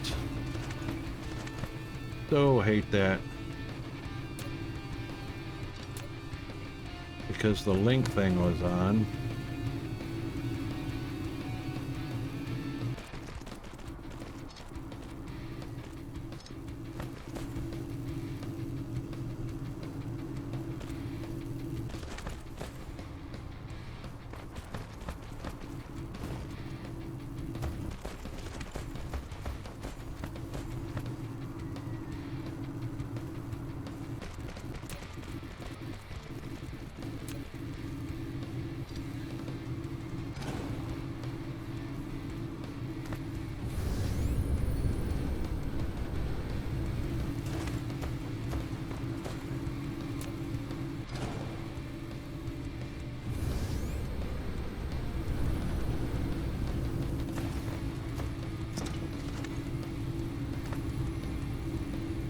Alright, so that one is barely getting enough, so 3 and 3.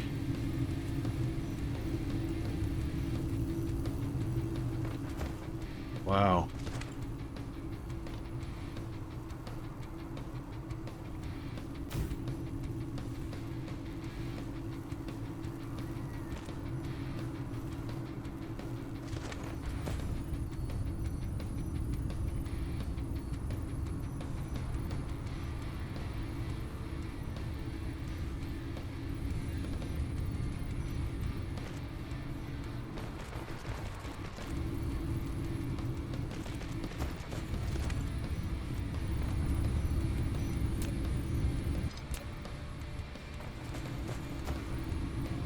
That'll keep them all on and producing.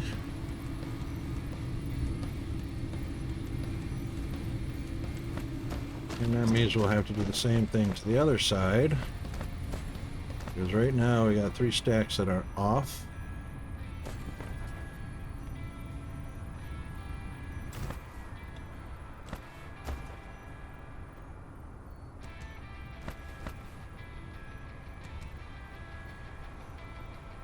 Ah, wouldn't you know?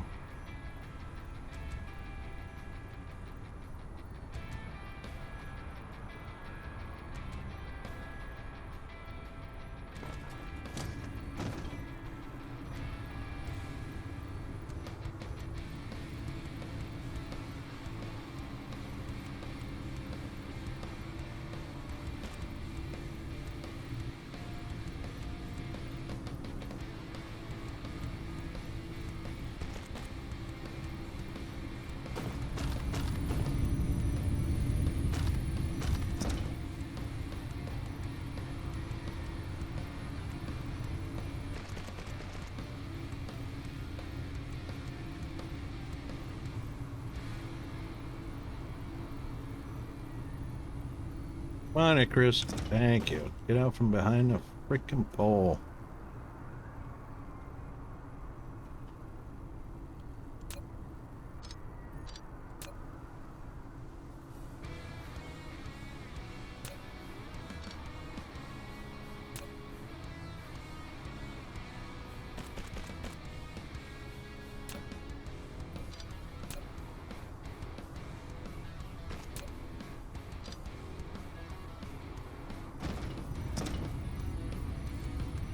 Doesn't line up so good, but it will connect.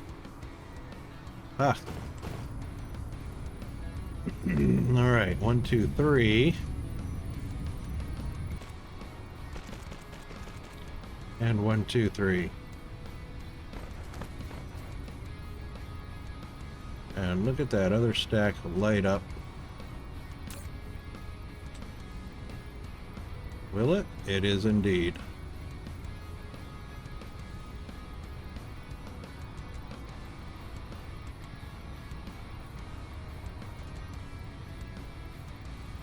It's trying to. That gap has to get there.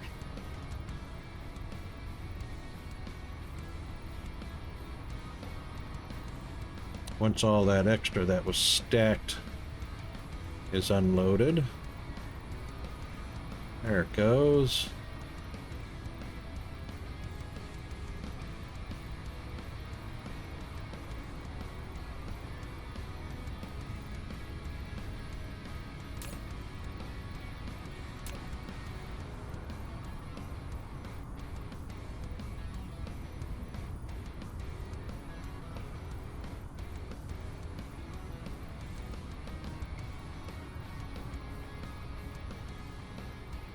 And it's finally product stacking.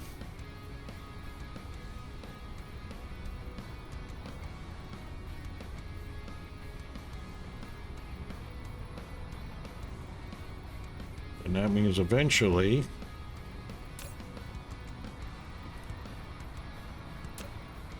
that one will start picking up, because that box is filling up.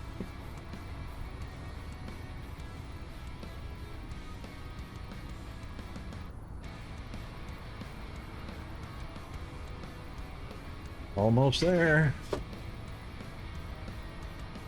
And that'll mean once that box is full, this one will start filling, and 3 distributors will be delivering instead of 2.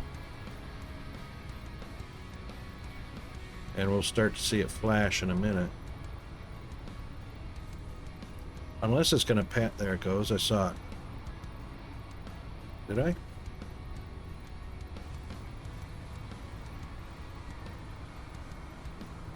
No, not yet.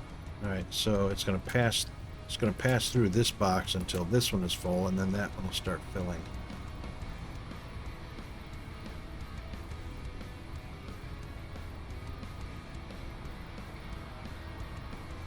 And here it comes.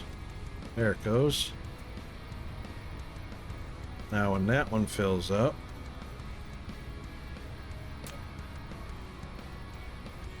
fourth one will start flashing and delivering.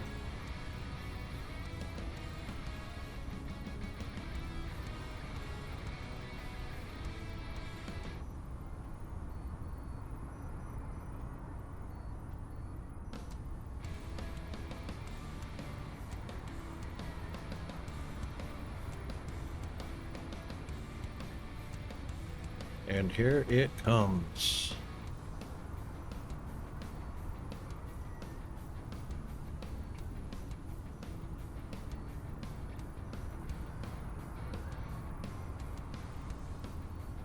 All right, flicker, flash, deliver. Oh. Full. Ah. Gotta wait, the other 2 filled up.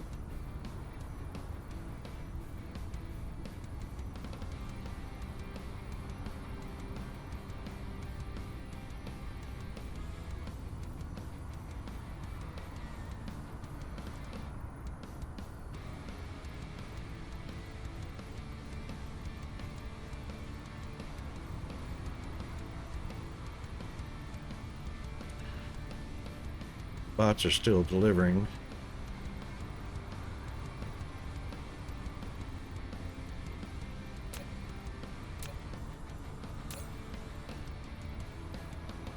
Ten at a time. 10 at a time. 10 at a time. None yet. Until this box fills, which is right about now. And we got 3 boxes delivering.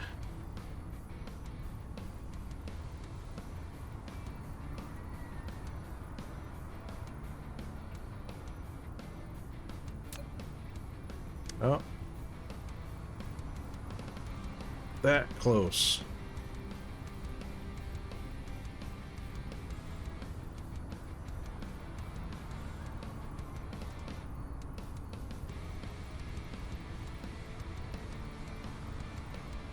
All right, now they're delivering as fast as they're being produced. Well, we're getting a little bit of flicker out of this box. And that would be the end of that flickering. No, it's getting some.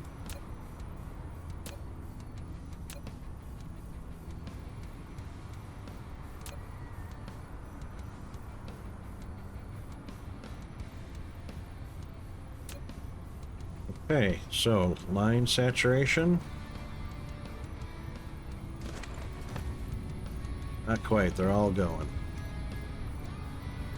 All going. Same with this one, as with the exception of a few.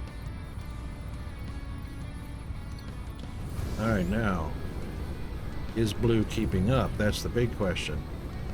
Saturated line, that's good. Saturated line, that's good.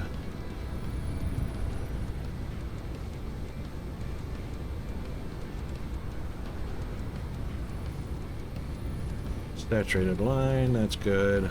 For blue and red, and for blue and red. Yay! Alright, all the whites are getting plenty of product.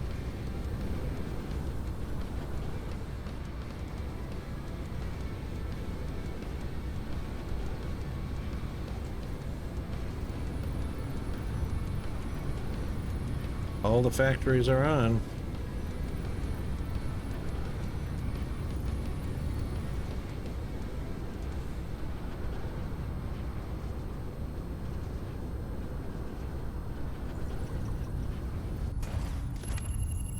All the factories are on making white. We're just not making it fast enough for over here. And that's because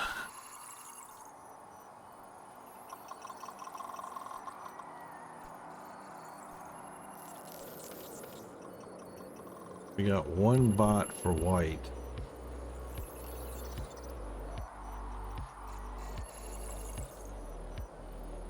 I'll bet you we've only got one bot delivering white from over here. Yeah, which is at the end of the line.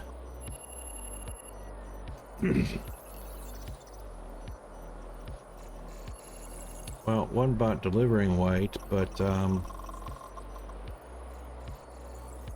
that's because the box is not filling up because these don't make white fast enough.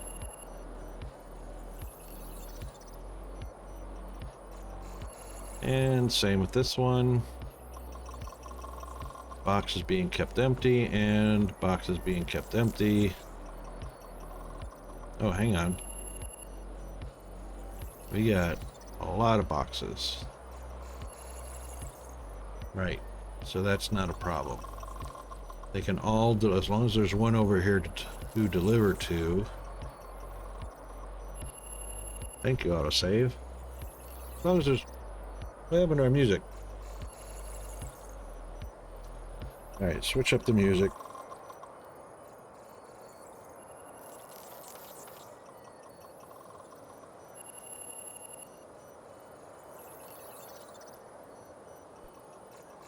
All of it's dead.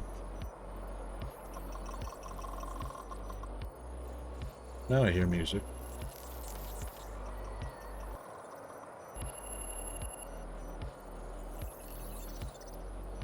It's just really quiet.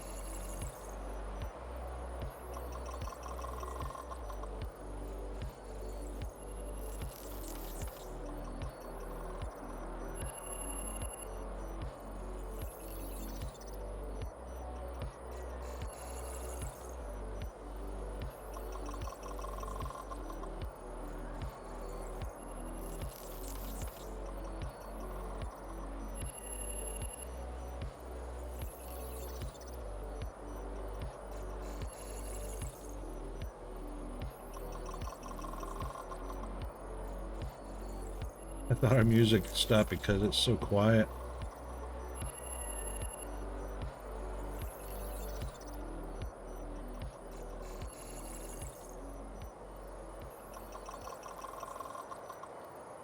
End of the track.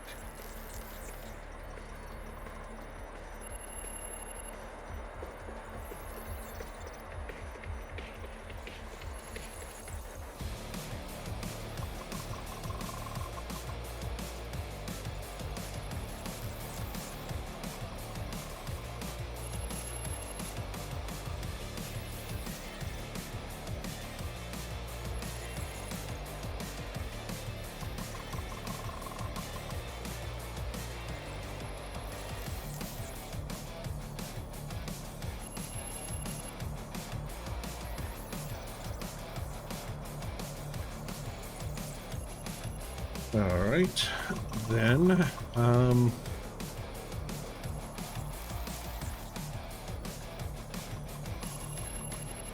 it is not just one. It's 1, 2, 3, 4, 5, 6, so on and so forth.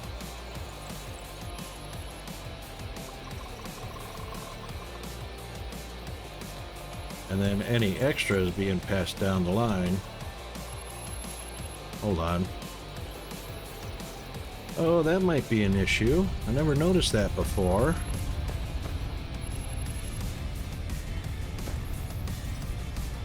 Huh. So these guys are getting proliferated.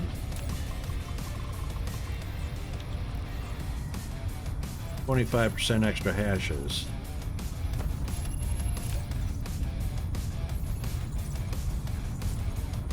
These are only sometimes getting proliferated because of that.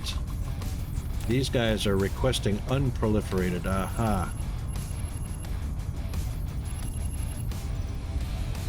Alright, so that's proliferated.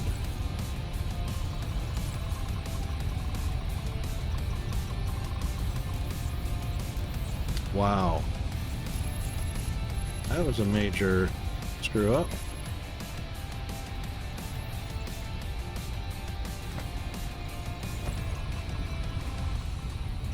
So what I should do is eliminate that,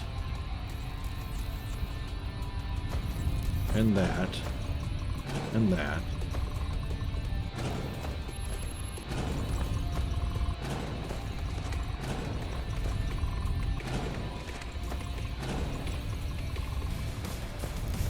Those should be eliminated so that all of the bots, yep, are coming to 1. And delivering 60 per second through proliferators.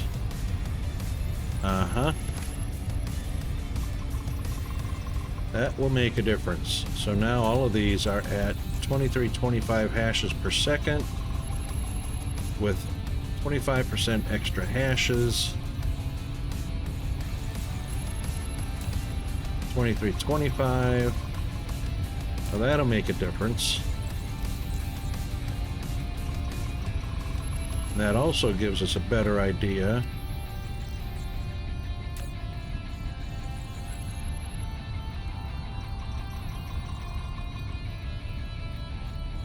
of how many output lines we need. Hey, Erickson. How are you? Alright, so the problem with bots and not using towers is the bottom stack and the towers do.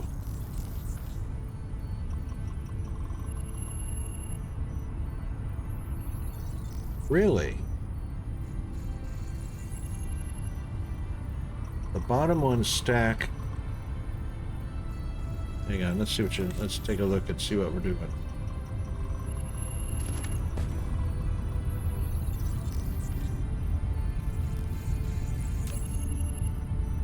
Alright, so they've got 20 going in quickly, obviously.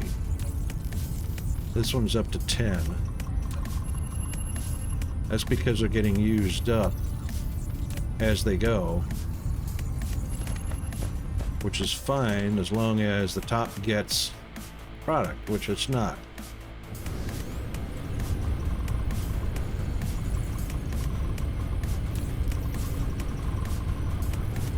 So it'll fill, okay, so they'll stack up to 10 each.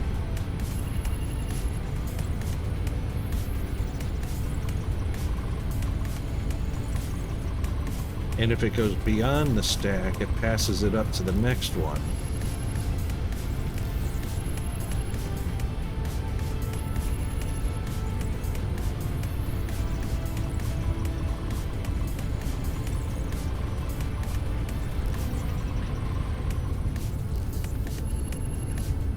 But that would be the same thing as laying these out on the ground flat.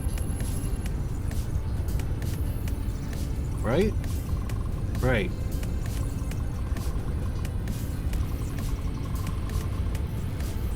Because it's still going to pull 10 off of a belt in order to keep the machine stacked at 10.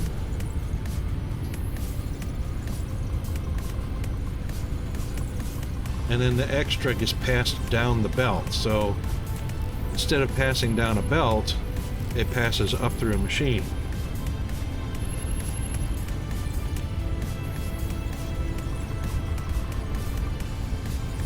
Bots are delivering fine. The box is filling up with what the bots are delivering. The belt's not delivering it fast enough.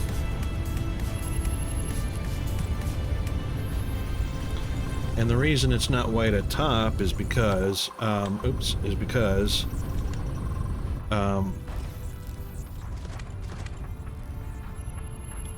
three inserters.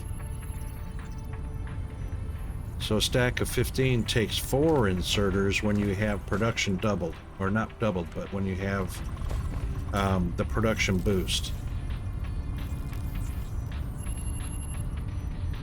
But see, this is extra product rather than double speed.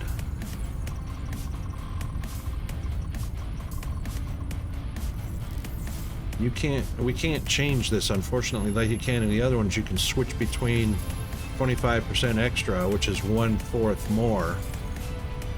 I mean, one every 4. Every 4 cycles, you get 1 extra product. You can't switch that to just speed up, which kind of sucks.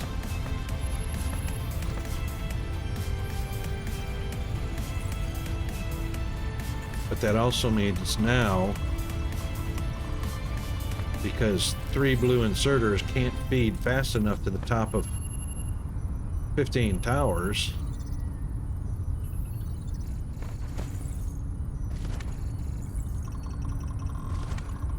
it means the top 2 are wasted.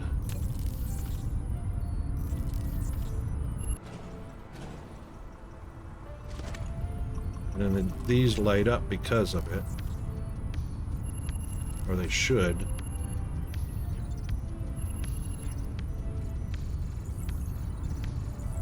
Well, it's not saturated.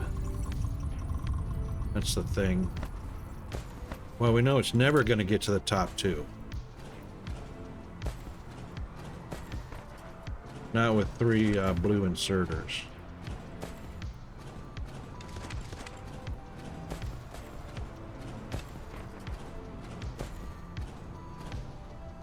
Alright, so that addresses that problem.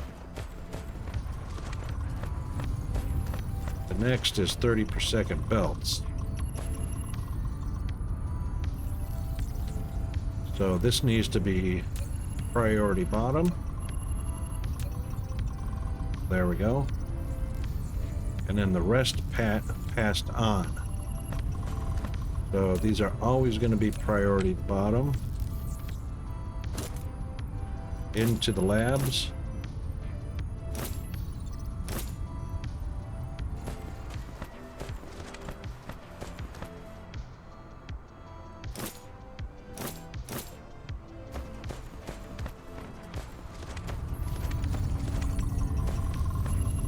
We'll saturate the bottom belts first, up to the top, and pass on the rest to the next tower.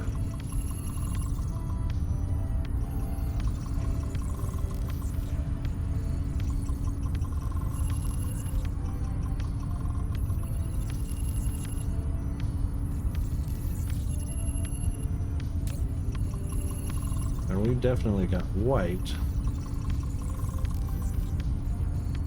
It's just that 60 per second, more than 60 per second is going down the belts. So 30 per second on this one. I'm getting taken off. 30 per second on this one. Feeding the rest. Oh, there's the bottleneck.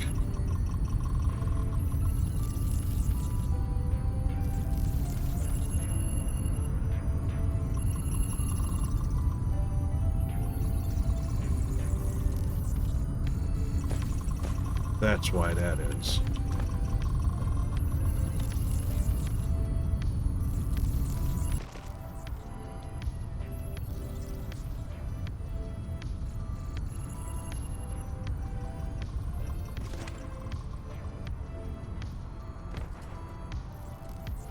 Yep, as long as that one's picking up and putting into the machines.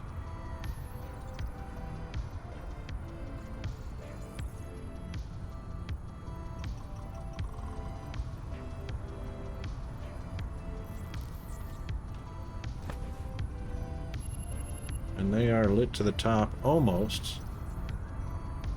On and off for that one. Mostly off.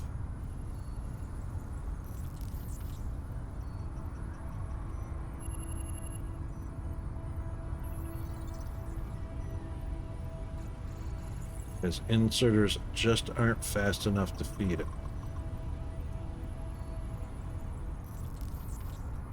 So what do we got? 2, 4, 6, 8, 10, 12. 12 high, not 15 high.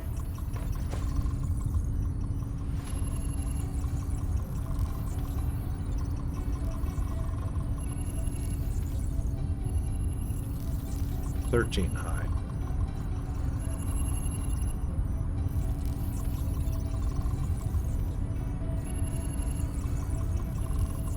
Have you discovered a better method, Erickson?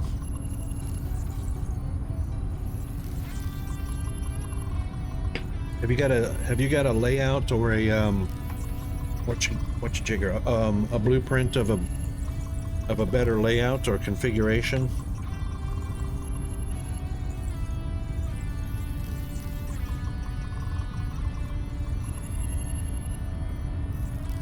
I mean, I'm halfway tempted to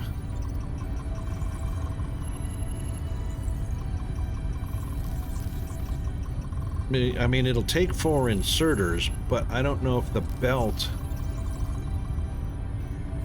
because see, the inserters are already at 54 per second, or should be according to the documentation. Let me get my mouse cursor. So any inserter that covers a 6-1, so 6 trips per second, 1 grid. And as you can see, it's waiting to unload, which means the machines are full. This one, same thing. Waiting to unload, machines are full. Waiting to unload. So that's because there's 54 per second. And the reason I say 54 is 6 trips per second. Each blue inserter carries a stack of 6. 6 times 6 is actually 36 per second.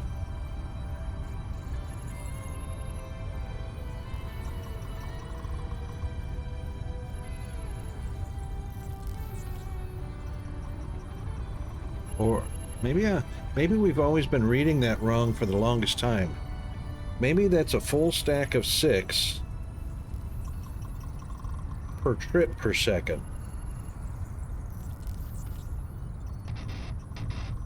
So it's only what it might be saying is 6 per second.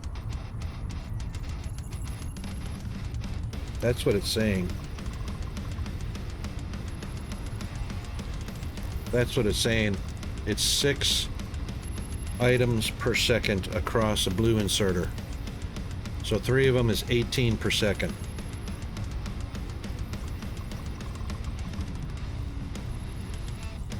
Man, have we been reading that wrong the whole time?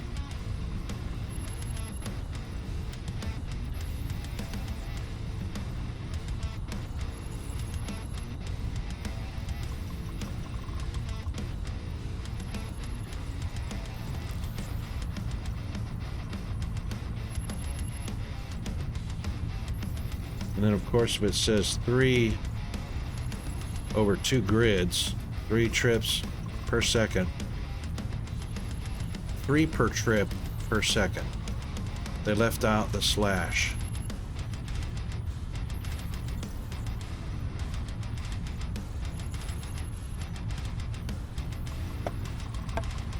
$369. You know what? That's what it is. That's why my calculations have all been off for so long. 100 white cubes per second.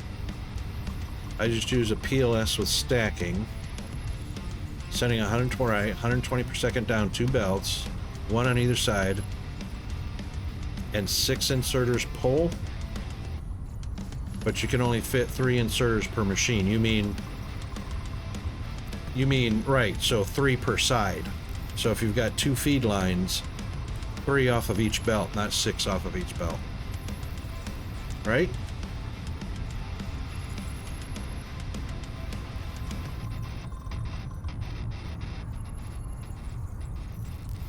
Okay, I got you.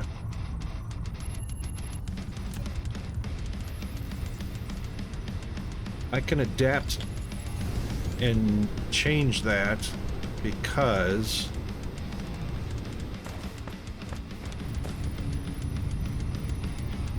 we're eliminating the single belt output of white, which will limit us to 30 per second, which is why we're using bots. So I'll never run into a 30 per second limitation because I've got plenty of bots delivering the white, keeping the powers full, busy all the way to the top. Okay. However, so I can have bots delivered to a PLS instead of trying to feed like this, and use that idea. Okay, so what I'll do is we'll go to this side. Hopefully I can fit a PLS down here without running into proximity issues with the ILS. Yes, okay.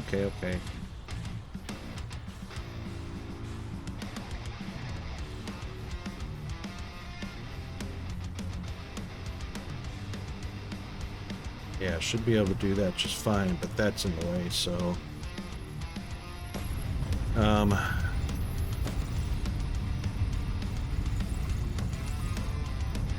so let's do this.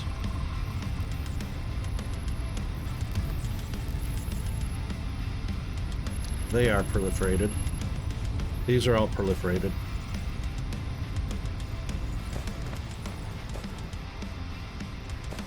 Well, we're going to develop an elegant solution based on the idea you just gave us.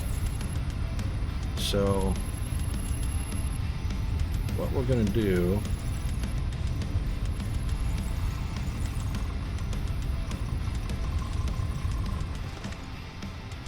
is we're going to get this damn belt out of the way, because that's really annoying me.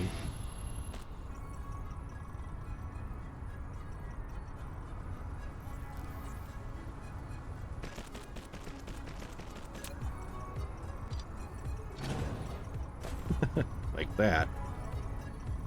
Alright, so we'll do this together. So what we'll do is we'll keep it lined up so that we can use the existing without tearing those down.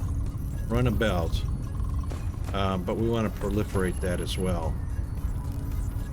So let's make sure they're proliferated.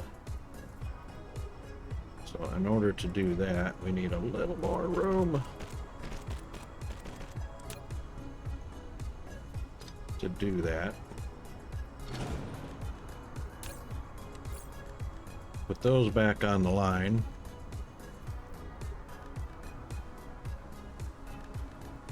They won't go.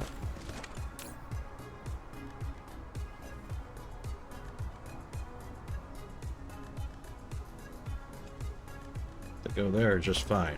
All right, so let's back that up a touch. So we've got plenty of room to throw down the proliferators on both lanes. That should be enough. Oh, timer.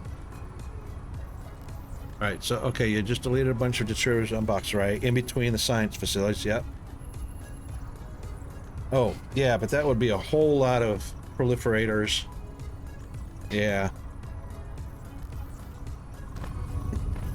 But I like your idea. We'll experiment with your idea first, and then we'll return after the break.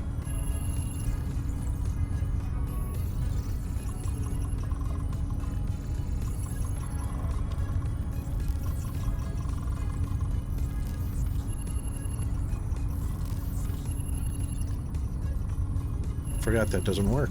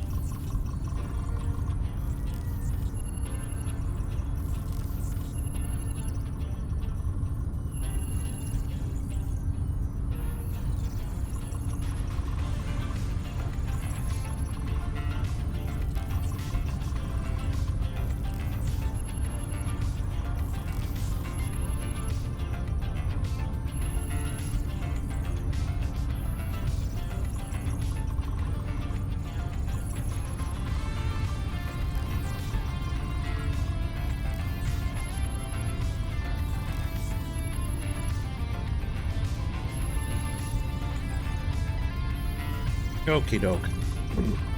All right, let's get this plan in operation. So first thing we want to make sure is that we're proliferated. That's highest priority.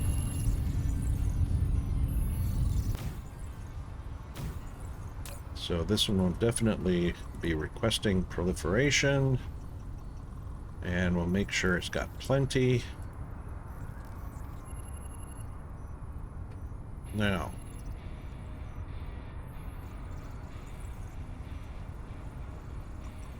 we'll also kick that up to 24. I'm probably not going to use bots because drones are going to deliver. So what are they delivering? They're delivering white. We're going to put that on storage.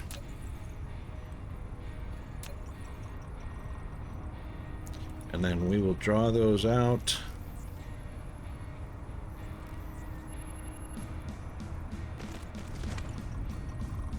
Yep, we'll draw those out down the line.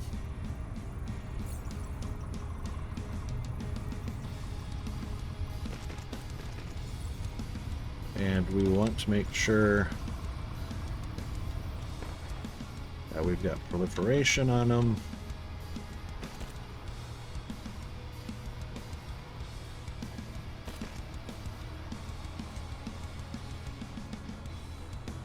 Not enough? Not enough.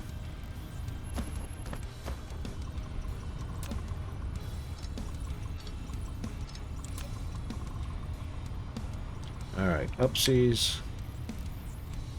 That'll be fine. And then across. That'll be fine. And power it. That'll be fine. Alright, now it will have proliferation. Let's do the first line first.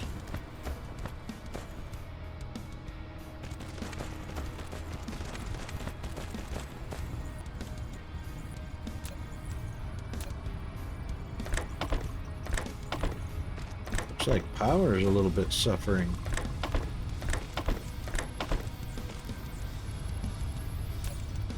Yep, just a touch. Which means there's probably an issue up at the accumulators.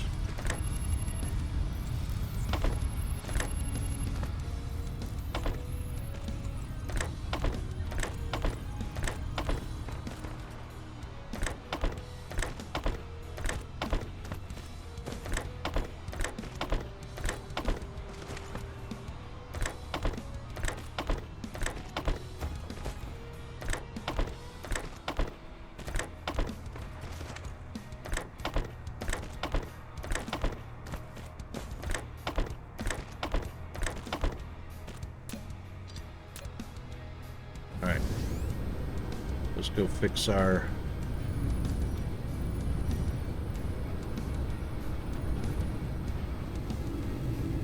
whatever the power issue is. It's got plenty of accumulators on this end. They're all at 45, I'm sure. They are.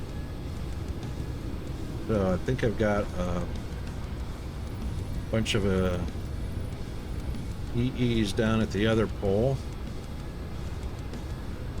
Yes, I do, but they're not all on. They've all got energy exchangers, but why aren't they? Because this is supposed to be up here. That's why. And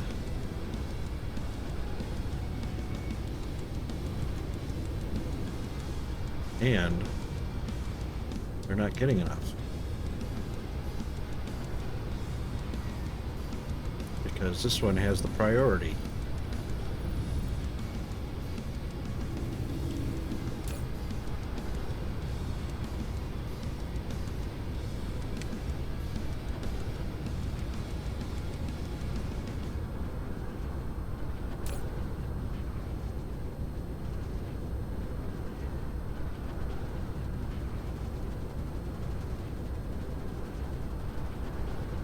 Since this one's getting the priority of shipments,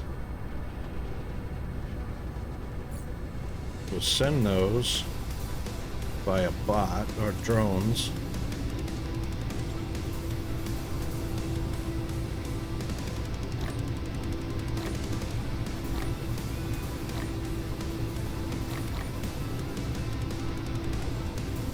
Send those via drones. over here.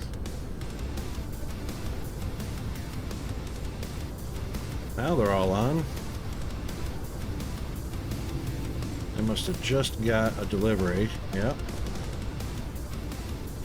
So that'll be a local demand as well as a remote demand. So if it doesn't get its remote fulfillment, the local fulfillment should do the trick.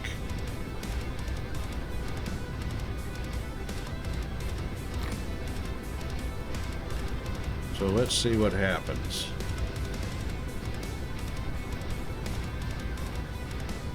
Power is all on right now, but there it goes.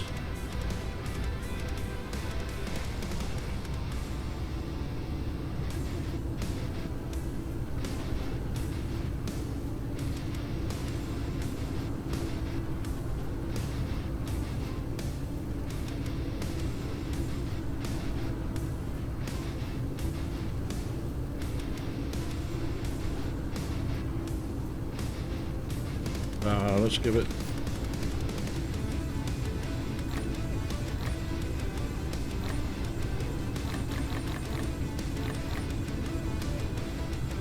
Oops. Now it's going to get some.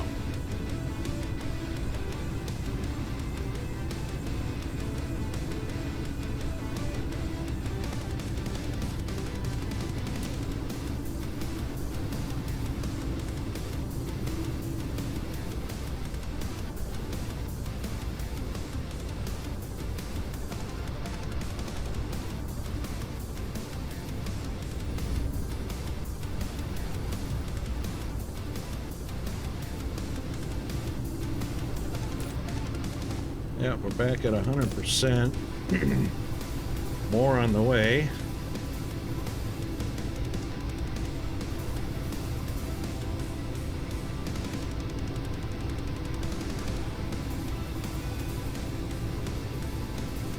Oh, I don't think I'm producing 240.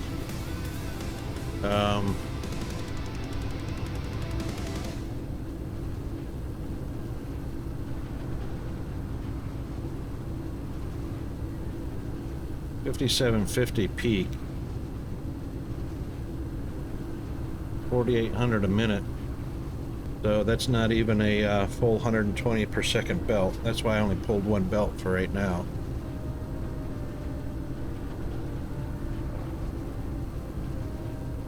And that's only because I'm not quite producing 4800 a minute on all four colors. It's just pulling what's been stocked up. So all the whites are on. You can see all the whites are on both sides. It's just not enough to fill two belts, so it'll or even one belt. So that's why I just pulled the one belt. So let's see what the difference is going to be now that we got power resatisfied. We got the belts down, got the inserters down, yep. So what we're going to do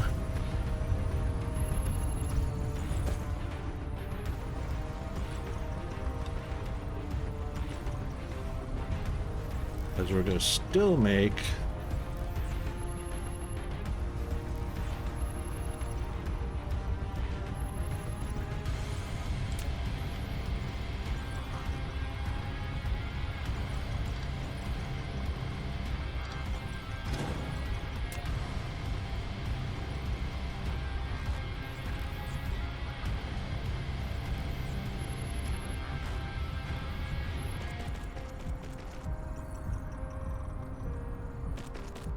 still gonna make room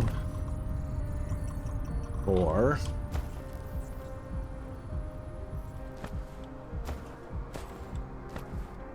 what we'll do is we'll do 1, 2, 3,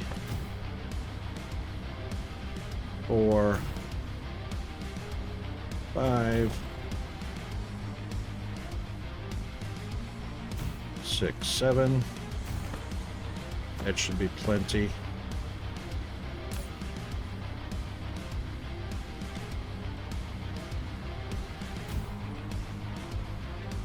Let's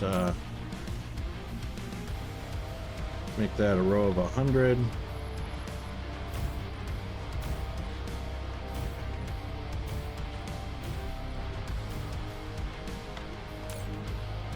And then requester.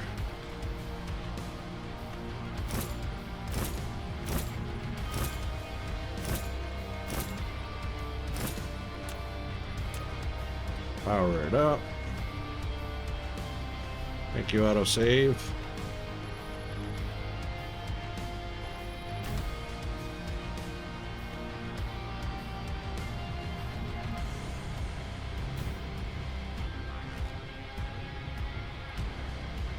Now, first things first.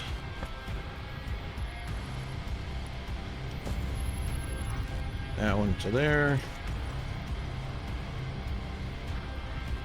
That one's going to be finicky. Actually, it doesn't matter.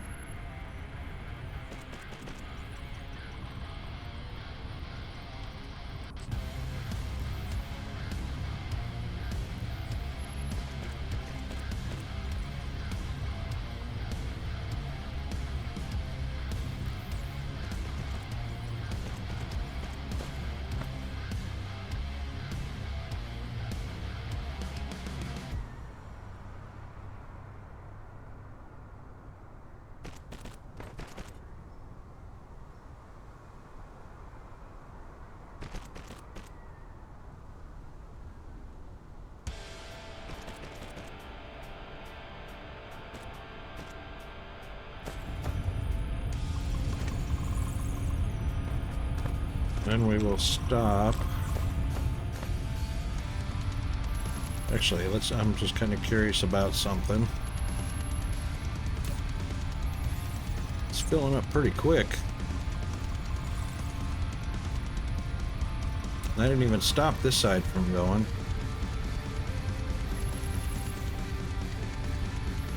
Heh.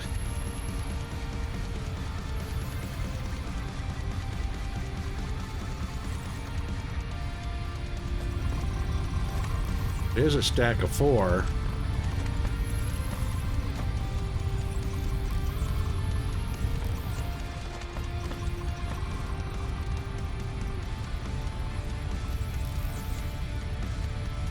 But again,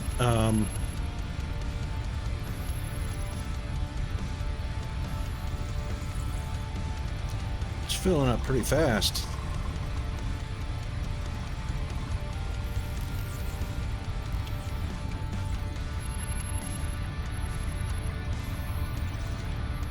This is interesting.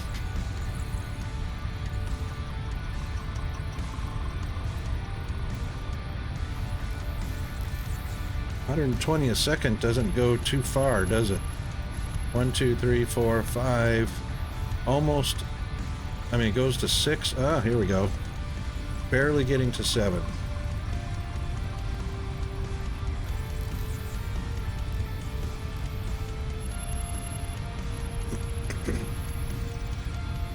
So we're pulling close to 120 per second off the belt with 6 towers of 12. It's not even 15.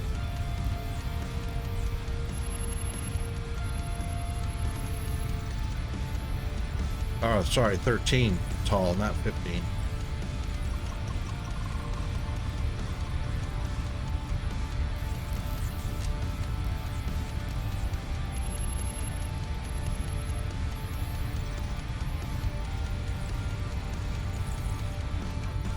And that's getting fed on both sides.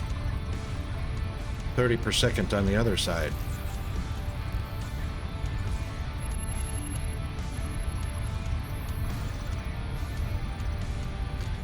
And it depends on hash rate. So my hash rate's pretty high. So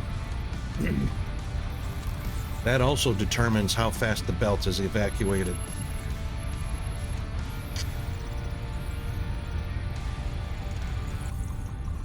So I'm hashing at 260,000 a second.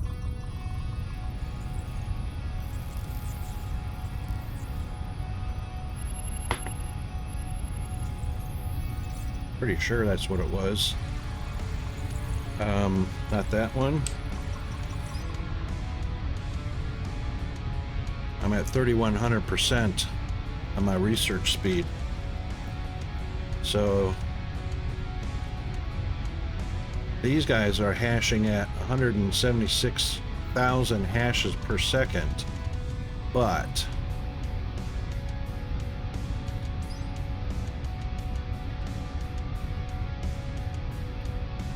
yeah, that's the one.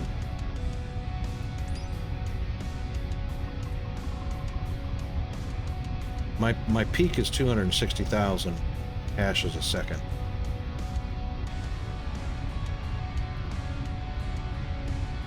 Probably. I haven't even been looking at achievements.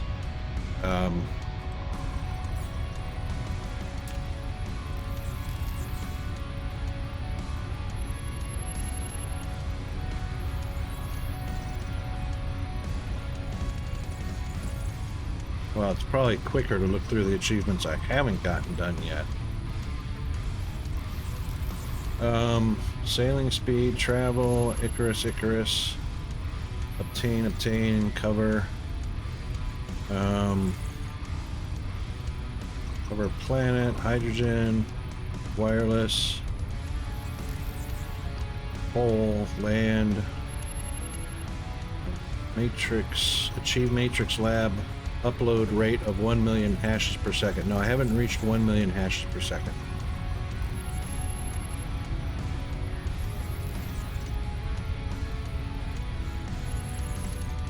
Because that would require a lot more of these, and I can't even keep these busy right now. So what have I got? I've uploaded 14 million hash, or 14 million.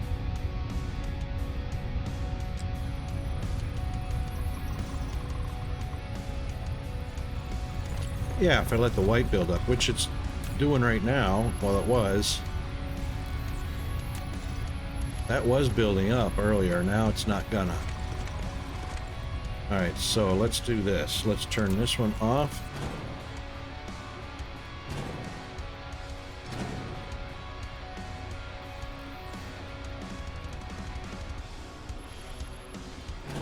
Let's turn that off.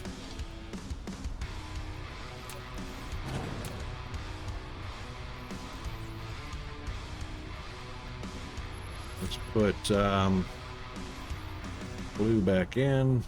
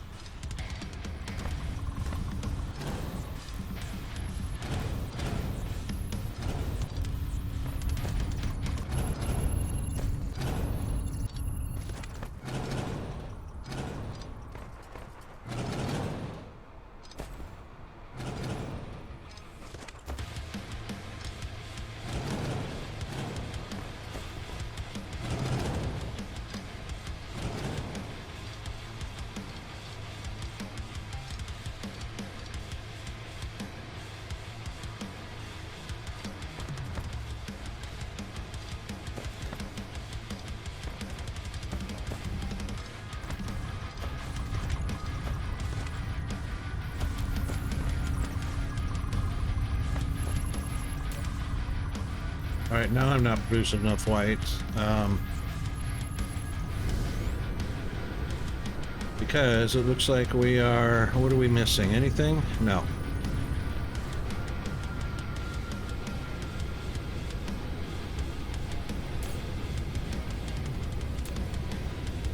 It's because all of my surplus is already evacuated.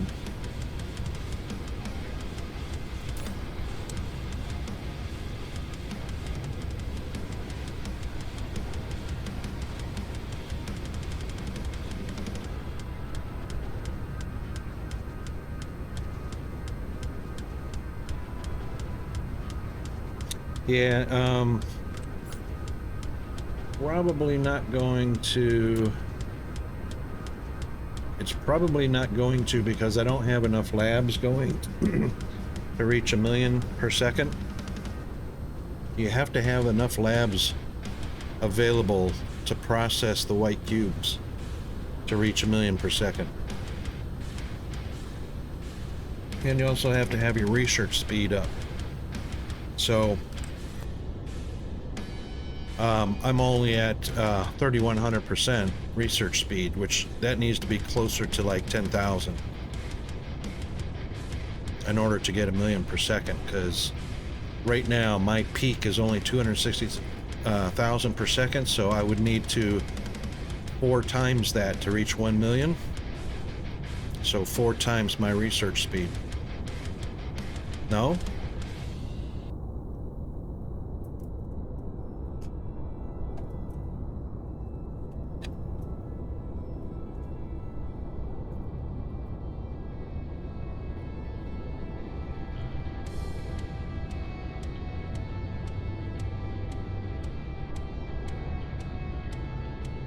There's no way to find.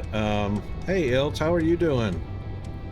So I don't know of a way to find out what my true hash rate is, other than taking a look at something getting hashed.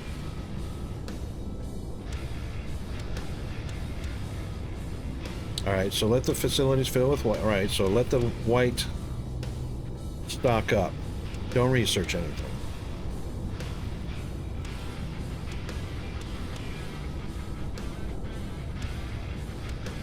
Pick something after they filled up.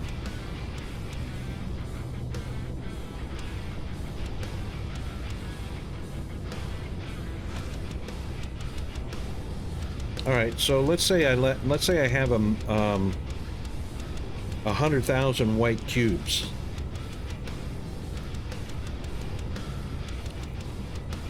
My research speed's how fast those are hashed.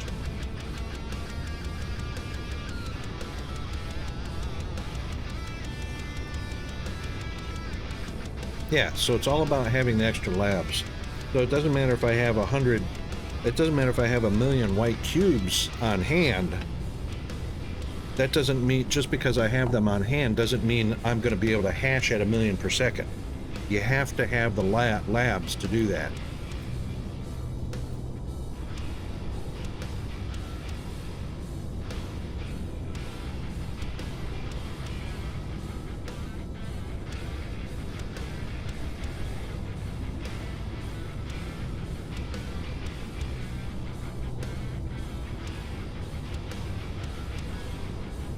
Because it's not counting how many you have on hand. It's how many you're hashing, your hash rate. So you have to, in order to achieve a high hash rate, you have to have labs to hash. Correct. And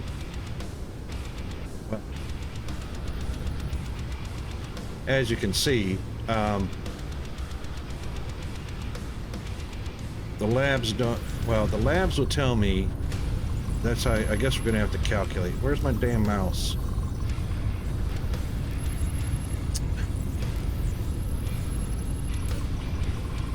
All right, so we're hashing at 2,325 hashes per second, per lab.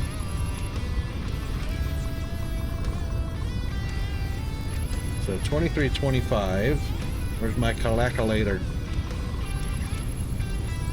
So 2325 per second times 13 labs per stack, per tower, is 30,225 per second times 1, 2, 3, 4, 5, 6, 7, 8. Well, if I had 10 stacks, that would be 300,000 per second. So I would need 35 stacks of 13 to research 1 million per second.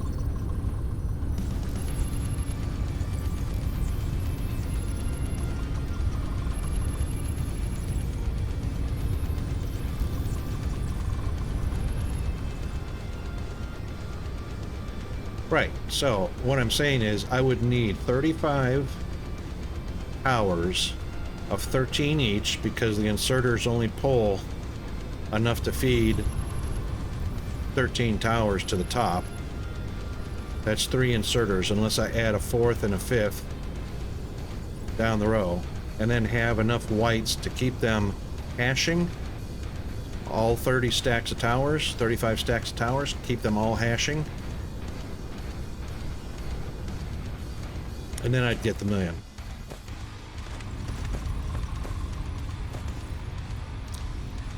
Or because it's 23.25 a second, I can continue to increase my research speed, which increases my hashes per second, which would be fewer towers. Right, it only has to do it for a second, that's right.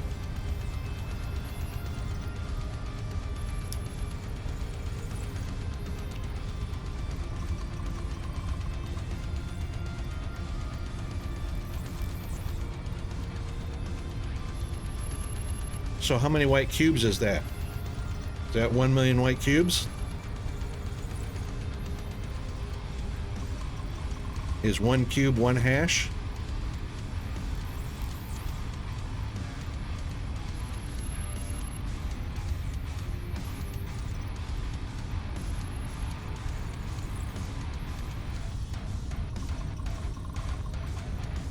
Actually, it's not 1 cube per hash, because if I'm hashing 23.25 hashes per second, this holds a stack of 10.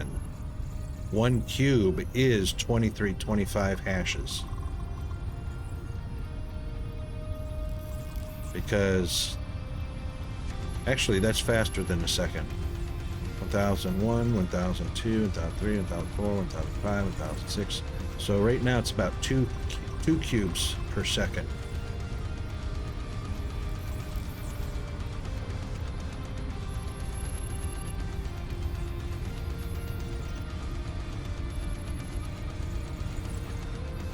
So we're getting both a production speed up and a... See, it only says you're getting 25%. It doesn't say it's getting the 100% speed up as well. It gets both.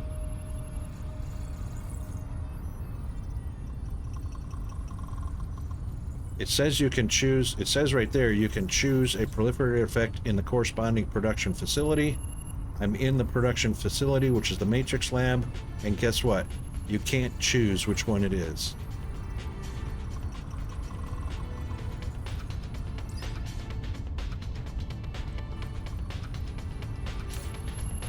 So where do I choose?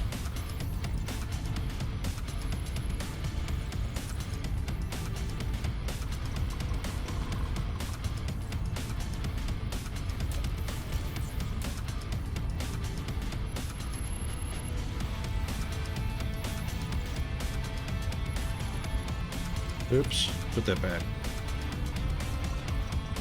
Yeah, so I click on everything and nothing lets me choose in the production facility whether I get the 25% or the speed up. So if somebody knows that, let me know, please. Thank you.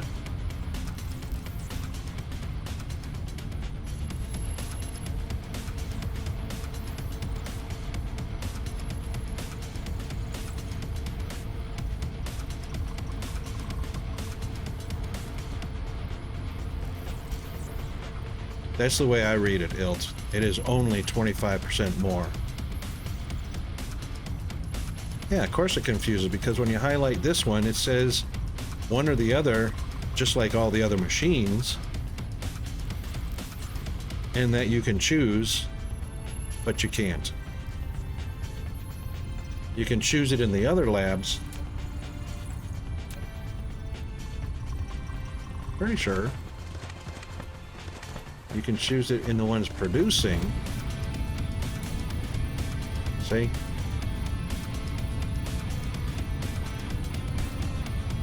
But not the one doing the hashing, which is stupid. That needs to be fixed. So if I've chosen production speed up here, I should be able to choose hash speed up here.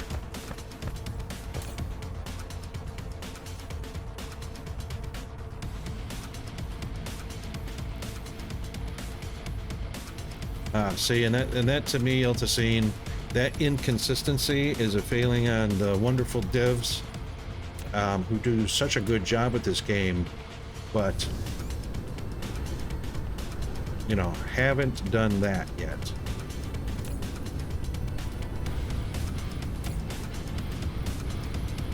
I need to change that.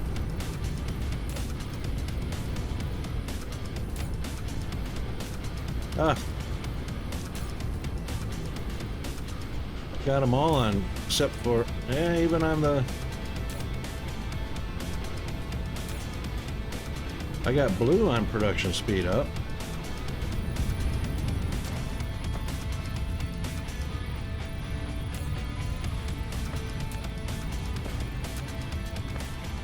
Blue's the only one I got on production speed up.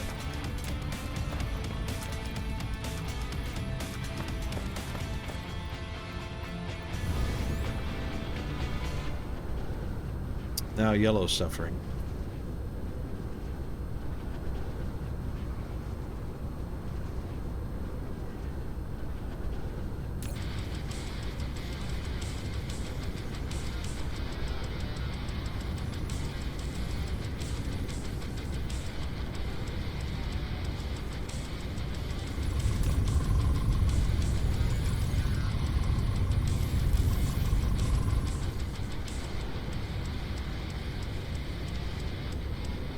That's correct, let's see.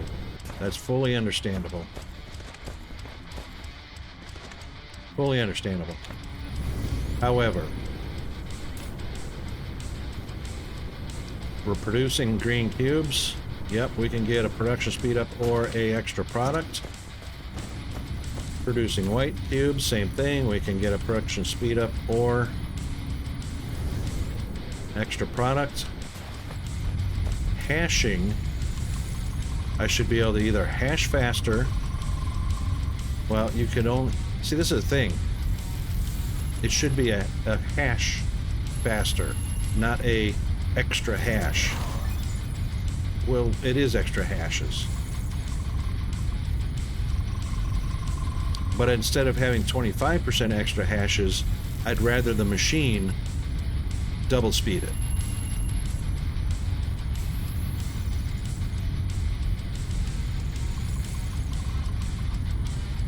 Exactly. That's I've been saying that for months.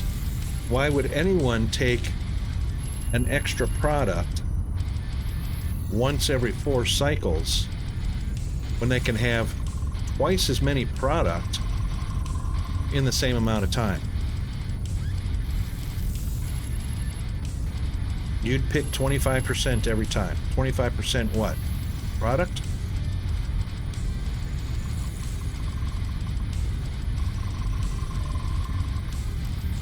Because you said, why would you pick product production? And then you said you'd pick 25%.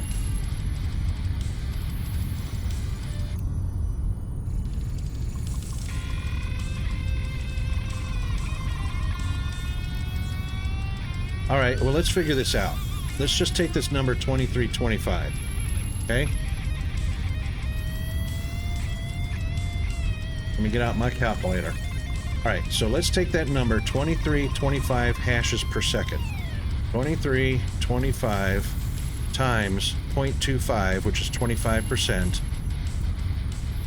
All right, so that's actually got the extra hashes in there. So that won't work.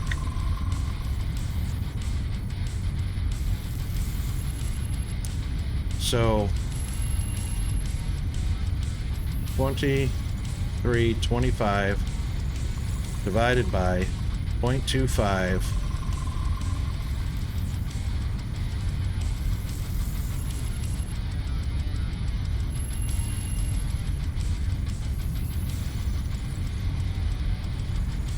right, okay, so 9300 times 0.25 is 2325.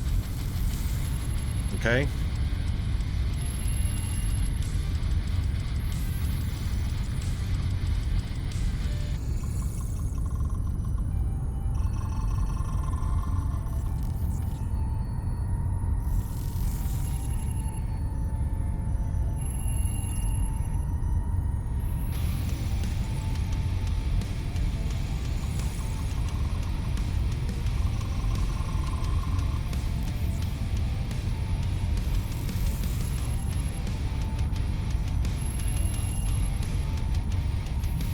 Right, 100% plus, right. Speed up 100% didn't give you more cubes. Just uses the ones you do create fast. That's right.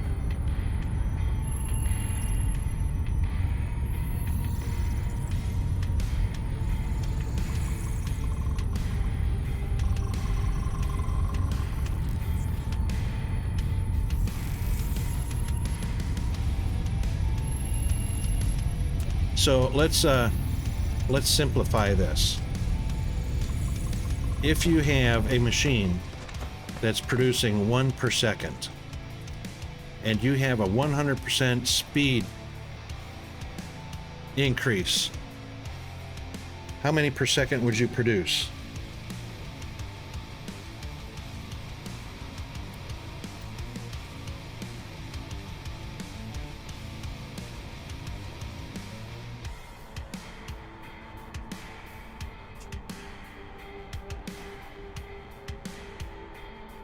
If you create 1,000 cubes per minute, speed up makes your production 1,000 cubes per minute. No, it doesn't, because 1,000 is the same as 1,000.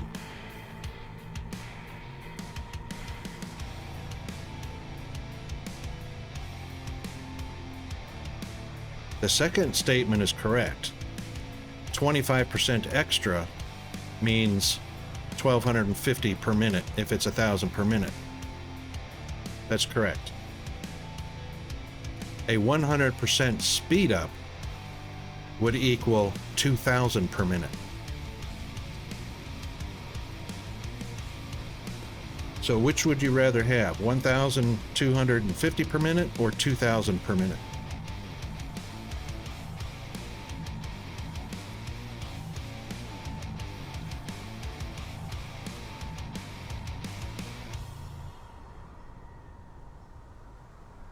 So it looks like this: 1,000 per minute times 25% equals 1,250 per minute. Okay? That's 25% extra products. Now, for speed, 1,000 per minute times 100% speed increase equals 2,000 per minute. Which one would you like?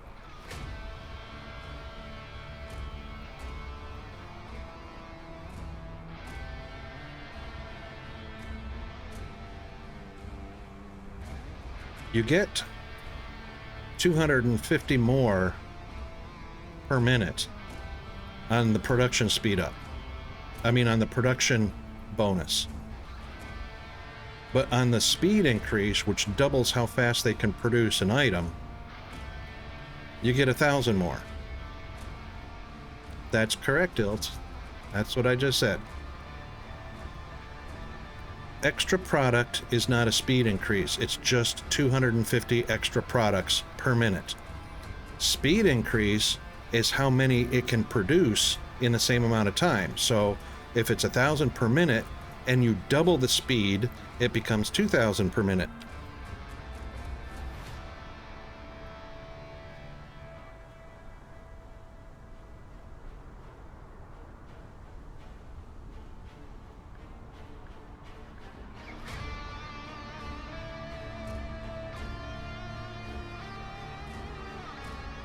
One gives you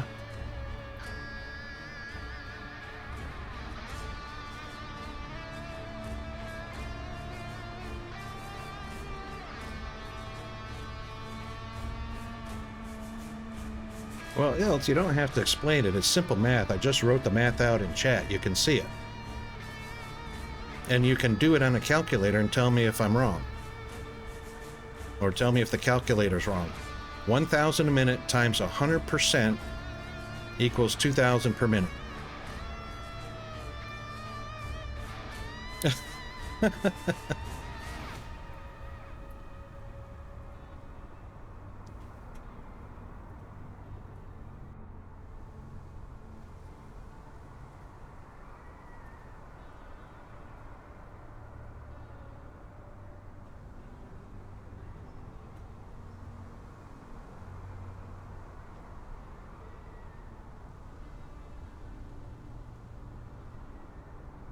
Well, I'm only doing what the calculator says. And I can actually show you that with a traffic monitor on a belt. I can actually show you that.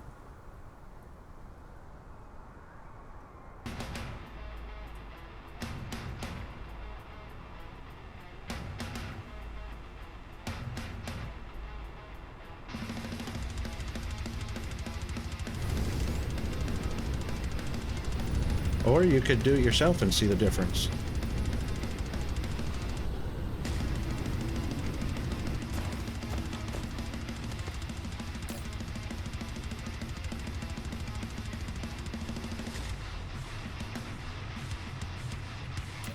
Can't do it with that machine.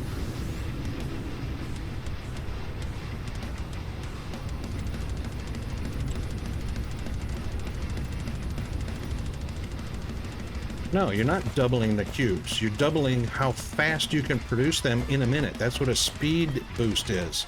100% speed boost. And you're not doubling how many cubes you get with a production boost. You're getting 1 for every 4. So you're getting 1 extra product, which is out of 4, 25% more product. So you get 25% more product per minute, because it's 4 cycles, or you get double the product in the same amount of time. So which would you have? 250 extra per minute or 1,000 extra per minute? Which one?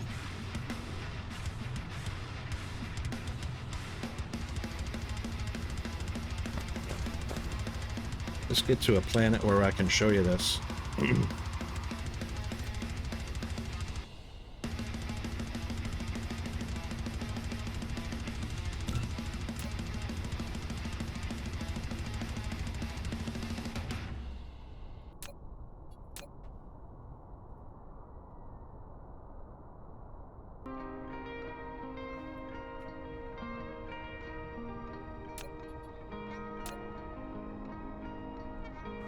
Oops, doggone it.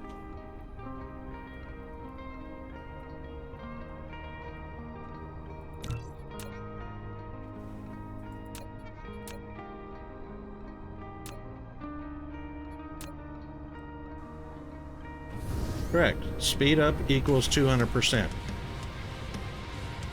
That's correct.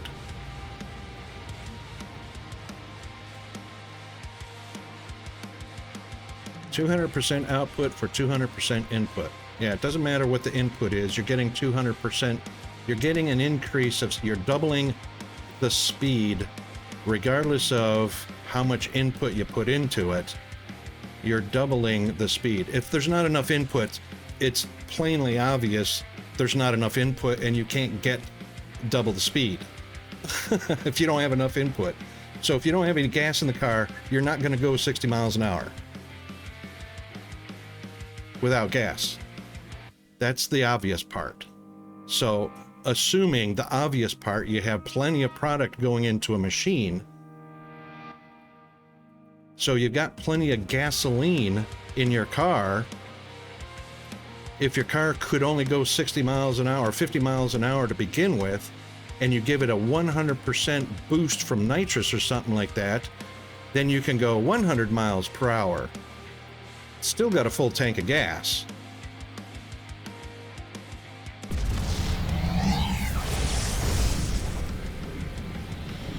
So you get to travel 50 miles further in an hour than you would without the speed boost.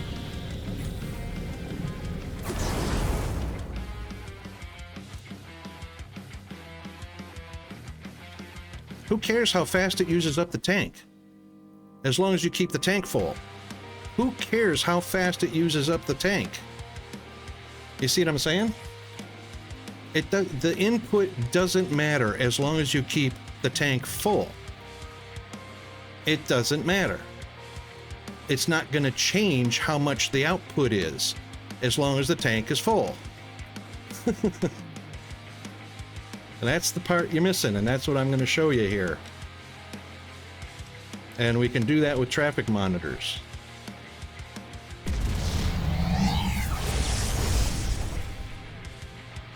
Thank you, autosave.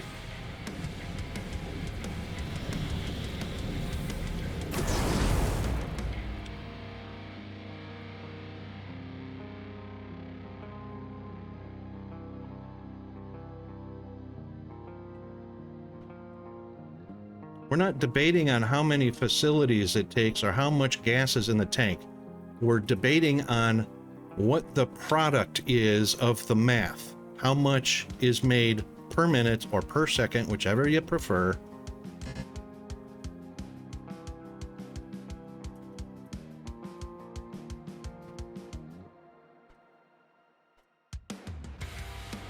Yeah, exactly. Man and Oz, that's exactly right. So you can have 2,000 cubes in a minute, or you can have 1,250 cubes in a minute. That's the difference. Out of 1,000 input. I mean, I'm sorry, out of 1,000 input, back up. Speed and production are two different things. Production gives you extra product. Speed gives you the same product twice as fast. So if you're going to use a per minute as a basis of measure, per minute, 1,000 per minute with a 25 extra products per minute gives you a total of 1,250 extra products. 1,000 cubes per minute, because we're using per minute as the basis, 1,000 cubes per minute times 100% boost will give you 2,000 per minute. It's all based on your unit of measure. Are you using per minute, per second, whatever?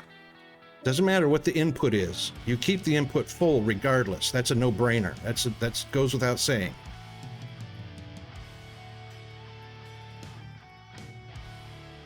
And that's fine. Having 1,200 output out of 1,000, that's your extra product, and that's a good bonus.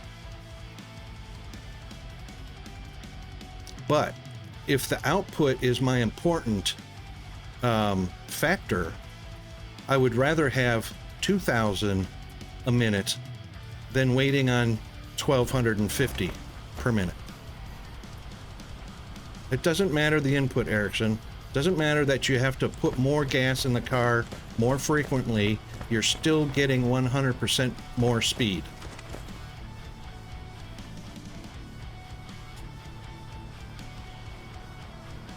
So if it takes 10 gallons of gas to go 50 miles an hour, and you put a production boost on your engine, and you get to go, well, you can't get 25% of 50. Let's say your car goes 100 miles an hour on 10 gallons of gas. If you put a production boost on that, you'll be able to go 125 miles on the same 10 gallons of gas.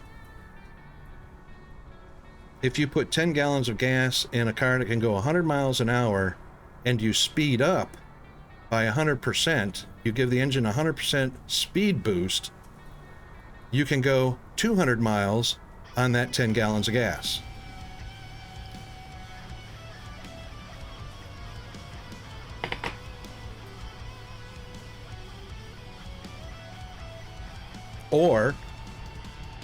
Or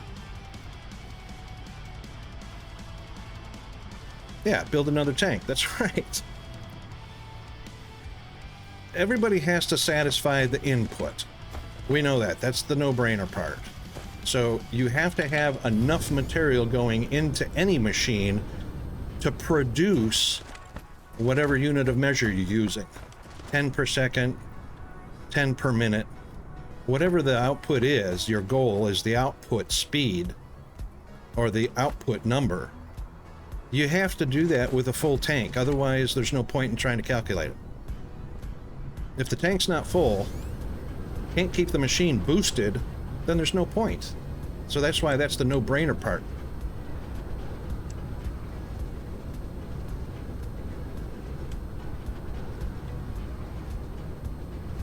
There's a nice empty spot right here. Oh, I probably did that right over there. Oh no, that's not it.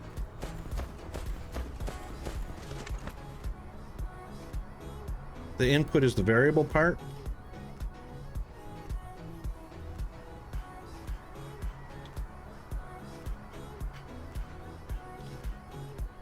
The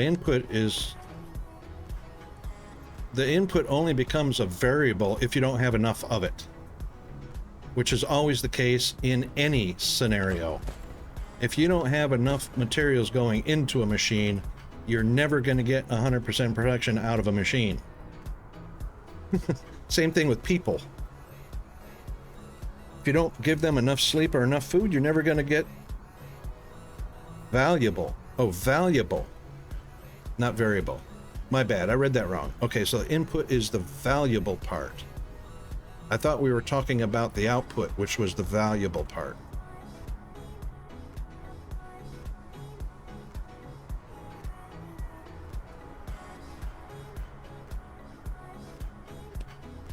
All right, so just happen to have a blueprint for this.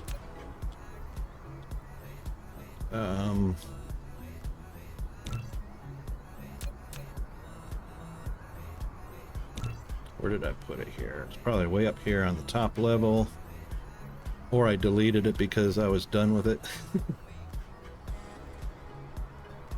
Insert speed test. That's an insert speed test. That is so old. That's not it. Darn.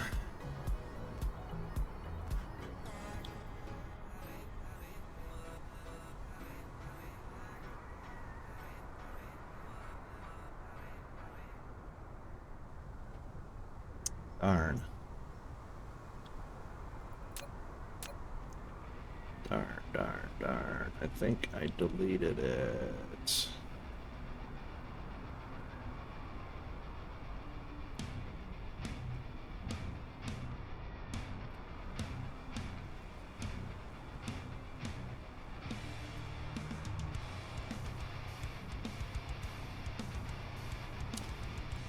It's gone.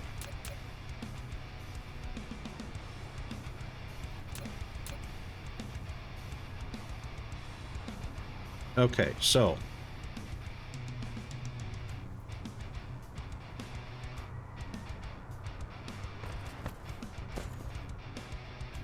you can use, it doesn't matter whether you use cubes or green chips or proliferation or whatever, or copper ore, doesn't matter what the product is. It's because it's based on the output, which is giving you either extra product or giving you the product faster.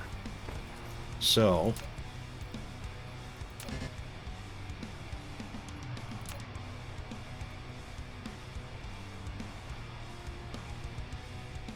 actually we only need 2 machines, one for production speed up, one for speed up. All right, so we'll pick a product, something that we can easily make. There's a 1-to-1. Okay.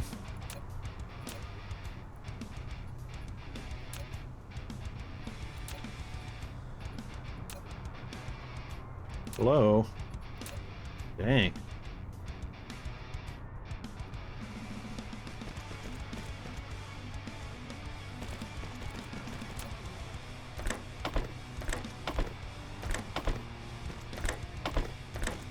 It's not gonna use, it's gonna be a full belt, so it doesn't matter. We're just gonna use enough inserts to make sure there's no lag.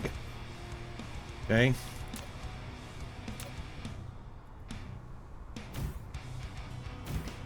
And actually, we don't have to use a belt.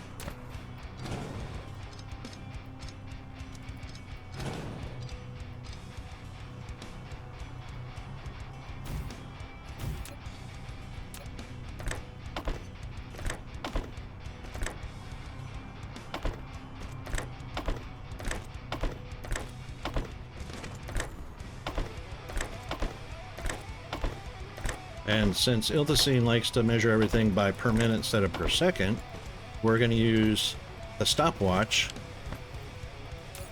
per minute. Okay?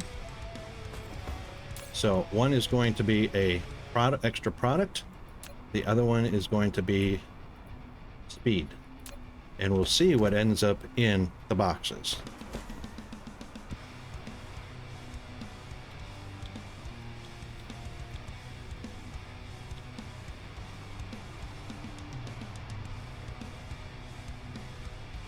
I'll show you this and then you tell me what you think of the result.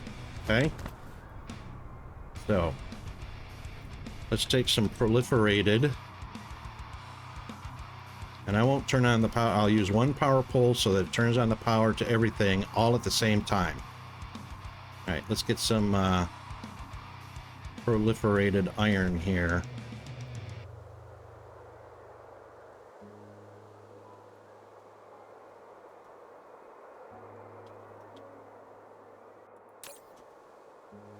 Oh, those aren't fully proliferated. That sucks. They're proliferated on the output, yes.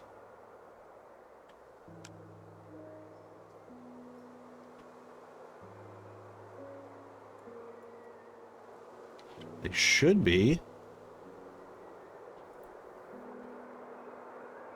Those don't look fully...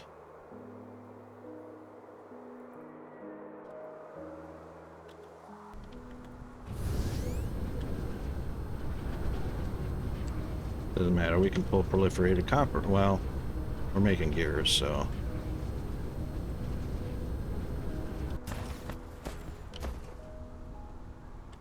Alright, this is proliferated copper. No, it's not fully. Why is that a 2? Some of those are 2s and some are 3s. That sucks. Alright, so these are all 3s. Oops. Right.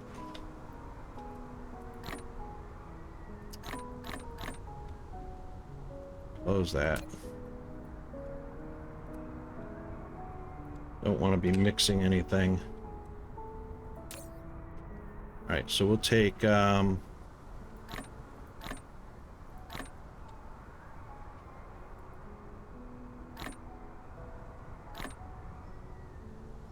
we'll just make it nice, a nice 4. So the machine is going to be proliferated product. Probably should take enough. We'll just take enough to make sure we get a full minute's worth of, which should be 60. Well, should be 100. That should be plenty. All right, now, hope everybody's got their stopwatches out, because there's going to be a little bit of delay because of stream. All right, so we will put 1, 2, 3, 4, 5, 6, 7, 8, 9, 10. And the other one we'll put 1, 2, 3, 4, 5, 6, 7. Okay, we got 17. We're going to have to make that 16 each. So...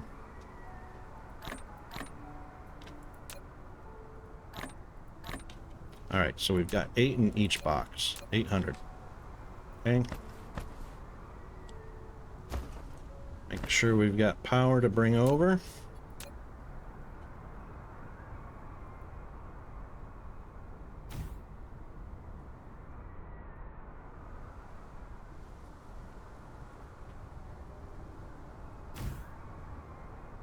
Okay, now.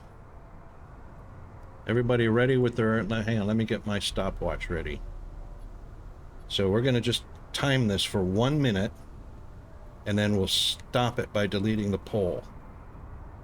So...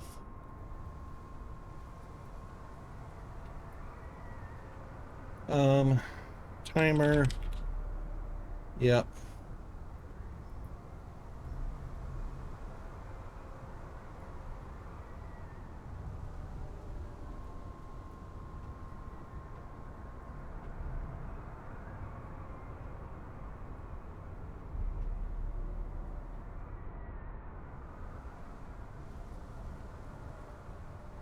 All right, is everybody ready? Hang on. Let's make sure one's production, one's speed up. Okay, they each have 800. Zoom all the way in. 39 UPS. Okay, right.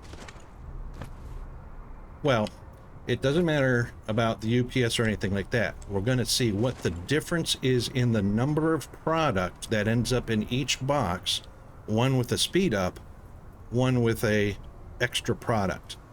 Okay? So the 70% is going to apply to both.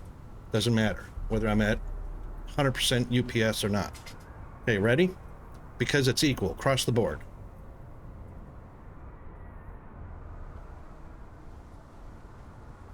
Okay, so if we're ready, here we go. Got your stopwatches ready? 3, 2, 1, go.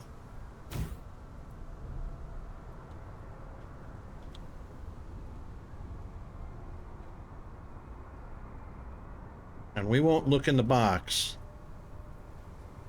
until after time has expired, and then we'll take a look and see what the difference is between the boxes. I'm gonna take a bite to eat. That peanut brought me a snacky treat. 30 seconds have gone by.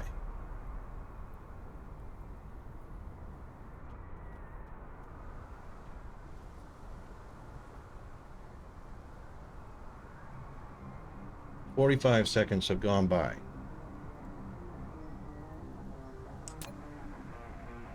10, 9, 8, 7, 6, 5, 4, 3, 2, 1, 1 minute. Okay?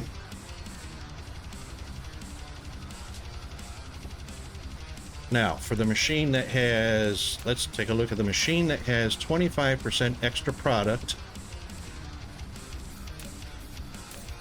1, 2, 3, 4, 5, 6, 7. So we've sent through 72. 72 plus 25 more, 25% more.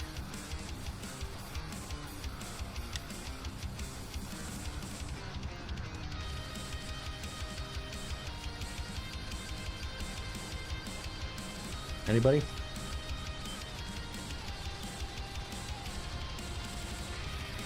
$72 times 25% equals 18. So that will be 80. That will be 90. Okay. So there should be 90 bars. It's only 75.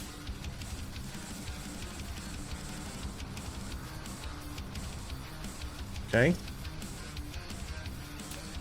So we sent 72 through on a 25% product. 25% turn 72 into 75. Okay. Now the other box.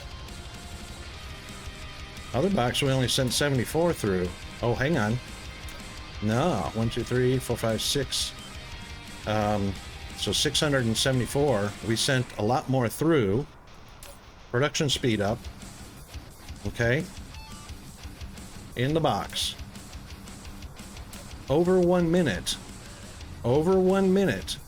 Would you rather have 120 product in your box, or would you rather have 75 in your box?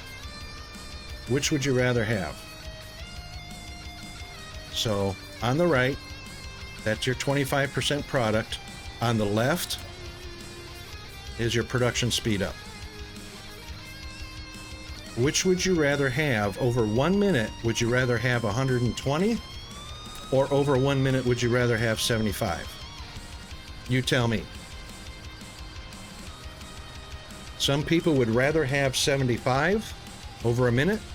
I'd like to have 120.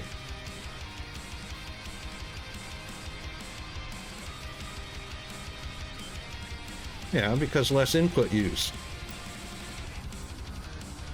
But we're not talking about that. The debate was, how many per minute would you get?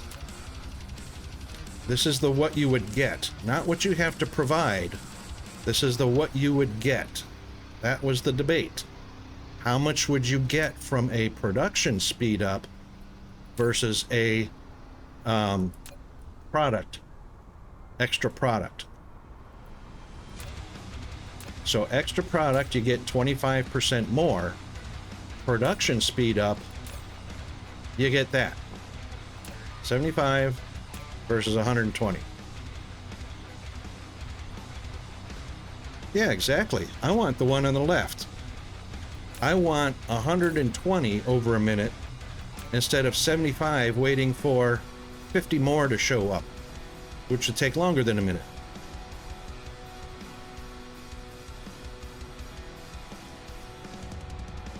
Well, no, we're not debating on which one is better because everybody's going to have their personal preference. There's going to be people that say, I would rather have the extra product, even though it takes longer to make it, which I'm fine with. And then there are other people that would say, I'd rather have 120 in a minute because we're working on iltacines per minute. Per minute.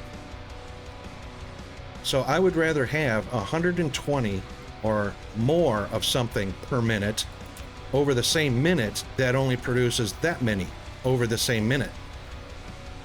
Because remember, per minute. That's the difference.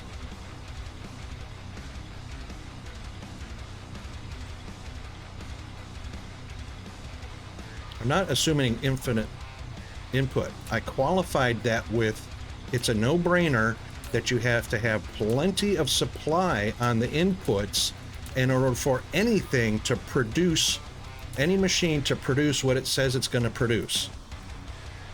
That's the no-brainer part. This whole area down here.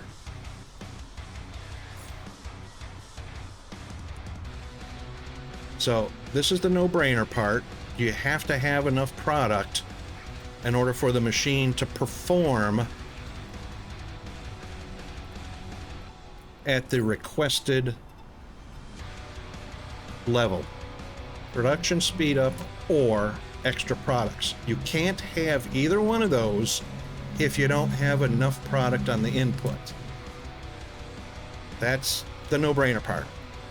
The part we're talking about is which one gives you more product per minute.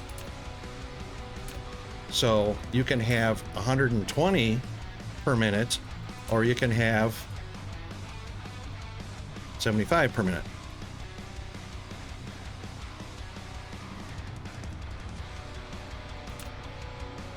Personally, I like the one on the left where you get 120 per minute, that I can go feed that to something else that is also giving me a production speed up of more of something faster. See, I can feed that into another machine that needs it, that might be suffocating for gears. I can feed them 120 per minute, or I can feed that machine that's suffering for gears 75 per minute and hope for the best.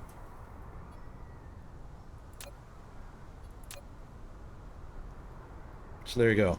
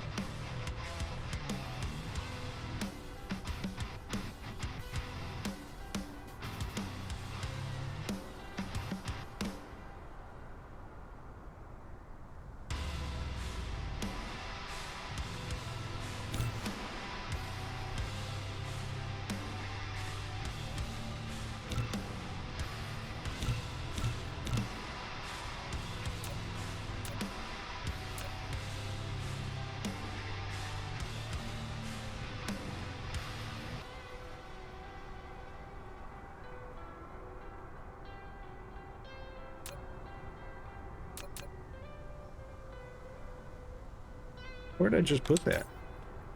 Was I in factories? Assembly.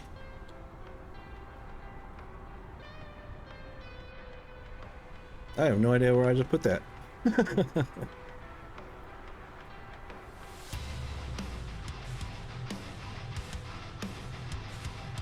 Yes, honey, I know. Oops. Even Peanut said, your cam is off.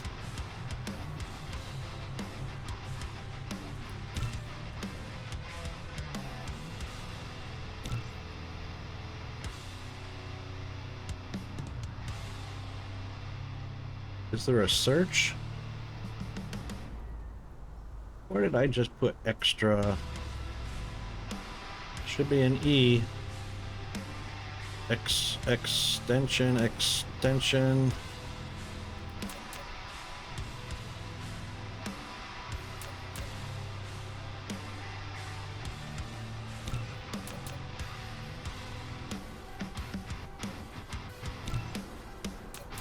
Wasn't there, I know that. Wasn't there. Wasn't there. Wasn't there. Wasn't any of these. Where did I just put that? That's messed up. No extra anything there. Oh, it's probably down here.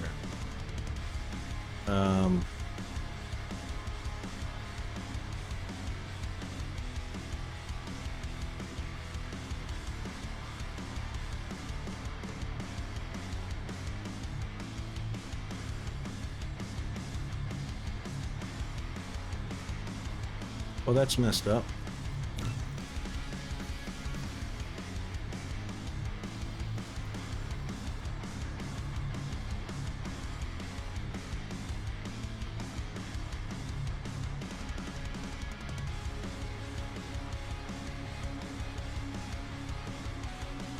I didn't even pick an icon, so it should be a blank icon. Oh, for crying out loud.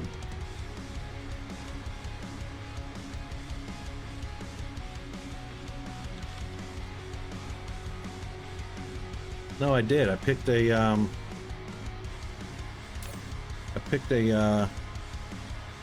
blue machine assembler with nothing else. It's a blue assembler all by itself.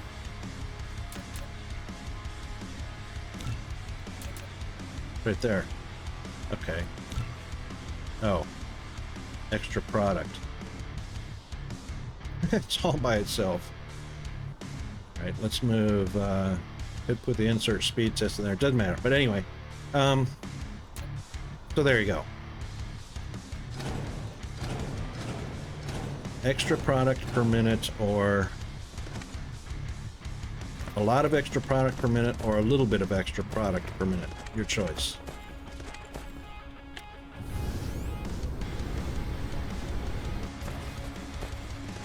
Yes, honey, I know. It's 4 o'clock now. Just give me a minute.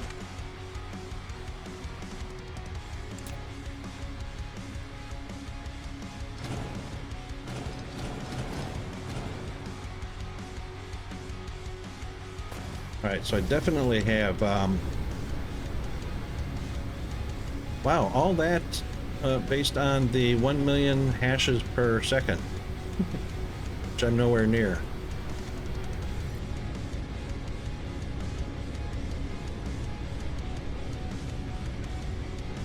Science. She blinded me with science. Alpha. Right there.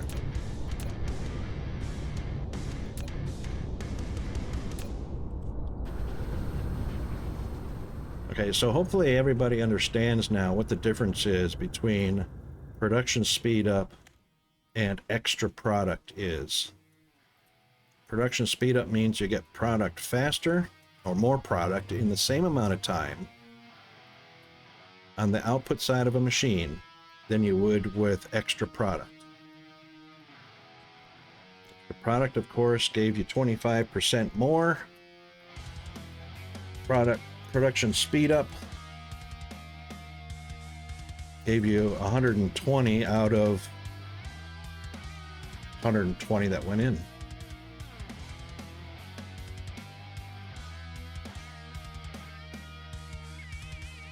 No extra product, it just gave it to you much faster. It might be nice if I put some warpers in my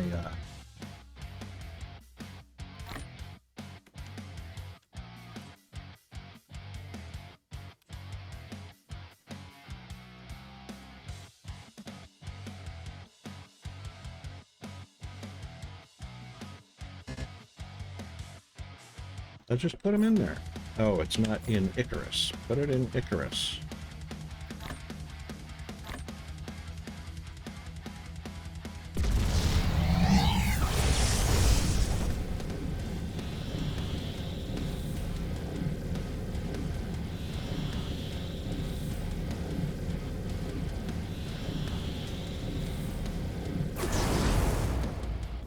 Visibly Invisiplanet. Right through it. Invisible and gas planet. Ba-boom.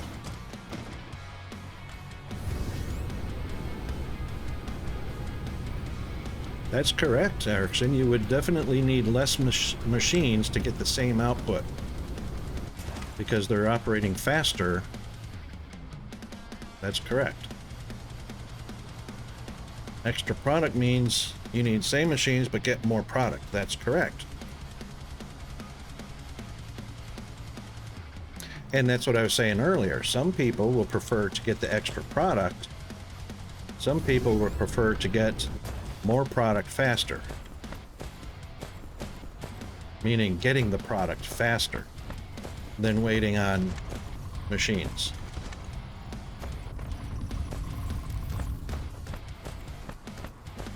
Getting more product faster would mean I would be able to fill up this ILS or this PLS faster, thereby saturating a belt. And that's what's important to me, is being able to saturate inputs. No, you wouldn't what?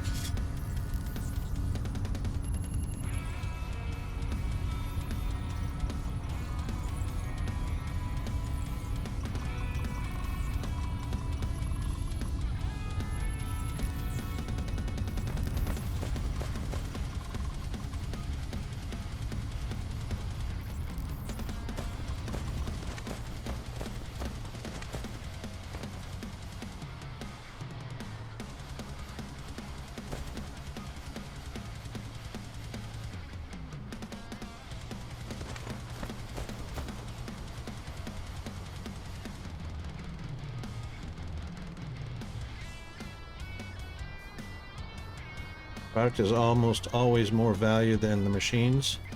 Well, that's personal preference, personal opinion. Depends on who the boss is and which one they like more. Faster production or more product.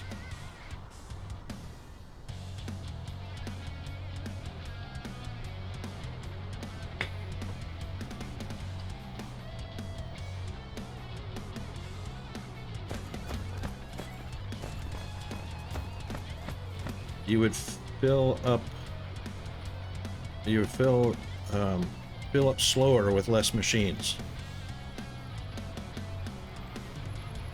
Now we just went through the whole speed versus product debate, and I just showed you with and I made a blueprint of it, how one machine can give me 121 products over a minute, and the other machine gives me 74 products over a minute. I need the machine that will give me 120 per minute so that I can saturate this belt. That's correct, the same machines. You can't make a comparison unless the machines are identical.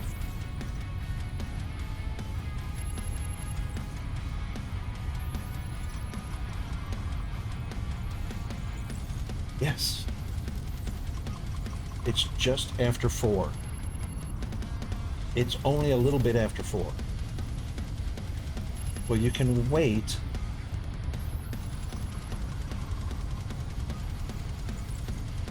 It's almost not quite an hour until dinner time, okay? Mm-hmm. There's an apple in there. Go get an apple. You better eat all your dinner. All right, so you can because you have limited input.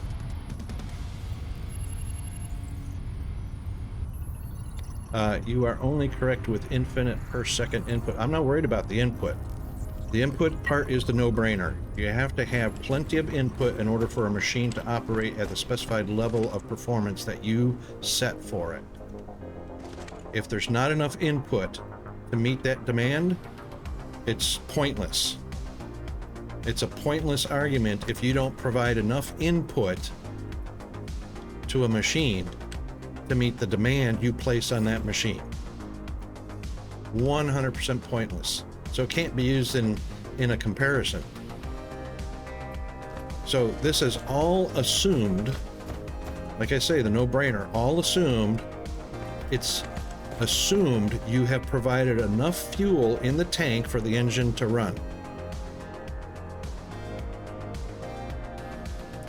Well, I'm not sure what the limited is that you're talking about.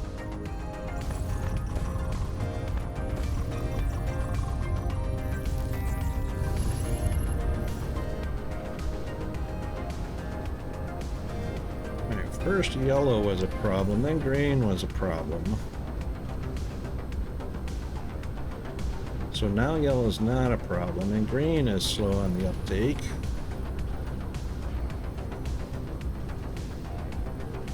Yellow is an issue on that side.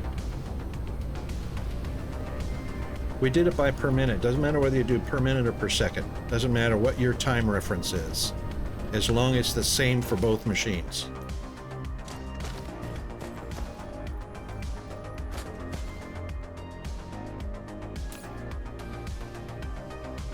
Do that also. Probably should do that for all these machines. So blue, red, yellow,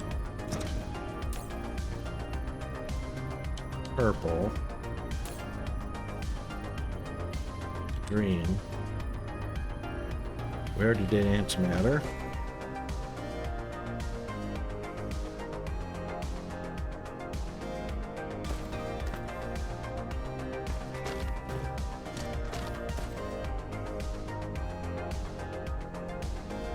We just did iron per minute. We did a 1 minute timer with iron, iron into gears. All right, so we just did that exactly 1 minute timer. And we got 120 gears in a minute on the production, on the production speed up. We got 74 gears per minute on the product speed up, or the product bonus, whatever you want to call it. It's not a speed up, it's a product bonus. We just did that.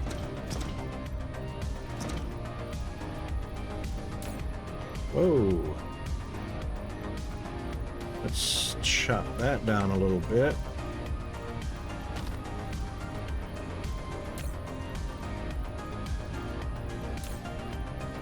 And we'll chop yellow down a little bit. Red and blue should already be 2s. And we'll chop purple down a little bit.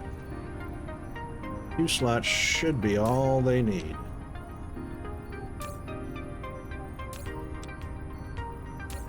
Okay.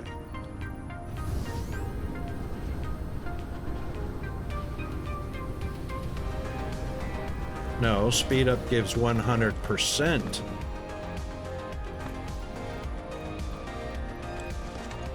Speed. So if the machine's only operating at 50 per minute, 100% of that would be 100 per minute. So it's percent, not a number of extra product, which is what the extra product is for. Extra product gives you the number of extra product every 4 cycles, which is 1 extra product every 4 cycles.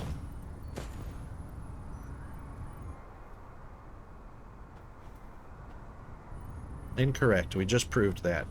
If you have 100 per minute input and you choose the 100% speed up of the machine, that changes to 200 per minute output. We just proved that, and the calculator proves that. If a machine produces 1 per minute and you give it 100% production boost, speed up boost, you're going to get 2 per minute. It's that simple. Assuming the no-brainer, you put enough at the input in order for it to perform at 100% efficiency. That's the whole point of 100% efficiency. Double the speed.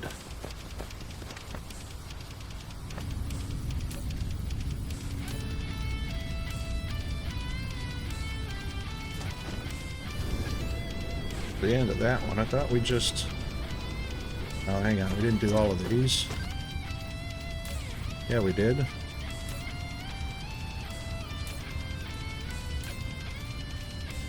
Another Christmas song. Too funny.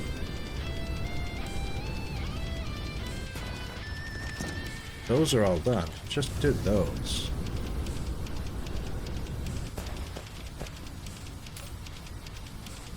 There we go.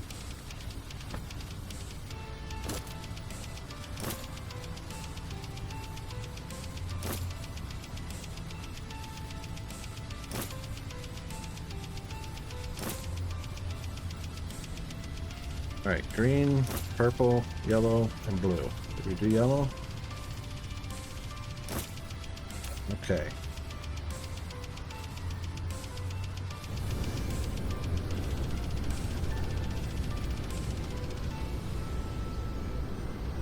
It can't output more than it takes in.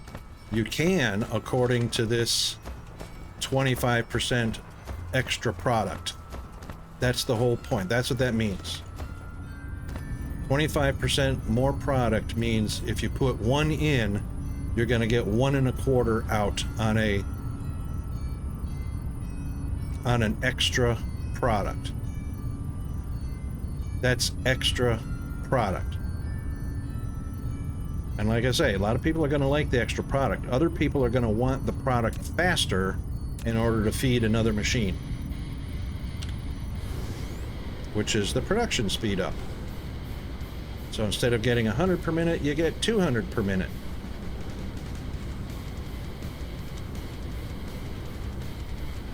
There's no extra product involved in that. That's already been defined with the extra product switch, not the production speed up.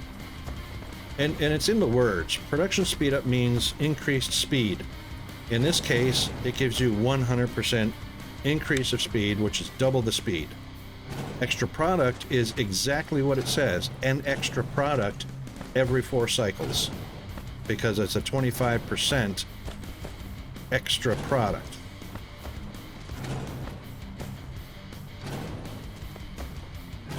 It's all in the words. I mean, unless people don't understand what extra product means or what doubling your speed means, they're always going to be confused. Always.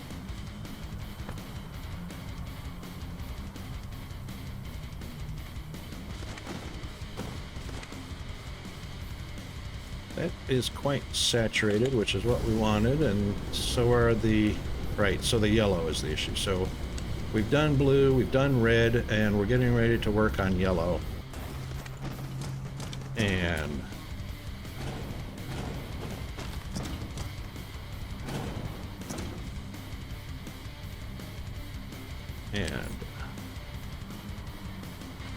that's all set.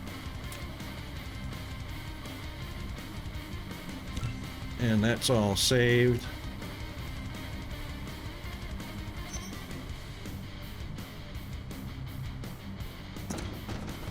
So Erickson, just so that you understand, we weren't debating on hopefully we weren't debating what the words mean. One means extra product, one means extra speed. And using the reference that Iltacine uses is how many per minute. You get more per minute speed when you use speed production. If you're talking about more product per minute, the extra product doesn't give you that. It only gives you extra product, not faster. It doesn't do both, in other words.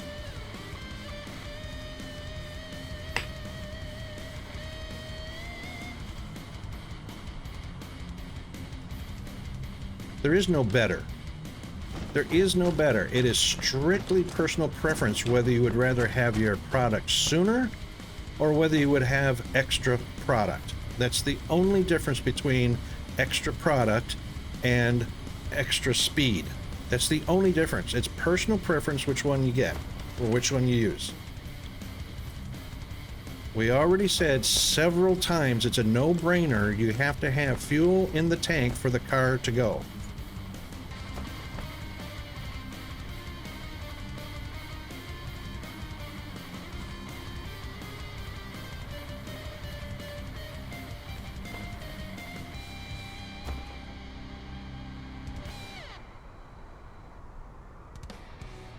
I don't know why you're finding this so hard to understand. Very simply, the difference between an extra product or getting product faster.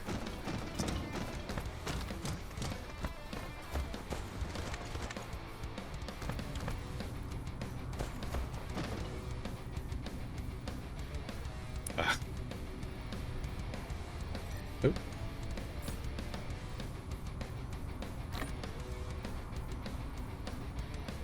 I'm not assuming. It's definition.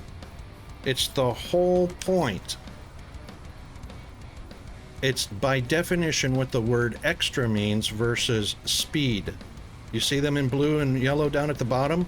Extra product or production speed up. That's not me. This is Webster's Dictionary.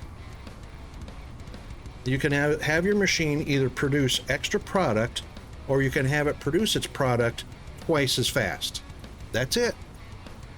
It's plain and simple. I don't know what's so difficult about that. If somebody needs help, they need to get Webster's Dictionary out, what extra means and what speed up means.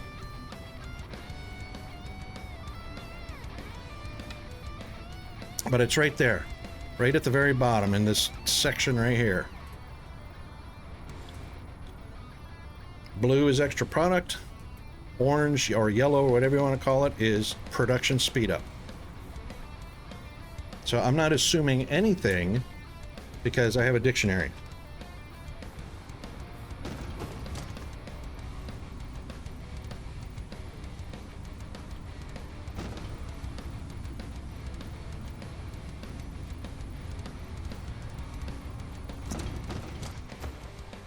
I was completely off the grid. Oh, it shifted, that's why. Alright, well, we can shift right back. 1, 2. What are we using? 4, 3, 1, 2, 3 majors. So right in the middle of 3 major grid sections. So we'll do that. Actually, no, I don't want to be that close to the... I don't want to be that close to the tropic, so we'll do that one. That's better. So 1, 2, 3, 1, 2, 3.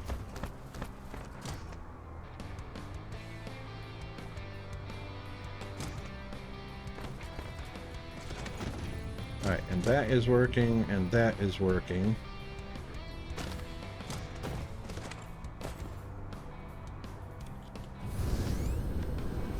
Actually, blue is working perfectly.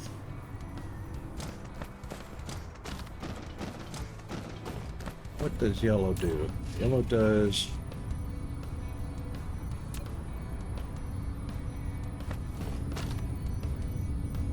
Nothing is proliferated. Oops.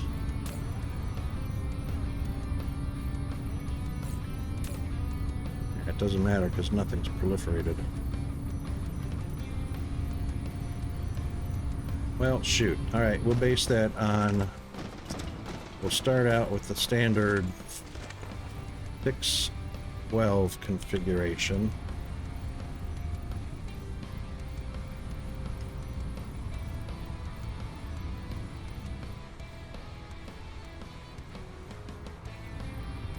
Oh, and I'll bet you because that proliferator is on a frickin' tropic line, and so is that one. Wow, that is a small tropic. It's not going to paste down over here.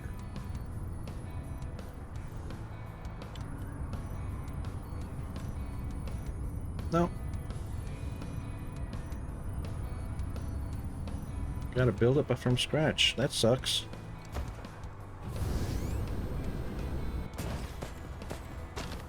Or, doesn't completely suck. Or we can just take it with no proliferator, which means none of this, and not that, and none of this. There we go. Now it'll paste down. Of course, we'll overlap that on the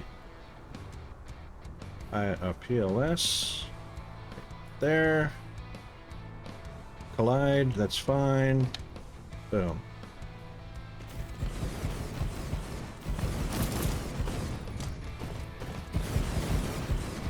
Okay. And of course we need to turn off everything in here. Everything is turned off in there. Good. And make sure that these are cleared. That's cleared. That's cleared. Okay, 3 bots. Everything else we can build up to be what it's supposed to be. Boy, that's close. And then, of course, these will all be changed to yellow.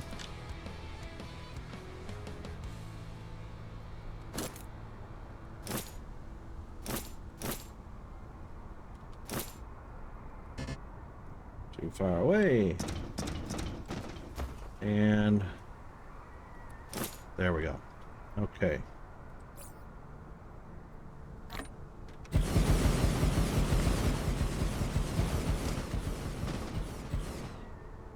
Oh, it didn't paste. They have to be actually there. You can't paste it on the blueprint.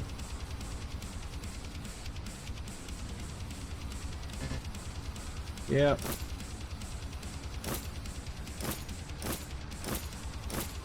There we go. Alright, and then we'll just set our product in the PLS and make sure all the belts are connected. Happy days. Alright, so gotta make dinner for Peanut. We're 1 hour past our run time on our stream.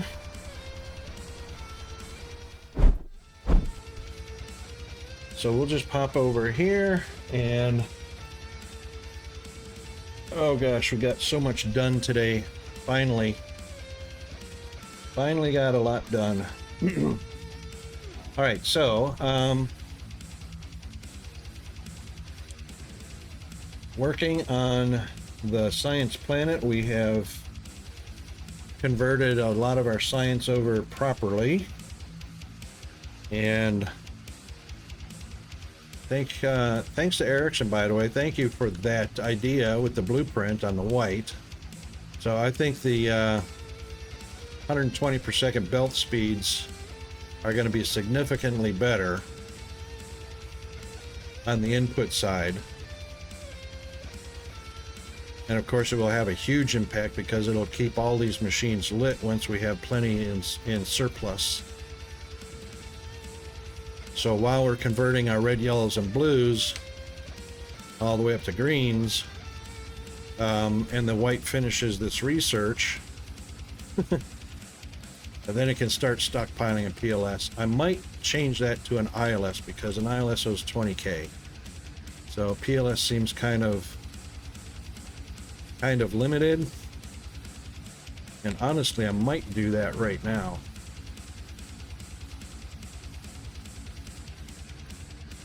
Because there's no white in there right now.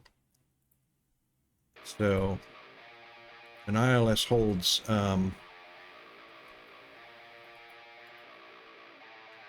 20k instead of 10k, and that's a lot better. Lot better surplus.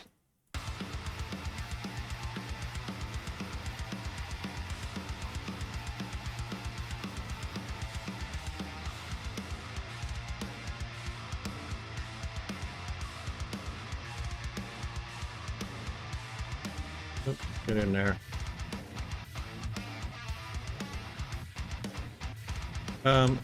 The white, I believe we don't have a oh, the white over here. I don't think I've changed them all. I think some are on product, some are on production.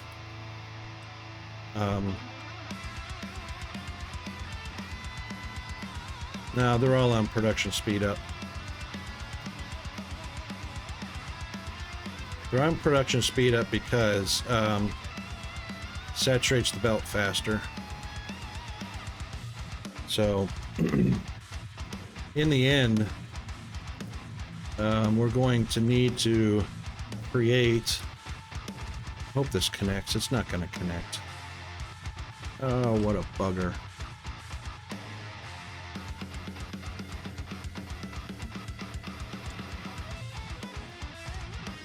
In the end, what we're going to have to do is create more labs processing all the colored jellos to produce white.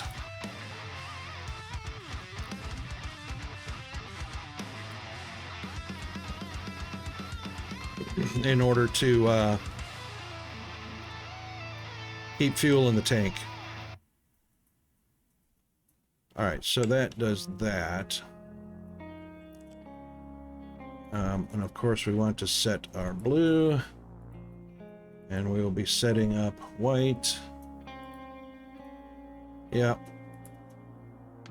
Local storage. Remote, it's all storage. This is going to be a demand. Hopefully.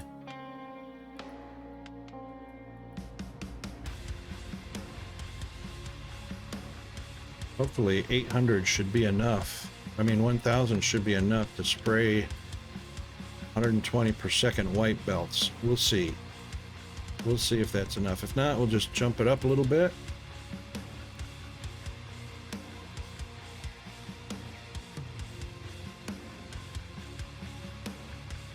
Okay. And white it is. So it can continue researching. Now this will reach down, should reach down further. We're going to see. So 1, 2, since it's got plenty in supply, we'll see how many towers it can feed before the belt speed suffers. So 1, 2, 3, 4, 5, 6. Can it do 7? Yes, it can do 7. Can it do 8? Before it runs out.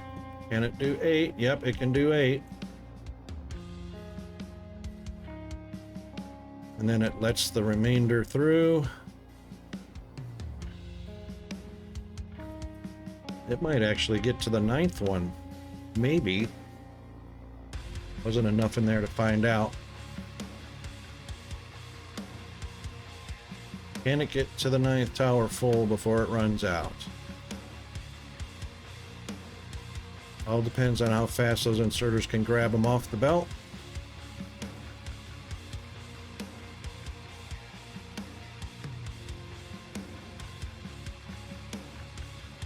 It's having a hard time getting up there, so I'm thinking about 8.5. Here it comes, here it comes, here it comes.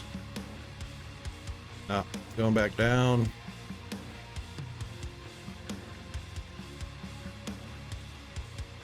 8 3/4.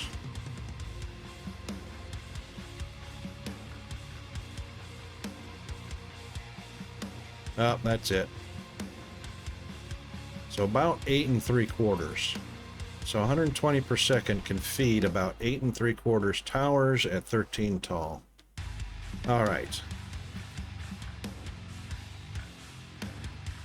Because the belts can't actually deliver faster than that. Actually, what we'll do is, since we know that it'll only go up to 9, I mean, we only need 9 towers. So 1, 2, 3, 4, 5, 6, 7, 8, 9. We don't need this extra stack. It'll never get product at 120 per second before we have to build another lane, which is this one.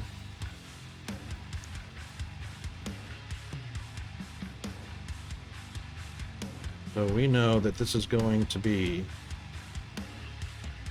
the maximum right there per lane. And that's 3 belts, or 3 inserters per tower, 13 tall, times 8 3/4, almost 9. So it's okay if the last 1 or 2 flicker on and off periodically because of lack of supply. That's fine. As long as we've got another lane, which we do. Okay. All right. I can't, and it's dinner time, and I have to. Because apparently Peanut is starving to death. Even though he ate lunch at lunchtime, and even though he's had an apple in between lunch and dinner, he's absolutely starving to death, and he's going to die, and I'm a horrible father because 30 minutes before dinner time, I haven't cooked dinner. I reckon today is going to be a hamburger and cheese, or cheeseburgers, with a splash of garlic salt and probably either some broccoli or corn and peas. He really likes corn and peas, and for a kid, he likes asparagus. That blew me away. The Brussels sprouts he can kind of come or go with. It doesn't, it's kind of, he doesn't prefer them, but he won't throw them away. Asparagus he loves. Peas, carrots, and corn loves. So, for most parents, including my own, who suffered through having to force their kids to eat their vegetables because there's good vitamins and minerals in them, I don't have to worry about that with Peanut. He absolutely loves his vegetables. So, yeah. And he can scarf that. When we go to Subway, he eats a foot long. There's no lie. He eats a foot long sub. When we have hamburgers, he always eats 2. 2 hamburgers, 2 cheeseburgers, doesn't matter. If we get chicken, he's eating 3 to 4 drumsticks, which is his favorite. He doesn't like the rest. He's 11. He's at that age where the kids are the most picky. And thankfully, he's not. I have a different challenge. I have to watch how much weight he puts on, because he might be tempted to eat a little extra too much cereal at breakfast, or too many eggs when we have bacon and eggs or whatnot. I have to watch the quantity that he eats. Yeah, it is, but he's packing on. He's not round, but he's thick right now. Evenly distributed, thick. It's just at that point. He doesn't exercise enough, so he does ride his bike to and from school, but that's it. He sits at home in front of the computer, and I'm limiting his computer time because of that worry. So, plus I'd much rather him play with his friends outside. It's more fun to do that. Anyway, yeah, so all right, in our and G, if I forgot to thank you last night, G, thanks very much for the resub. That was an early resub, and you didn't have to do that, but I appreciate that. And that'll put you on a 4-month stretch. And want to thank Firehammer, one of our other moderators. So we have two, GFA Undead and Firehammer are the moderators. Thanks to both of them. Firehammer is still here even though he's at work, and GFA is still here even though he's at work. Thanks very much. And thanks to everybody that showed up. Whether you chatted or not doesn't matter to me. Lurkers are fine. If you're here to watch the stream, I'm happy that you're enjoying watching the stream. If you're learning something, I feel even better. If not, I'm happy to entertain. So we are on a Tantric Tuesday, and we are going to keep the schedule, and we will be on schedule tomorrow starting at 9:30. Even though we don't keep the schedule ending the stream at 3:30, we get Thank pretty you, close. Missile Dog. Missile Dog. You're quite welcome, the man in Oz. You're quite welcome. Mio Mayo. Thank you, Mio Mayo. Because it can be said both ways. It's been a good stream today. We haven't had technical issues. Thank God for that. Everything's balanced out. 75% utilization. Everything's happy. No temperature issues. Yeah. So I'm very happy with that. I didn't want to repeat Monday. Stream elements behaved. Finally. Yeah, couldn't have asked for much better. So let's hopefully have a repeat of that tomorrow. And I would like to get into a little bit of either Vintage Story or No Man's Sky, or maybe, you know, Ilticine's really got that bug in the back of my head to get restarted on Factorio. But I also been wanting to try out the new updates to Captive Industry. It'll be I'll tell you what, whoever's here in stream first tomorrow will get to pick what we play. How's that? Because there's enough of them that have had updates. I haven't played in a while. Yeah, all that kind of stuff. So it'll be viewer's choice tomorrow.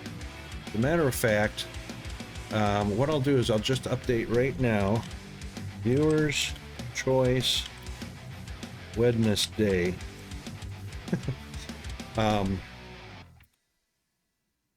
Because that's what tomorrow is for me. Right? Yeah, today's Tuesday. So that's what tomorrow's stream will be. Okay?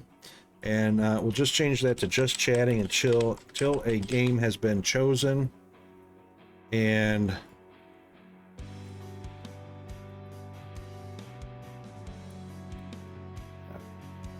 coming up so fast on a break. There it is. Okay. All right, so we're all set for tomorrow. Hope to see everybody tomorrow. We'll pick a game, or viewers will pick a game. We'll dive right into it, and no one to thank today except for all you great viewers. So awesome. We'll see you next time. Watch out for the commercials. Here they come. Good night.